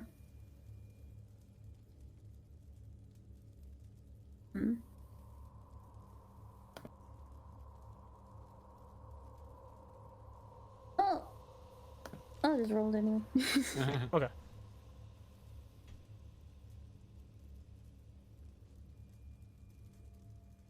$15. Does that hit? 15. That's very close. That hits. That is just enough. Oh yeah. Hey. So get that damage out. 9. And then 5 acid. All right, so he's prone on the ground, and he's like using his big sword to just like ready to get himself up. And as he gets to his knees, this arrow bursts through his chest. This bolt just like fools, and falls onto the ground. Is he dead?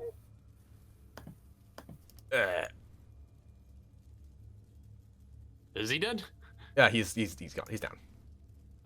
Yay! Oh, what? It is now Cassius's turn. Well, I suppose the lava's threatening to flood this area, correct? Oh yeah, so you can still move if you want, because at the end of this round, well, that guy's gonna get roasted. Oh yeah, there's not gonna be nothing left. How much of the area is gonna flood? It's overflowing. It's like you see this bubbling, just like as lava is being basically pulled from like the center of this volcano, and it will start pulling at the lower levels first and slowly start rising. So it is currently overflowing here down into this tunnel, but it is starting to bubble. She's gonna just go into the view of the dragon. Just kind of here before, so she's gonna hit. Can dragon see her from here? Dragon can see you from there. Okay. And she's just gonna like raise her crossbow just upwards, not at it, just upwards. And use her other hand to point at the hobgoblin. She's like, "We're on your side." A fine shot indeed. And it's like, it's like, okay, let's get the fuck out of here.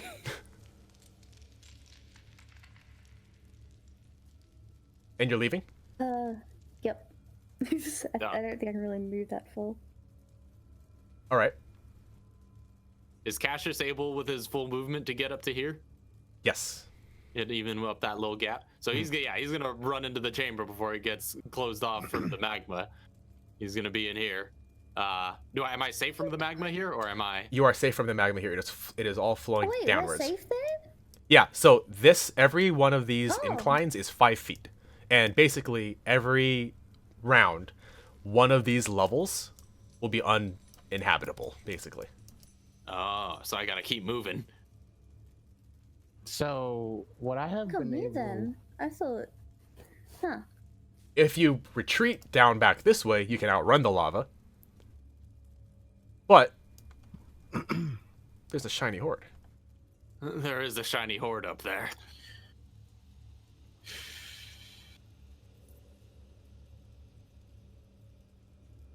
So like when he shouted out a fine shot, and the way that he like just in the tone that he said this, and the idea of like, hey, we're on your side, is it possible to insight whether or not he cares or not? Yeah, I'll make an insight check. Oh. Nope. He does not care. So she's gonna shout to the both of you. She's like, first of all, he doesn't care that he's on. Well, I'm not even gonna Russian accent this. It's a lot of words to Russian accent. So Yelling. she's yelling like, he doesn't care that we're on his side. You two are just as dead. I'm out of here. I'm in a bonus action expeditious retreat, so I can, I'm out of here. Out of here. So 30. I'm running 60. I'm out of this. You're just bouncing. Wait, hold on. Paladin. I wish I knew that before I jumped up here, because now we're stuck here. So now it's Paladin of treachery. Goodbye. Oh, really? Yeah, like you guys are friends and everything, but the moment something goes south, and decision. It's like the moment something goes south, I don't really need to Yeah. be around.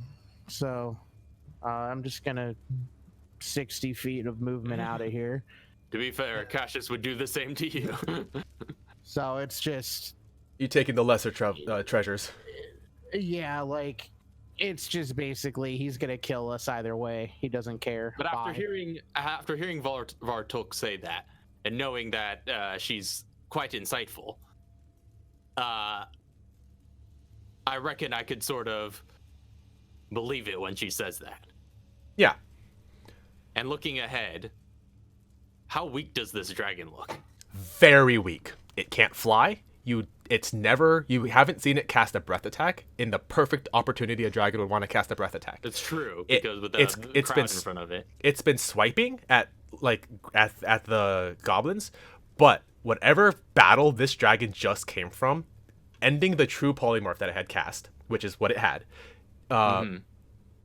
reverted back to the HP that it had at the end of that battle.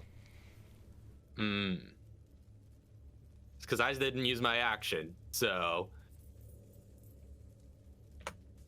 I'm gonna magic missile its play, which I roll 5 on every single time. Every single time. So now it's just a level 5 magic missile. I'm gonna put all of these magic missiles into the dragon, actually. Yep. And there are still a bunch of goblins just kind of scattered about, face planted, just kind of like. Wait, how many goblins are we talking here? A whole bunch. We're talking. So basically, you can tell from their clothing and from like their tools, this is a labor force. Yeah, I'm gonna put it all into the dragon. Okay, that is 8d4 so plus 8. 29 points of force. Knocking this dragon off of its perch with darn near 30 points of damage.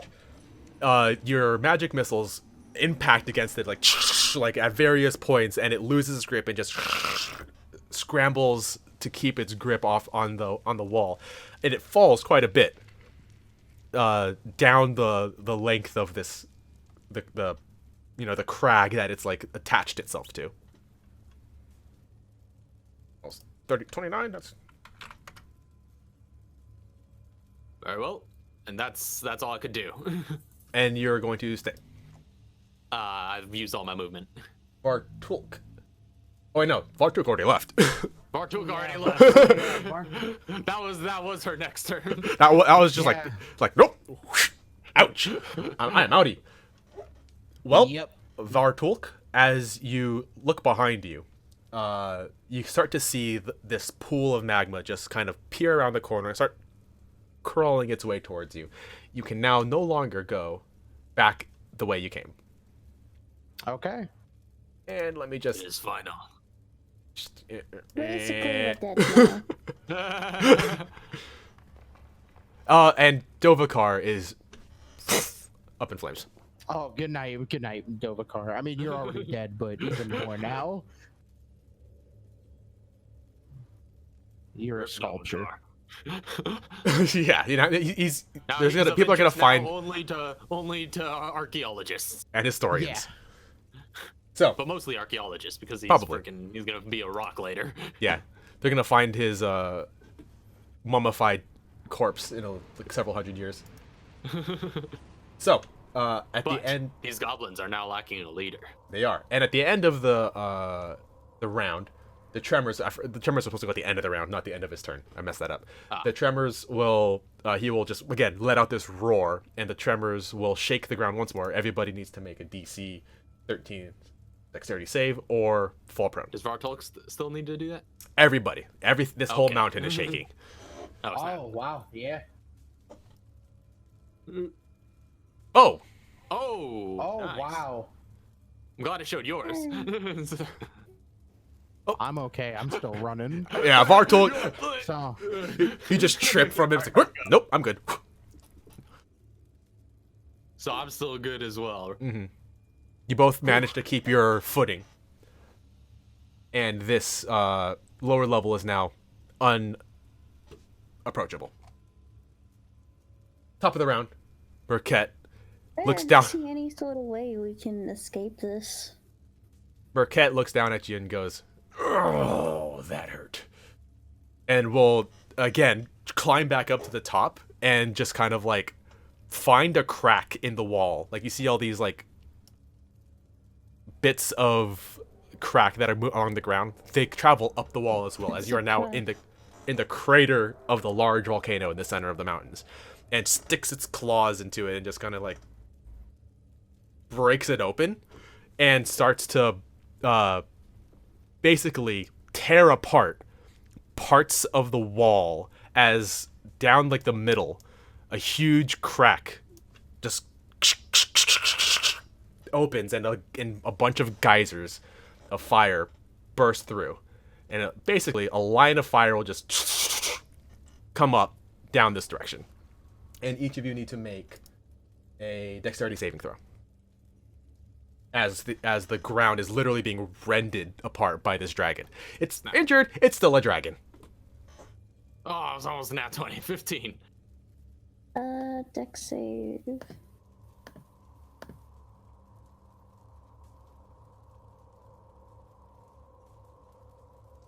Ooh, oh no. Oh, no. So you take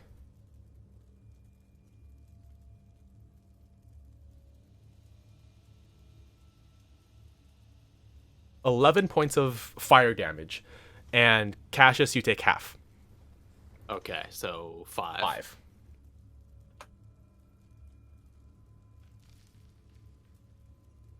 Oh, and I'm resistant to fire damage. So you take 3. No, 2? No, 2. 2. Run down. Yeah, rounded down. That's Lucy. It is your turn. Yeah.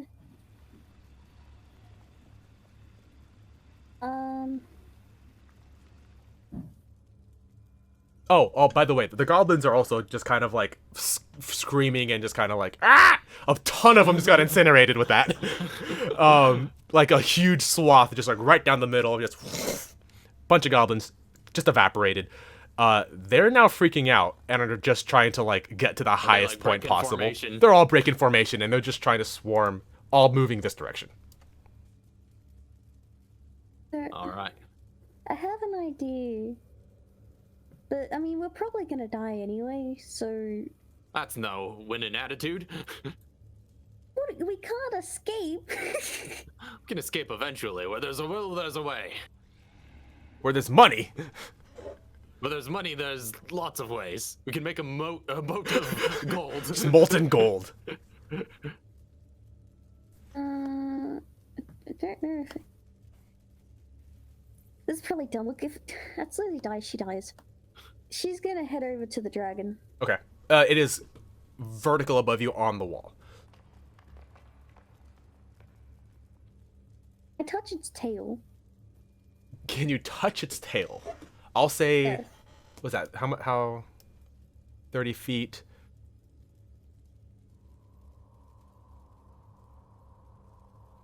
Large dragon, pretty long tail. Wait, I'll it's say only if you, large? or a huge dragon. That's Okay. yeah. How just really quick? How big is huge? Ah, Like 20? turn order popped up. What's Sorry, this? clicked on the wrong thing. How big is huge? 15 feet? No, it's 20 feet, right? No, huge is 15 feet. Yeah. Okay, so I'm right. All right. Yeah, you're right. So I'll say if you can make an athletics check to jump and try to touch its tail. You've got a lot of strength now, so Yeah, at least quads. more than you had before. I don't Got know. quads.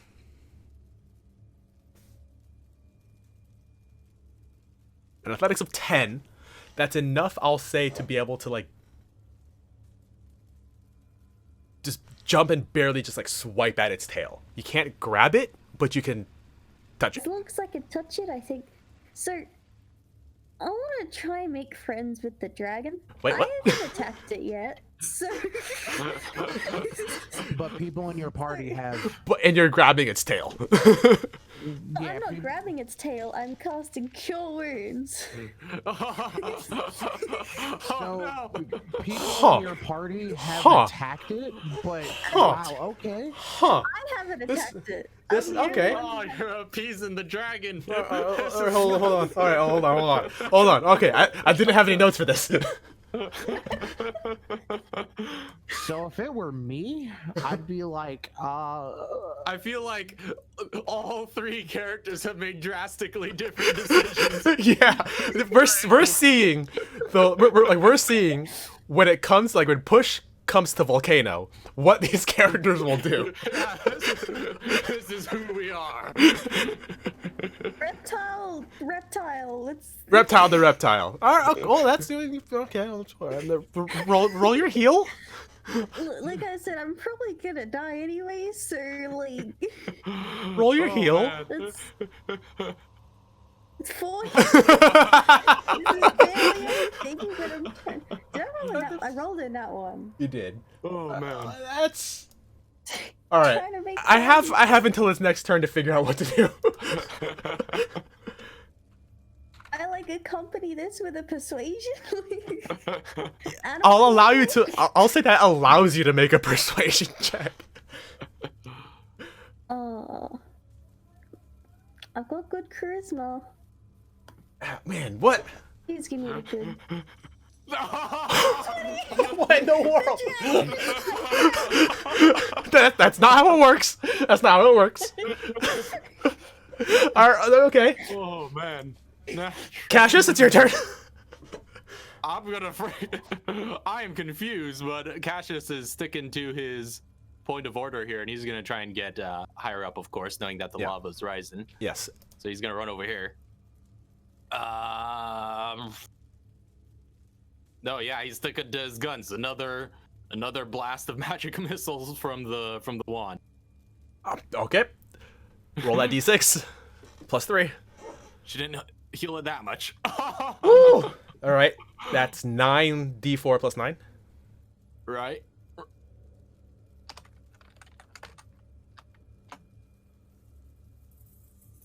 31 points of force damage. I think that negated her heal. I think so as well. And again, you just as Lucy's running up there, it's slaps its tail, and just you see a little bit of this arcane energy flow through it, and some of its wounds just close a little bit. He's like, "Ugh, the heck is this?" And just gets bombarded by 9 magic missiles. Oh, I'm really confused. But at the it is Vartulk's turn, so you're just gonna continue running down the hallway. So yeah, I'm gonna get out the hallway, and expeditious last. For Oh, like with 10 minutes. with expeditious retreat, you're pretty much at this turn. You'll be able to get into the chamber that you're at last with the tracks that were on supports going across, and the large group of very rare items down at the bottom. Okay, cool.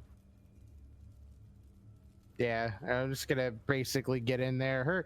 Her entire thing is just yeah, this place is just going downhill. This I'm is gonna probably- explode. Yeah. So this is. Oh, so again, the dragon will just roar, bellowing it as loud as it can, trying to just get whatever it can to stop you from hitting it. And everyone needs to make a DC 13 dexterity saving throw again at the end of the round. Oh yeah. I'm good. Hold on, we'll be right back Yeah. real quick. Oh, well, I'm about to attack you. Oh, you didn't hear that? What's Oh, that? well. You both rolled. So I rolled a High. 16. That's rolled a Lucy needs to roll 15. still. That's Lucy falls prone.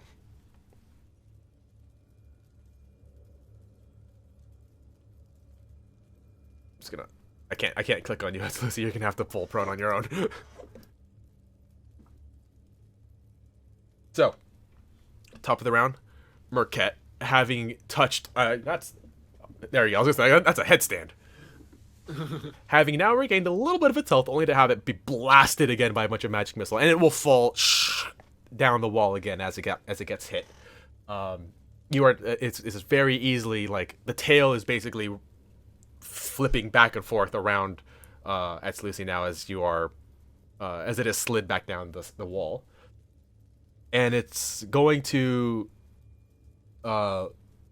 again, like, dig its claws into the wall and just start to pull, and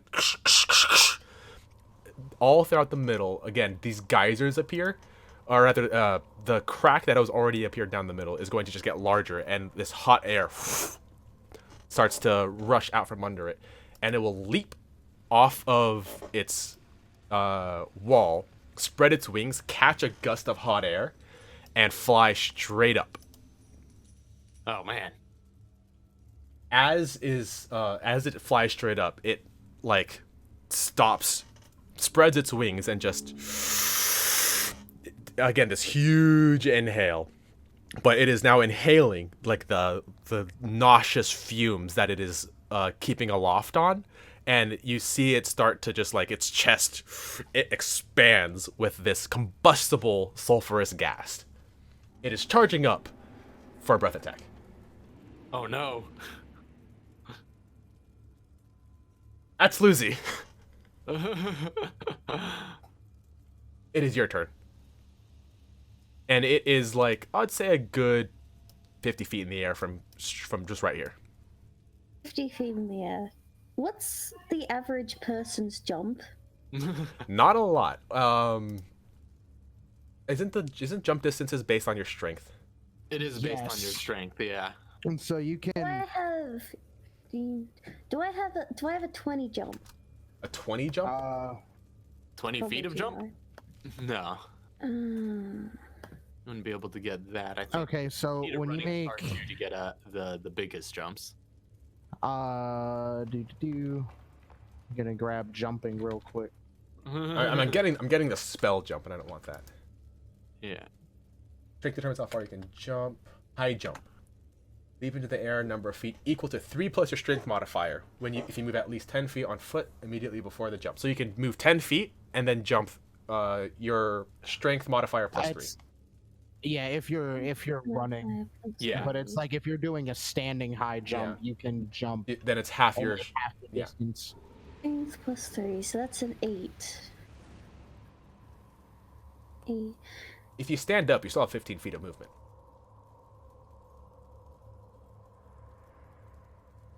How low is its tail to the ground? Slightly An lower idea. than 50 feet. Said 50 or 15? 50. It's 50 feet in the air as it is being supported by these gases. I wanted to cast jump on myself and jump up onto the dragon, but I can't do that. Jump triples your jump distance, right? Yeah, sure. I could get Yeah. you If you 24 feet. So if you run, with the running that's start. 24 Yeah. times 3. Wait, It's a what? lot. Wait, that's 20. 20, I Wait, thought it what? was 8 times 3. Her hold strength is 21 plus 3, right? Oh, if you're doing a long jump. Yeah, she would have That's enough right. room because she can stand up, have 15 feet left, run 10, and then jump. Oh yeah, because Would I that's be for able the to get long up jump. onto The the high dragon? jump. High jump is also the same thing. No, high jump's way shorter. High jump is 3 plus your strength modifier. Yeah. In feet. But if you cast jump on yourself, jump is your jump speed times 3, right? Yeah, your jump so in distance that case is it tripled. would be 8 times 3. But wouldn't that be 24 then? So, but it says jump distance, not jump distance, not jump height. How does jump increase your jump height? It would the same way. Those are just 2 different ways of calculating how far you jump, depending on whether you're jumping up or jumping across. So it would triple both of them. So if you're doing a high jump, it triples that distance. If you're doing a long jump, it'll triple that distance. I'd have a 24. Yeah, so she can jump 24 feet. Mm. Even Times 3. then, that's not high enough to get to the. Wait. Wait, If you cast jump on yourself. Wait, how? no, because the times No, 3 no, gets 'cause- it to 24. I'm confused. I'm confused about how the times 3 gets it to 24 if 24 is what she starts at. No. 8 is what she starts at. How does she start at 8? Because it's 3 'Cause plus her strength modifier. Oh, modifier. I'm thinking score. Yeah. Yeah. So it's 3 plus your strength modifier is 5. And then Yeah, so multiply it's that by 8. 3. Times 3 But is it's 20. eight. I was Times doing her 3, so strength 24. score, not her strength modifier. That's why I was all confused. So you get 24 feet with you cast jump, which is half the Yeah. distance. I know. Damn it. I don't know if there's 8. Oh, I want to make friends with the dragon. I'm gonna just post this real quick. You did already nat 20 persuasion. I'm gonna just post that real quick Oh, there you go. Where's that? because it's talking about the long jump, and it says when you make a long Oh, jump, yeah, you I'm looking at cover a that one, number yeah. of feet up to your strength score. Yeah, so strength So- score is used for the long jump. Got it. Mm-hmm. Okay. Yeah, So I so was- if you're okay, jumping yeah. across, but you're just trying Okay. to jump up. Yeah, jumping up is your modifier, jumping across is your score. Okay. What this? What if I like ran to the wall, jumped at the wall, and then jumped off the wall? You about to Onto the Assassin's Creed this? This is like some Prince of Persia stuff. Prince of yes. I'll say I'd you. be able to- I'll say that. How long does jump last? I think it's. I would assume it's like. One minute. 1 minute. Okay, yeah. I'll say for this round, you can jump 25 feet because round up to the nearest 5. Up the wall if you take that 10-foot running leap, which I think is exactly as what you need to get to the wall, and jump vertically 24 feet halfway to the dragon. And on your next turn, you can jump the other 24 feet. Or I'll say you What can if jump. The dragon moved. That's a good question. What if the dragon moves? Well, it's still in the air trying to cast its. It'll probably come back over my way anyway if it does move anywhere. So I'm gonna do it. All right. All right. I'm gonna cast jump on myself. All right. You cast jump on yourself, and your legs just get even stronger. Buff legs. I didn't skip leg day. And then I run to the wall, and Yep. it's like. You just like scale it with ease, just and you are able to, with these these alcoves cut into it with the dragon's claws, are able to have a decent handhold without falling down. Okay. And that's where you are. You're now But I- 15. You're 25 feet in the air, or up the wall. How are the goblins Exactly. doing, by the way? Oh, they've all they're now huddling and like consoling themselves in this pile of gold. Oh, no, they lost morale and they stopped attacking the dragon? Yeah, But they did a fair bit of damage before they retreated, right? they absolutely did. I mean, they're all like throwing arrows and javelins at it, doing the best they could, and while it was on the ground, hitting it with pickaxes and swords. Bloodied its hands a bit, but they did what they could.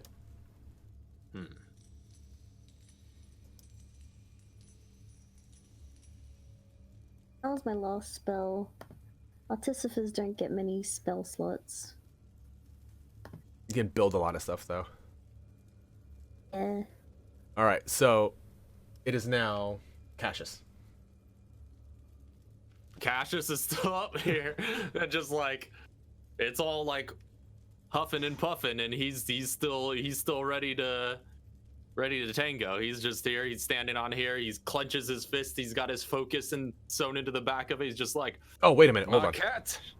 Real quick, at the end of that last round, all of this area is now Right.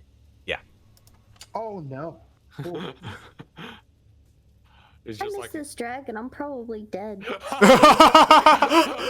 Yeah, well, you have that island right there to land on. but he's just like, Merkhet, your reign is over.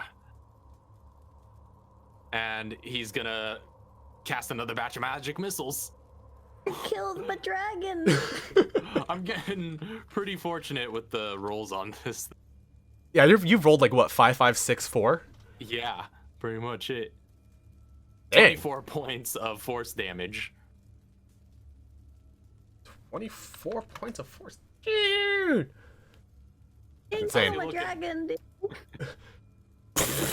Again, striking it, and it nearly like lets out a little bit of a as it's impacted, and a little fire, like lick of flame, just kind of escapes from its mouth, and as it's trying to hold all these poisonous gases in its chest.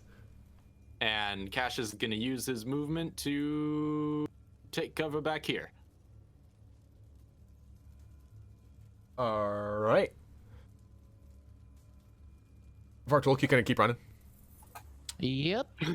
So you want to Are continue moving running? your action or something? You continue running down the track, or are you gonna stop at any point to grab some stuff? I'm literally just going. I will only grab some stuff once I get closer to exiting this entire place. All right. So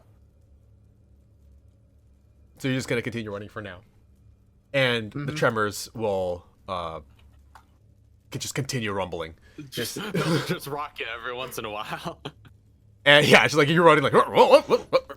Everybody make another DC 13 Dexterity save at the end of the round. Saved. all right, let me just.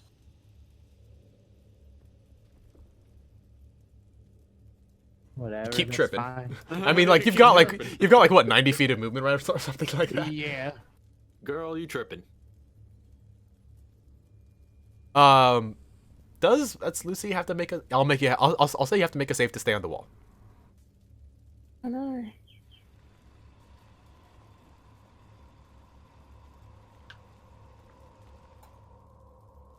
Save. On deck save. I wish I had something to give me advantage. You succeed, you're good. and you are able to clench, and hold onto the. Well, actually, that's to hold onto while. Yeah, that'd be like a strength saving throw to hold onto while. Well, it would have been even higher. Yeah, but anyways, it doesn't matter. Merkhet's turn. It's going to. It currently only sees one person in the room. And it's got a belly full of nauseous gases.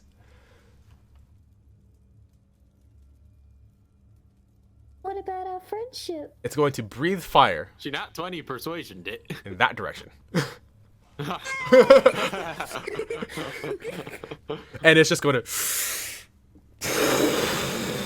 And a steady stream cover, of. right? A steady stream of flame. Yeah, I'll say you have cover, so you have advantage on this saving throw. Will just impact this far wall, and the heat is insane. Of like this, he's basically conjured this this volcano, and spat it at you. Oh man. I'm gonna This need is you an to make. improvised dragon's breath. He's like, I gotta do what the dragon's gotta do what the dragon's gotta do. I'm gonna need you to make a saving DC or a dexterity saving throw. Okay. When I get a bonus for cover, because I think Yes. cover gives a bonus to. Is it dex advantage or saves. is it? It gives the same. I think it gives the same bonus to AC to dex saving throws. Oh, okay, so Yeah, just cover. a bonus just on top. So okay. how much cover would you give me here? That's full cover, or not full cover, but because I think how does that work against yeah, like full a cover would mean radius it just attack? doesn't work. Yeah, because like it's hitting here and then it's like bouncing So maybe back like at you. So 3/4 cover? I'll give you 3/4 cover benefit. So it's a +5 bonus Yeah. to this. Oh, we good. That's a +5 bonus to a dex save? No. Well, this Oh, is that's just with my normal. okay, +1 and then +5 add 5 on this. top of that. Oh, so yeah, you're absolutely fine.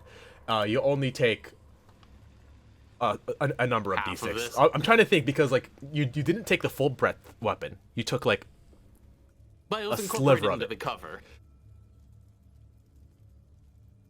you don't want to take this full breath weapon. Okay. Oh, you mean like it's the dragon's full breath? Yeah. Yeah. This okay, where's my I see what you mean. dice? Yeah. So let's see. Oh, actually, I literally can't even choose a number of d6s on the the quick thing high enough for the breath Oh weapon. no. Okay, here, let me just do this.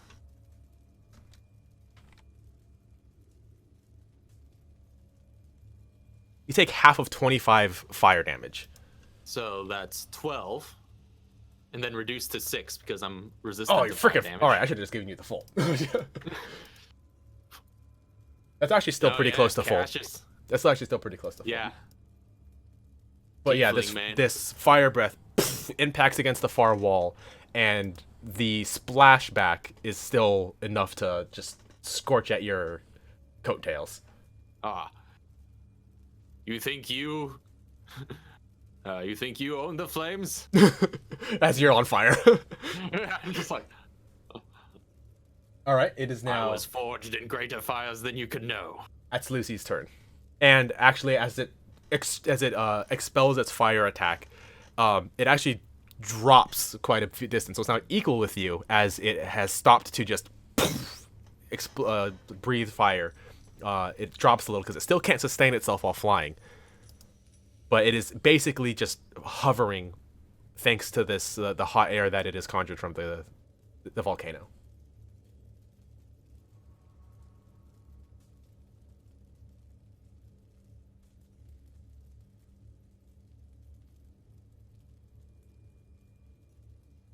That's Lucy. Silence. Oh, it's your turn. I said, so can I jump on it? Oh yeah, Oh, I didn't hear that. I didn't hear it either. Yeah, it is actually at your level, so you don't even have to jump up. You can jump across now. It looks like she's riding in layering too. Is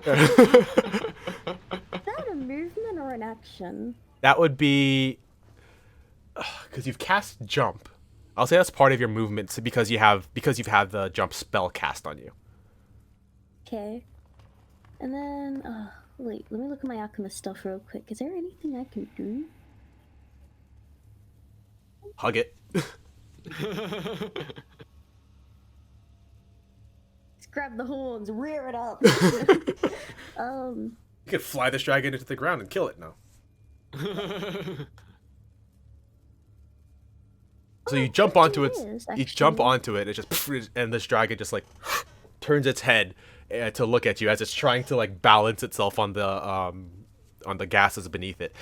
The heat is extreme from like the geyser that you're now subjected yourself to. I'm gonna have you make a save at the end of your turn, but you're on the dragon currently, and the dragon has not thrown you off.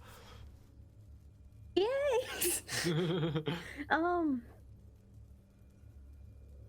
I should have given myself inspiration from my snake.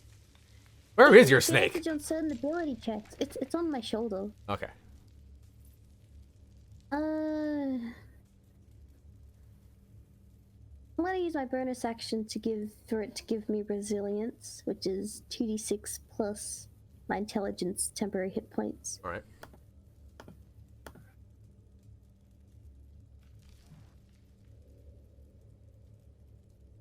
You have 10 temp hit points. That's my bonus. What am I gonna do for my action? Is there anything I can do for my action? Pet it. Take the dodge action if you can't think of anything. What's a dodge action gonna do in this situation? It gives you advantage on, I guess, gives disadvantage on attacks against you and advantage on dexterity saving throw. Can dragons consume healing potions? Everything consumes healing potions. Like, would it work if I, like, poured the potion on its scales? Is that, or do I have to like throw it in its mouth? I'll say that you can pour it into a wound, which is that. very easy to find a wound on this dragon. There are holes in this dragon where there shouldn't be holes in a dragon. I'm gonna pour a healing potion into one of its wounds. All right, it's gonna scream in pain for a little bit, where it's like, "Argh!" and then catch itself on the gust of wind. And I'll say that healing potion, that's 7, will actually close up a little bit of the like leathery wings that it's got. There's a hole in like one of its wings that it'll close up just a little bit, and it'll actually gain a little bit of elevation as that hole closes up. And that's gonna be the end of my turn. All right. Cassius. Cassius is back here Oh, with the wait. goblins. Just It is now. Got at the end of that last turn again. Ah! You are now in the only safe spot. All right, yeah. So this height isn't gonna get over flooded. Not yet. Wait, what? What?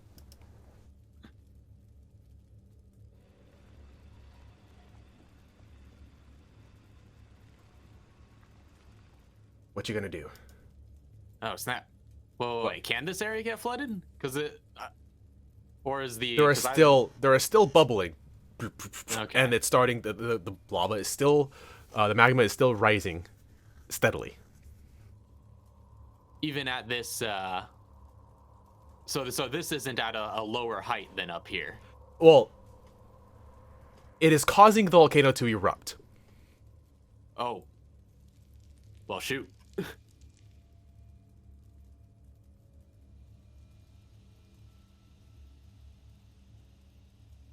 Well, that changes things. That's why I made friends with the dragon. There are two people who seem to have made the correct decision, and one sitting on a pile of gold that it'll die with. I didn't know this place was erupting. Well, it's very slowly, just the lava is rising, but it is not. It doesn't seem to have the power to make it just. But it's going to eventually rise and higher and higher and higher. It has pulled the magma from the depths of the volcano up. So those two little pools are just the spawning point for the lava to fill the main chamber of this volcano. All right.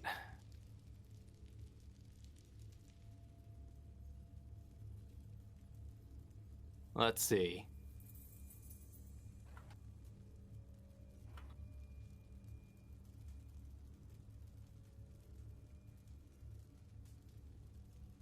Well, let me rethink my turn really quick. You got some time. Varkulk, are you just gonna still be running? Yep. Just get back up real quick and wait, no, you made your save last time. Yep. Just get back up and just keep on going. Like I said, when I get to like the final area, it's just gonna be like grab what you can. Crap ton. Yeah. Grab what I can and then just boop. I mean, are you just gonna fill up your max push weight? I'm going to fill it up to so it basically not the 230, but I'm gonna put it up to 220. So you're not going to go all the way to encumbered. You're just gonna fill I'm what not you gonna can go and all the still way to- run. Yep, I'm gonna stop Okay. at 220. All right. Oh, you can do 230, but 231 will put you over. Oh, okay, 231 will put. Yeah. Oh, okay, yeah, I will do 230 and then just bail. Yeah, because you can just pick up a whole lot of stuff, stick them in bags, and go oh nope, can't do that, and chuck stuff off until you're exactly 230. You're I can definitely run while still carrying all this stuff. You'll be able to yeah. figure out what you want to do. Okay, yeah, I'll just be doing that on my way out. Yeah.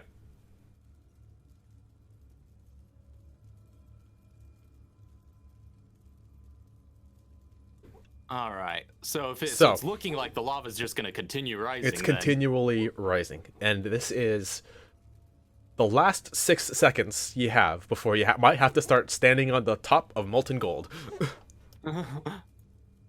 Oh, and the molten gold is elevated too. This is a huge ass pile. You could stand up there for a few more rounds to get rid of to stop the lava, theoretically. But does the lava rise seem connected to the dragon somehow? Yes. Okay. The dragon has full control of its lair, and it is basically pulling. You can see it actively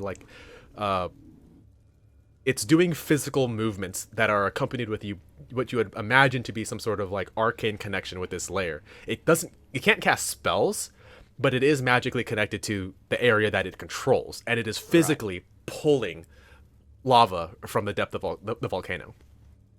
All right.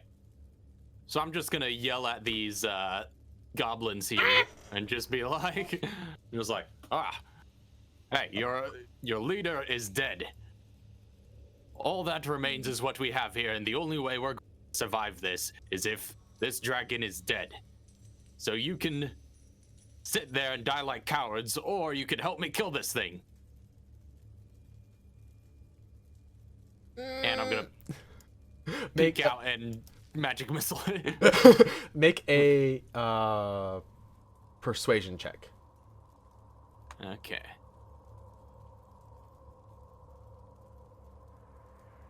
Persuasion. 13. You see some of the more, like, again, this is a workforce, but you see Right. some of the ones that may have been more on security, who have armor and weapons, stand up and go, "Rrr," and start to shuffle down this mountain of gold towards your direction. Sweet. And Cassius is gonna expend another charge of this weird magic missile wand. Weird magic missile wand. I'm a dragon. Also, that's Lucy is on it still. To be fair, it'll make like a little island for her if it lands in the lava, and she can probably cover that with her jump distance to the nearest land. This might be a Terminator situation. Oh no. Ooh. Ooh. Don't kill my dragon.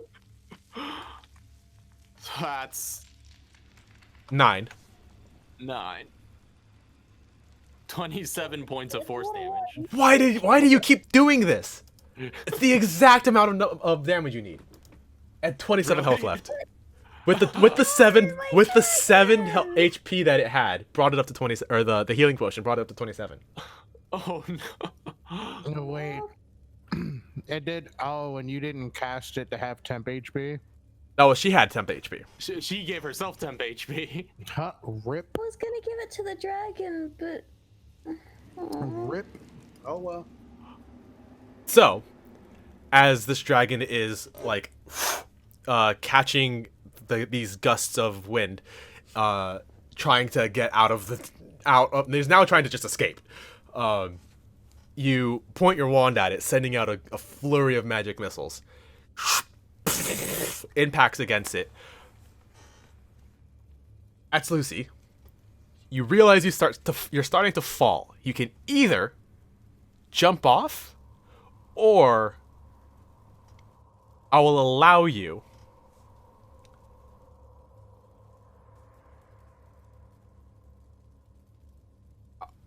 to see if you can save this dragon. Please.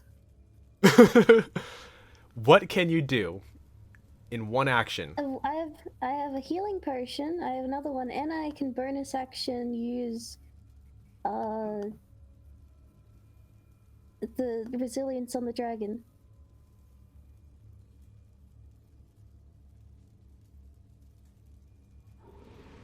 I can use my action to use You can do one of use the those. healing. I'll allow you to do one of those. Healing potion 2d4 plus 2. So that's maximum I can have 10 healing. Oh, then with the temp HP, that's 2d6 plus 3. So I think I'll do the temp HP. Better option. Kill the dragon. So it's the resilience. Yep. You give it temp HP, but it is at 0 HP. Temp HP only works. That doesn't work? It's not a heal. I didn't know that didn't work. So what you have done is, as this dragon slams down into the lava beneath it, it will not be harmed by the lava. You have protected it from basically immolating itself. But as this dragon splashes down into this lava, you hear. I'll say, just because it's all of this is, you know, it's all on fire. I need to be up. Oh, dragon, come back. I need to be able to grab this dragon. It's landing on that island right there. No, wait a minute. Actually, this is a crag. Like, this little stalactite mite thing right here. It's going to just, like, land on that thing. Above the lava. But, as this dragon falls, it's, like, clawing on this, bit of rock. You're just, like, holding on for dear life. It's, like, falling down towards... You hear this loud... thunderous just like implosion of air as right next to Cassius a small group of knights appear, including one very one standing apart as like a very regal gentleman and one very old like wizard in green robes just kind of appears with this long staff and goes, yeah, we've come to kill the dragon. What? And Who are you? and he looks up and is like, hold on, you already killed the dragon? I, Cassius, the self-taught archmage, or soon-to-be archmage, has slain the dragon before. This wizard looks you up and down and goes, no, I don't believe it. And I have witnesses. and the regal man coming in behind is carrying himself very proud, very chest high, nose up, just like, yes, it would seem otherwise. We have appeared too late for this fight. Somebody must have killed this dragon. Who the heck is that? And it's like peering at Lucy, just holding on to this dragon's wings. You still have some time. At Lucy as they are talking amongst themselves.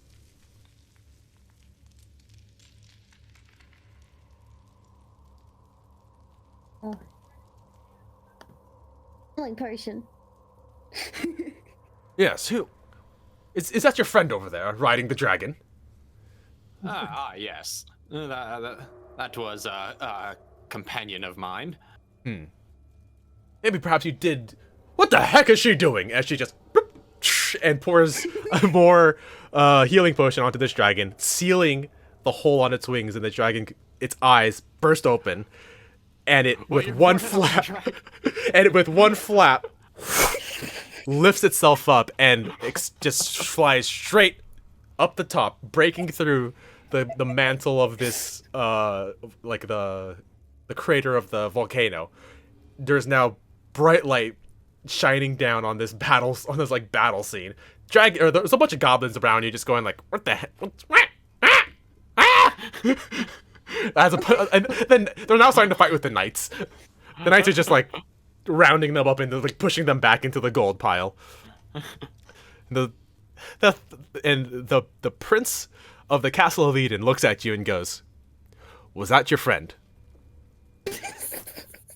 Not anymore. Well, thanks to her, that dragon is back on the loose. It was only because somehow you guys were able to get that dragon to unpolymorph itself. We were able to find you. Is that right? You've been looking for this. Glad to have been of service. Yes, service. All right. Well. All right, we're gonna have to get out of here. You can take any gold you can stuff in your pockets, but everything else. Way out, this magma is beginning to rise. You actually start to see as the dragon leaves, the magma, the bubbling, starts to actually start to recede, and it's not going higher, but it will slowly start to descend over a very long period of time, back into the caverns.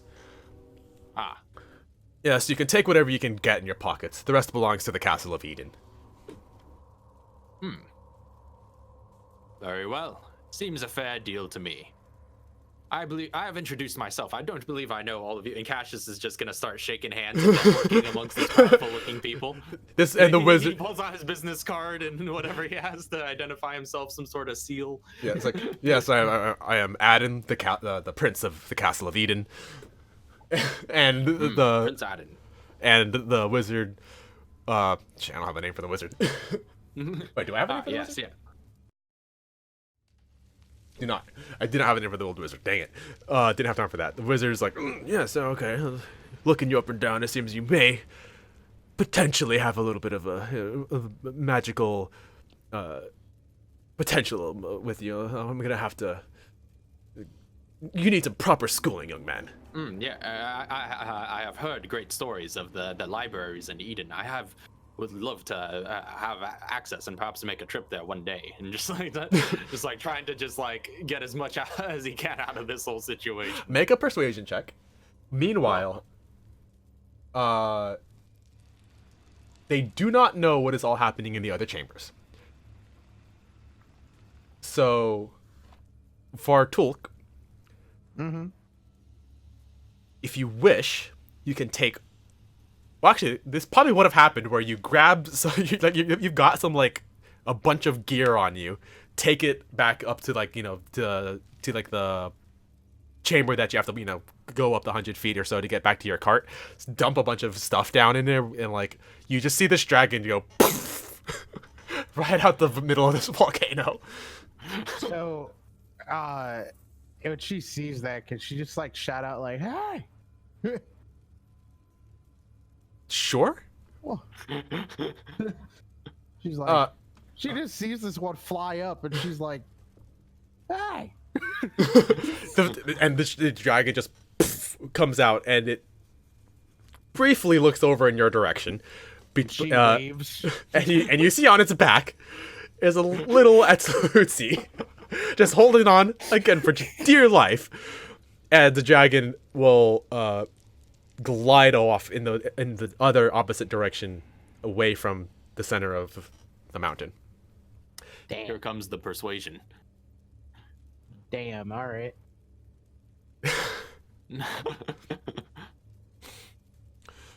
Yeah, maybe someday. Yes, maybe, of course. You know. But you Yeah, you have survived a fight with a dragon. This is true. We did most of the work, and the mage and the knights all look at each other. Yeah. Well, you've got some potential, I will admit, but come back when you're a little bit stronger. Oh, you'll be hearing from me. You'll hear the name of Cassius. No, Just clenches his fist and just press the digitation to make his focus glow. not bad. Now fill your pockets. I gotta get you out of here. Yeah. I'm gonna fill up with as much gold as I could humanly. I will Carry. say for your because you've already got all those sacks, you can get up to your max carry, not your max push. Okay, gotcha. Of- So up to of gold. 150 of gold. So you've So- got 50 pounds of items, and then That's 100 more pounds of gold. So, add 109 pounds of gold. Vartulk, you got 230 pounds of items from the first chamber. Yeah.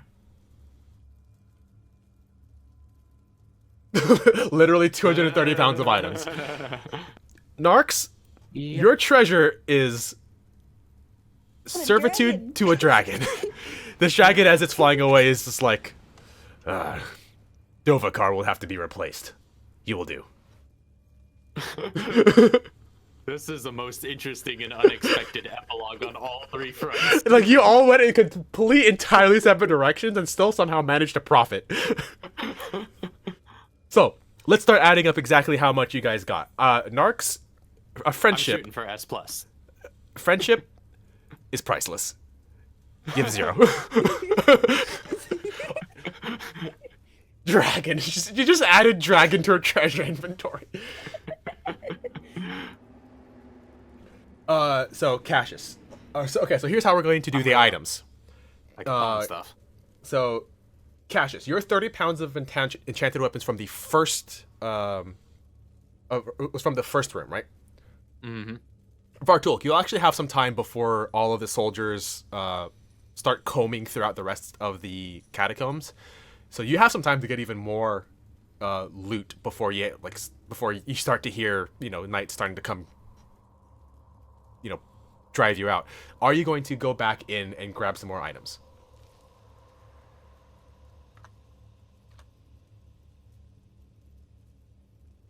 I think I'm gonna go through and keep my 230. I don't feel like dealing with guards. Because they will have some time, because they have to wait for the lava to go down, and they will have to wait for because they have to get through all the other chambers. Yeah. Then, if anything, I think I'll remove some. Like, I'll do some like switching of items. So, like, I'll get some more weapons, weapons and shields or whatever, and put them inside. Mix match with just other jewelry. So the first one was only gear. Okay.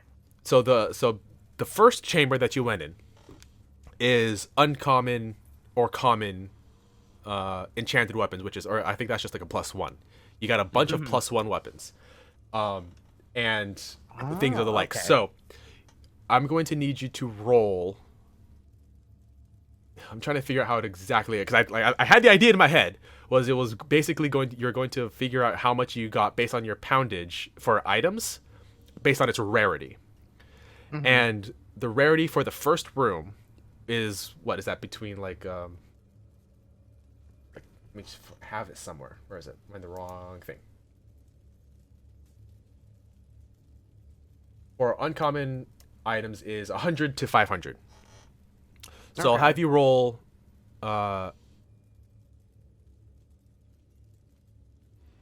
23 1d4.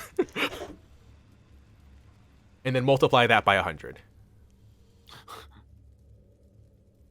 Or no, by 1,000? Because it would be multiply by 100 to get to that, times another 100 to... Yeah, so multiply by 1,000. So you've got 4,200 gold's worth of item. Okay. Cassius, what do you have in your pockets? He's good. Pockets? So, at Lucy's riding a dragon. Vartulk is hauling this cart of enchanted gear. Cassius, you've got sacks of gold. Mm-hmm. So I got 30 pounds of enchanted weapons. So same thing because those were all from the first room.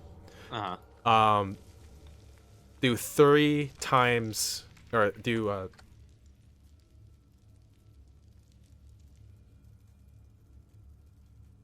was that just 3d4 times 1,000? No. Okay. No, you got 420, or you have 42,000, not 4,000, 4,020. 42,000. 42,000. That's what it was. Yeah, because that's multiplied by 1,000. Right. Because that's a. I was trying to figure out 3d4 times 1,000 is actually pretty close to 4,200. That's not right. Yeah, because that's like 230 pounds of gear.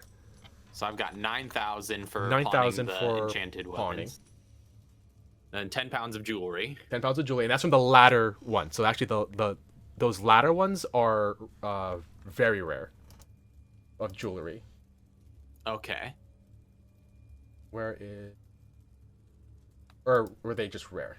Because I think, no, yeah, they were very rare. So that's 5,000 to 50,000. Oh boy, how am I gonna figure that out? Roll that'd be a D10. How much weight? 10 pounds. Roll a D10. All right. Multiply that by 10,000. 10,000. So you now have 29,000. And then I'm adding it up. And then your gold 109 is pounds just of gold. the poundage of gold times 10. Poundage of gold times 10. Okay, so 1,090 gold pieces. So that would be 30,000. So 30,090 gold worth of stuff. So we've I'm got. keeping the wand, but does that contribute to my net worth still? I'll say that continues to your net worth. Yeah, I did loot it. Yeah. Yeah, and that was I'm keeping it. I'm not selling that one. You're not selling it, but that.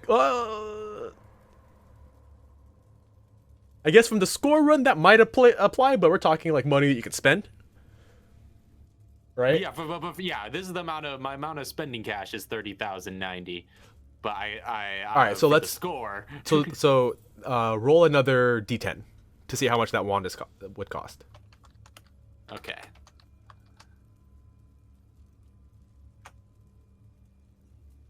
That wand is worth about was that times 10,000, so that's 30,000. That wand is worth 30,000. no. Yes, yeah, that wand is worth. Wait, no. Multiply that by. I'm trying to figure out how this is gonna work. It's 5,000 to 50,000. I'm kind of like rounding that down to 1,000 to 10,000 for the D10. So that's 30. It's worth 8,000. That's worth 8,000. Your wand is worth 8,000. Okay. So 38,090 is my net worth. Your net worth is 38,890. Vartulk running away and grabbing items on the way out makes it out on top with 42,000. 42,000 worth of gold, followed close behind with what was your total? Raph, really quick. Oh, my total was I need to write this down somewhere. 30,000, or rather 38,090. Okay. 38,090. Oh, 90? Not 900? And That's 90. weird. That's weird. And then 42,000. So, Because that was from, what was that from? and what is that 90 from? It was from something. Oh, you have that's your gold. It's you have 109 pounds of gold. 109 gold. That's right, because You have 1,090 pounds of or you have 1,090 gold pieces. All right, dude. I'll be back for. So, unfortunately, you did not. Alright. None of you got the S rank, because the S rank All right, man. would have involved. Thank you. Stay safe going home. The S rank would have involved slaying the demon or the dragon, and getting the entire horde. Right. I only got a chunk of this horde. You only got a chunk of the horde. So the highest rank is an A rank for Vartulk and a B rank for Cassius. And Narx has a dragon. That's an investment. I mean, I think you're gonna lose money on that investment because you're just gonna like be put into labor. Until it finally dies. Again. Until somebody decides to, or until it decides to bite off more than it can chew and mess with the garden or the Castle of Eden again. So, alright. The real friends we made along the way were this wand and the contacts. Networking. And Vartulk's hauling off just like 230 pounds worth of stuff in this cart. Like I'm trying to visualize how much gear that is. Like, can a cart even hold 230 pounds of gear? I mean, that's just like a couple of us, right? We were riding along. That's true. That's true. You're right. Couple of body weights. But Vartulk also got away with 23 strength, so that's also. That's oh no, yeah, that's true. Your like I said, the magical items we your got. freaking Oh, yeah, that's right. You didn't belt. contribute that to the net worth. Your belt is actually oh, hold on. Gotta figure out which rarity the belt you found was. Belt of Giant Strength. I think those, because that's an actual item. You can just figure out exactly what the rarity is. Giant Stone Giant was very rare, so that's another like 10,000 on top of it. It's like 52,000 gold pieces that you if you don't sell your Hill Giant Strength or your Stone Giant Strength, 42,000. All told, 52,000. That's a lot of money. That's a good score. Next time you see these characters, they're just going to be entirely decked out with way too much powerful weapons. Oh man. Dragon. I don't know. The next time we see, go fast for Cassius. the next time we see Aunt Lucy, there's gonna be like there'll be the mini boss. Yeah, I know. She's just gonna be the lieutenant of this dragon for the next adventuring party that tries to fight it. Yeah. She's like the herald of Or- Merkhet. Or the next Dovahkiar. You never know. Maybe. I know what I'm doing with my character. Or well, what this character would be doing. I'm starting a monster hunting guild and training thing. Oh, dude, that would be And sick. then basically I want her to start a monster hunter thing and training, and then build it up so that way she's basically a fierce commander. Mm-hmm. And then just kind of goes from there. So obviously most of the money's almost everything's gonna go into, you know, building up that guild and all that other stuff, but she'll be coming decked out anyway. You're gonna walk in with She's a gonna be 23 strength. unrivaled. You're gonna walk in with a 23 strength and just like, guess what? I'm level 3. Get out the way. So And That's what Cassius is just gonna continue his progression, you know, still trying to search for more power, but the search is going a lot faster now that he has this Well, OP wand the mages, and also a lot Yeah. of money the mage of the Castle of Eden knows your name. and networking. It's important. Yep, networking. It's priceless. Doesn't add to your end pool. And yeah, the next time we see Aunt Lucy, you're gonna be fighting her. oh, my There's character a- probably won't. There's a really weird sequel. This just is somewhere in the world. I know. I really wanted to just like do something Directed by the freaking Coen weird by brothers. this with this game. I had no idea how this game was gonna work because like there's so many things you could have done. Fighting a dragon wasn't one of them. I didn't think that you. First of all, after you went for fighting, Dovahkiar, I was like, ooh, yeah, I didn't really consider that. They would side with the dragon. Well, I sided with the dragon at first, but then I was like, wait a minute. Bertolk says he's gonna betray us, and I'm like, yeah, Red Dragon will probably betray us. So Straight evil. I'm just gonna kill him and take over Dovahkiar's operation was my idea. Yeah. Well, Then they unfortunately, turned to the dragon. yeah. As Lucy, your dragon's gonna have to start over from scratch, but it's still a freaking adult dragon. It's gonna be pretty easy to get that hoard back, so you'll be rolling in dough. But the Castle of Eden is going to resume the operation that Dovahkiar had going on here. So, I mean, thank you all for coming out to this really freaking interesting, weird turn of events. No, yeah, that was fun. That was perfect for Cassius. Oh, that was a crazy. Somehow. crazy ending. I mean, I was fully prepared for some of you to die in the dragon fight. Or, I mean, so there was also there's a couple of different ways it could have ended. You could have either, like, snuck up on and, like, just started, like, just picked a fight with all of the, just rushed in with, against all the goblins, and against Dovahkiar. And I was hoping you guys would have stopped to pick up a lot more gear, like, just like completely decked yourselves out and just walked in just like, oh yeah, just and then at the end of that fight, Dovahkiar would have turned into the dragon and be like, and then or Extraordinaire would have turned into the dragon and be like, thank you for getting rid of him. Now time for you, and blah blah blah. The other way this could have gone was you could have talked to Dovahkiar and made a deal to get to split the entire horde. Oh man. Because Dovahkiar, I wrote this down.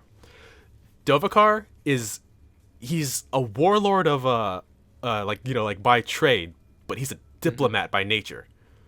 And so he would have, he was trying to talk to you the entire time. He never attacked you. He actually never attacked anybody because he wasn't attacking. He wouldn't attack. He wanted to he's a general more like anything. So he would have struck a deal with all of you to split the horde.